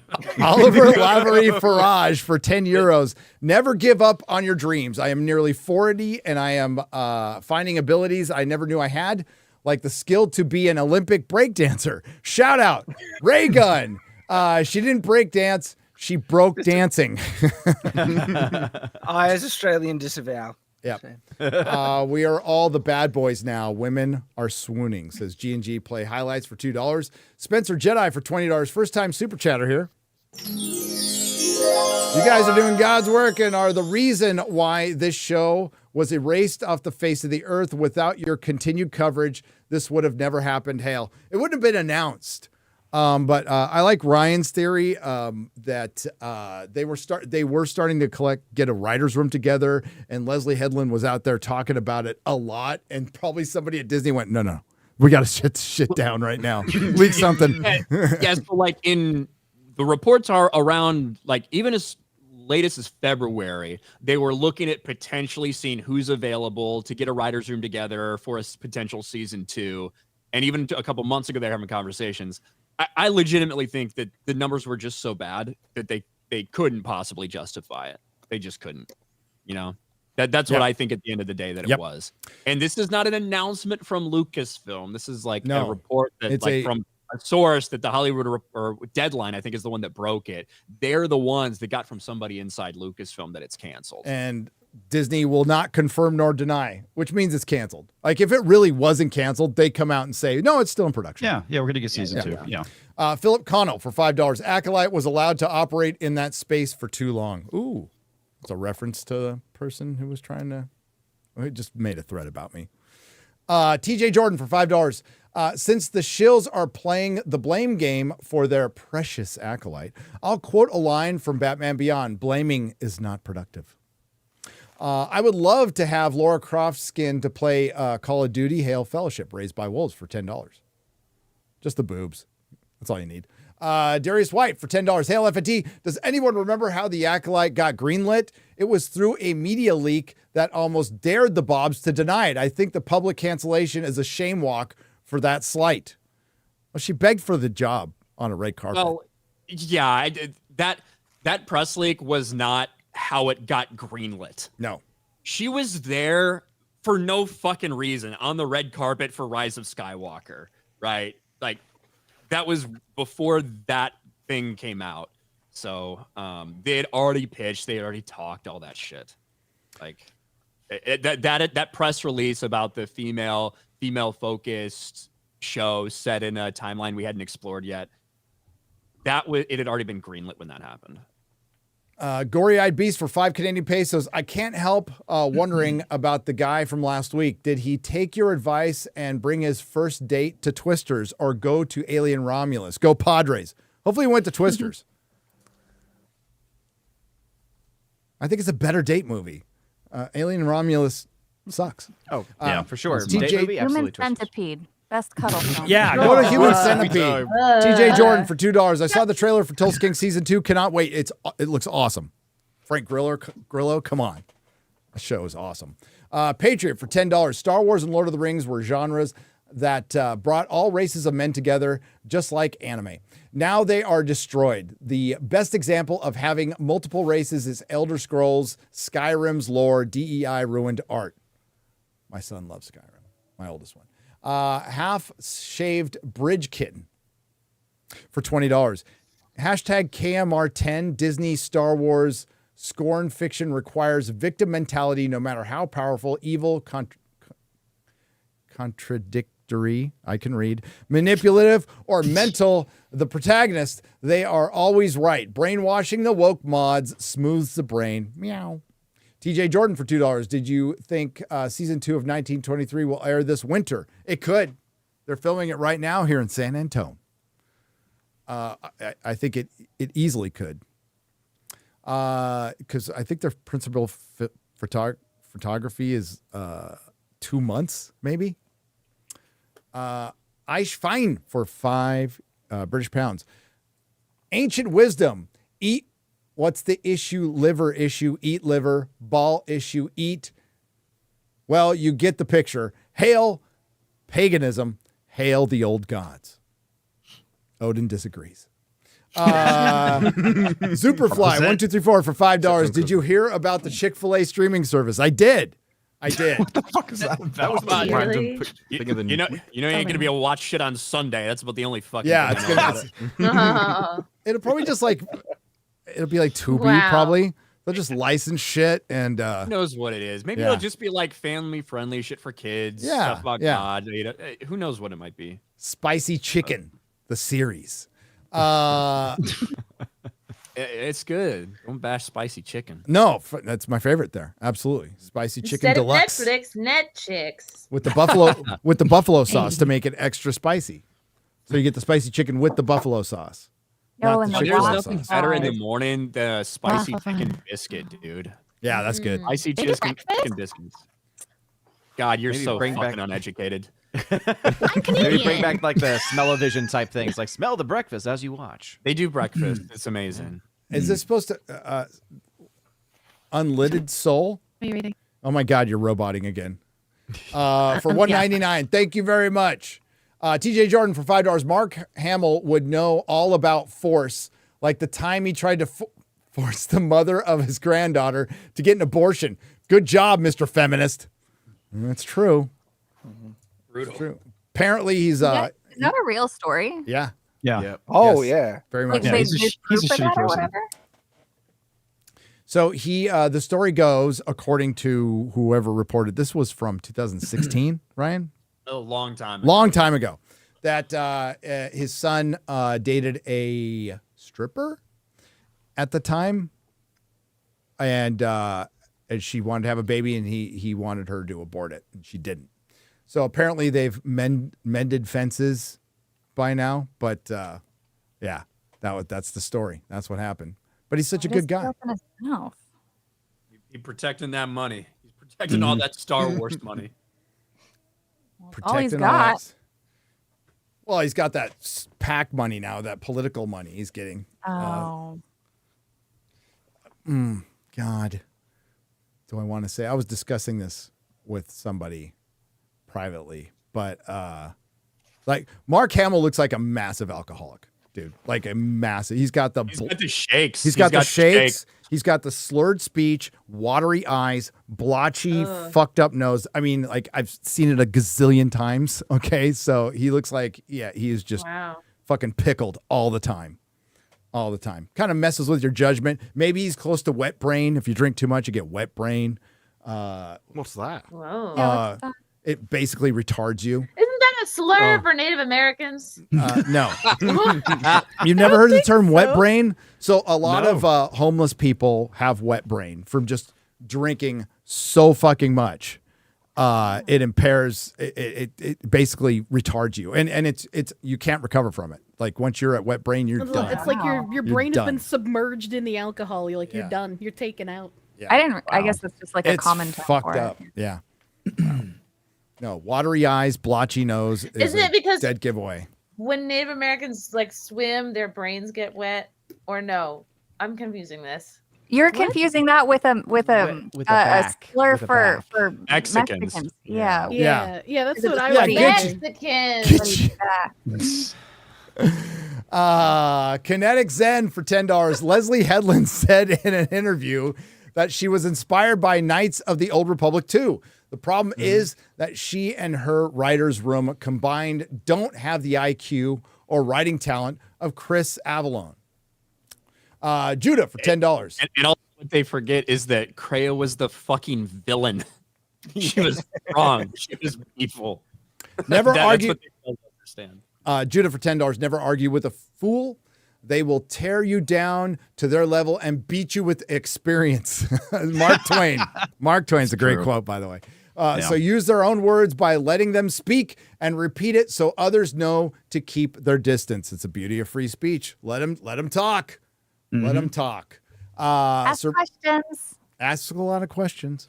Sir Paladin Thundercake for $20. Hi, cats. Big wins this week. I added the 13-second Dustburn versus Wukong video in the FNT X thread. If anyone wants to see, I'm too proud of it and need someone to laugh at me, especially if it's crap. Oh, well, don't worry. Our chat will abide. The dudes and gals will abide. If you want to get roasted, they're here for it. Paboxy for €10. Where Brie Larson went wrong is her feet. Gohan Creates Prometheus Creations for $20. People want new Star Wars style IP. I plan on doing a new IP that is taking the best of all good sci-fi, Star Wars, Mass Effect, Halo, even D&D into one for the fans. I plan on talking about it tomorrow. Hell yeah. Albert Not a Retro for 5 Canadian pesos. You can base a show on identity if you have actual talent, just like how an actress over 30 can get work in there more than there are looks. Big Ounce for $5. Weekly Marvel versus DC battle. Wolverine versus Wildcat. Wolverine wins. Due to both having regenerative, the win, the KO only, which I'd give to Wildcat because he has his skill. No, Wolverine wins. Wolverine wins. Not coming... Acolyte for €10. Would they consider my name an unlicensed opinion? Maybe. Drake Timbershaft for $2. We're so bored. Don't fuck with woke discourse. Don't fuck with it. Emperor Creatine for $10. Hey, hi FNT. I'm Matt Walsh. I think video games are satanic and inspired children to smoke crack, steal cars, and shoot people. By the way, have you heard of Sweet Baby Inc.? No one's talking about it. I know. David for $4.99. The War of the Rohirrim trailer sadly looks like another girl boss story. Big red flag as bright as Hera's hair. I hope it's just a marketing gimmick. I hope so too. Snuggle Struggle for $10. Project 2025 was for Trump to hit the ground running. He spent half the year hiring. Many of them ended up undermining him. Dems repeating his lie won't make it true. Trump's plans are on his website. Yeah, Project 2025. I wouldn't even be surprised if it was a psyop to recreate like QAnon. You never know. Well, and personally, like looking at Project 2025's actual stuff, I actually don't really disagree with too much of it. But yeah. It's not Trump's plan. No, it's not. Sir Paladin Thundercake for $2. The Acolyte 2. Dicknosis.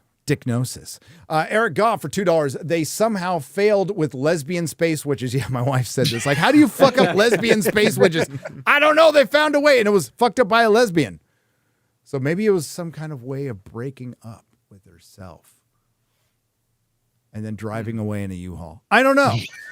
Judah for $5. Scroll the page up, scroll the page down, pause for a minute, and move the mouse around. Yes. I'm sure you see that on screen sometimes. The Darvatar for $5. I'm glad we watch a connoisseur of Tumblr fan fiction here to identify exactly where the Acolyte writing is coming from. Yeah. Savvy apparently has a lot of experience with that. Like a lot. I will bridge the gap of all of the forbidden knowledge to all of you to confirm all the things that you have thought all along. Butter Biscuit 92 for $5. Hail Perry Chan. I always watch that to cheer myself up. Best thing he's done. He's done a lot of good things. TJ Jordan for $2. With As, rest in peace, I recommend It's a Gundam for real BBC. I agree. What the heck? Oh, if Gundam had the time, I'd just it'd be easy to replace. Yeah, Az died again. So, yeah, he died again. He wasn't on real BBC. Me and Muller did the show by ourselves. Wow. I wanted Acolyte Season 2 along with my robot friends Tom Servo and Crow T Robot.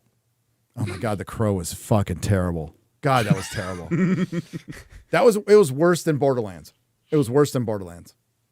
Damn. Hang on, are you talking about the remake? Is that already out? Yeah, it came out Do you think yesterday. I'm talking about the 94 Crow and say it's worse than Borderlands? Well, Never say that. That's what tipped me off, but I didn't even know it was out.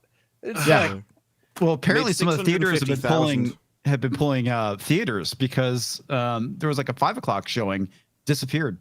Yeah, it made $650,000. I think. That's Yeah, nobody cares. Nobody's going to see this movie. It should never have been made to begin Ryan's cancerous monkeypox balls. I should read it all again to get it right. Ryan's cancerous monkeypox balls for $5. Good afternoon, ladies and gentlemen. Thanks for the hours and hours of entertainment. Please accept this $5 as a $5 bill as a token of my appreciation. Thank you. As a retired anime manga fan, did you retire? That has seen and read hundreds of said works. Anime is crap apart from a few masterpieces. LOGH of them if they're all or crap? Ashita Nojo. Well, he can't throw all anime out. he's of the retired. He's done. Yeah, I was gonna say you really can't had really throw brain it all damage under the bus. It's just a medium. Exactly. There's good anime, bad anime, and yeah. That's what he's saying. Most of it sucks. Yep. That's all of the things. There's so much shit out there. Gohan creates I think that's what he's Prometheus saying. Creations, for $5. Bridge is already known too much. It wouldn't happen. If anything, they will try to rebrand. Stay vigilant. Yes, they'll just rebrand, rename. Sweet Baby Inc. Bridge isn't really well known so far, and Bridge isn't the rebranding of DEI. They're just the company being the mouthpiece for what the evolution of DEI is right now. They are the mouth of Sauron. They're operationalizing DEI as a business practice. Yes. So you're going to see a lot of companies removing their DEI positions, getting rid of internal consultants, using external consultant companies, and eventually you'll see them using DEI as the job of everyone at the company. Yes. So it doesn't matter what your position will be, you're going to be complicit in it. And if you don't agree with it, they're not going to care because you want to keep your job. I thought Bridge was a card game. Like That's right. Jab. No, yeah. I know Adobe It's the Bridge. acronym. Yeah. No, Bridge is something that I've been looking into since the beginning of this year, and it's been rough. Like, I'm glad that there's so many more people talking about it because it's pretty scary when you like read it. And I think it's very important for more people to know that Bridge is a thing that exists and to notice the language that all of these companies start using at the exact same time. But if there's no department there, who's the person that enforces it on all these people? Literally Somebody everyone. has to be there to punish the people It's that like don't. communism. It's the idea that you're going to have everyone tattling on each other. So everyone's going to be perpetually living in fear. So that's how you do it. David Skinner for $5 Australian arrived late. I'm guessing you've seen the Rohirrim trailer. Yes, we reacted to it with an all too familiar scene of Girl Boss climbing an ice wall. Yeah, that was funny. That felt like a troll. Hudson Hawk for $2. I joined the video at the wrong time. Insects. Yes. JJ Stickman for €6. Isn't it proper? It isn't proper sounding until it's with a number 2 pencil. Oh, boy. Eric Goff for $5. Warner Brothers and Amazon fighting like this are leaving the old gladiator padded staffs on a short bus and expecting an epic fight. Yes. TJ Jordan for $2. Looks like woke has claimed War of the Rohirrim. Intersectionalism. Not woke. Intersectionalism. The message. Just say the message. That covers it. Not coming back alive for £5 I swear if they turn Highlander into Herlander, I'm going to lose it. Well, yeah, well. Henry Cavill has a propensity to sign up for shit that turns him into a bait and switch. He's done it 3 times of note. Witcher, Argyle, and fucking that Sherlock series, whatever the fuck it is, with 11 in it. So yeah, he's used for the old bait and switch. B. Ross for whatever. Fucking annoying Holmes. People always seem to forget that the prince's future is directed by an arranged marriage as well. The lack of autonomy is not one-sided. Hail FNT. Yes. Yeah. Well, in the War of the Rohirrim, it's Freka who comes in and makes, offers his son, and it's Helm who says no. So it's 2 dads talking. Yes, so they are acting like the children aren't there because they're not interested in hearing from them, because that's the way society was back then. And we really need to get back to that. No. Albert, not a retro. Better times. Yeah, better times. For 2 Canadian pesos, I'm okay with Liz Wheeler. She hates Andrew Tate. Okay. Yeah. Liz Wheeler also never worked at Blaze. I don't really know where that came from, Gary. I saw a Blaze logo under her. Maybe it was. Guest, maybe. Wait, she had Glenn Beck on her podcast not that long ago. Maybe that's it. Maybe that's it. Huh. Sorry, Blaze. Make it awkward for your boy Quarter Black Garrett. You're his good. boss, and he worked for Blaze too. Yeah. Okay. That's good. He needs. Thank you once again. I've always find your content so compelling. I want to keep him on his toes and inspiring. Jason Yankovic for $5. Thank you. Bokur. Hail, gents. Hail, Fox for $1.99. All right, now we're gonna go over to Rumble. Went way over today way over today. So we need to go over to Rumble. Thanks everyone on YouTube. We appreciate you. Thanks to all the Nerdrotics. Thanks to everyone who left super chat and donation. Thanks to everybody who participated or didn't, or if you're just a lurker. We'll see you next time. But if you want to continue the show, head over to Rumble. We're on Rumble.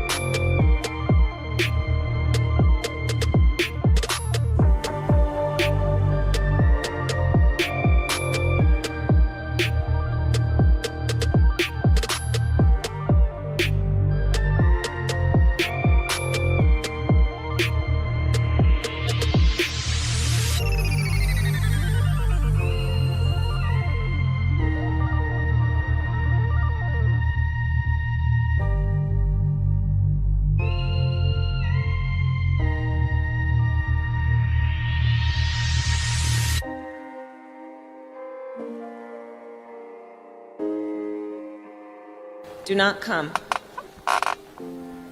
Do not come. I'm gonna come. Dame, dame.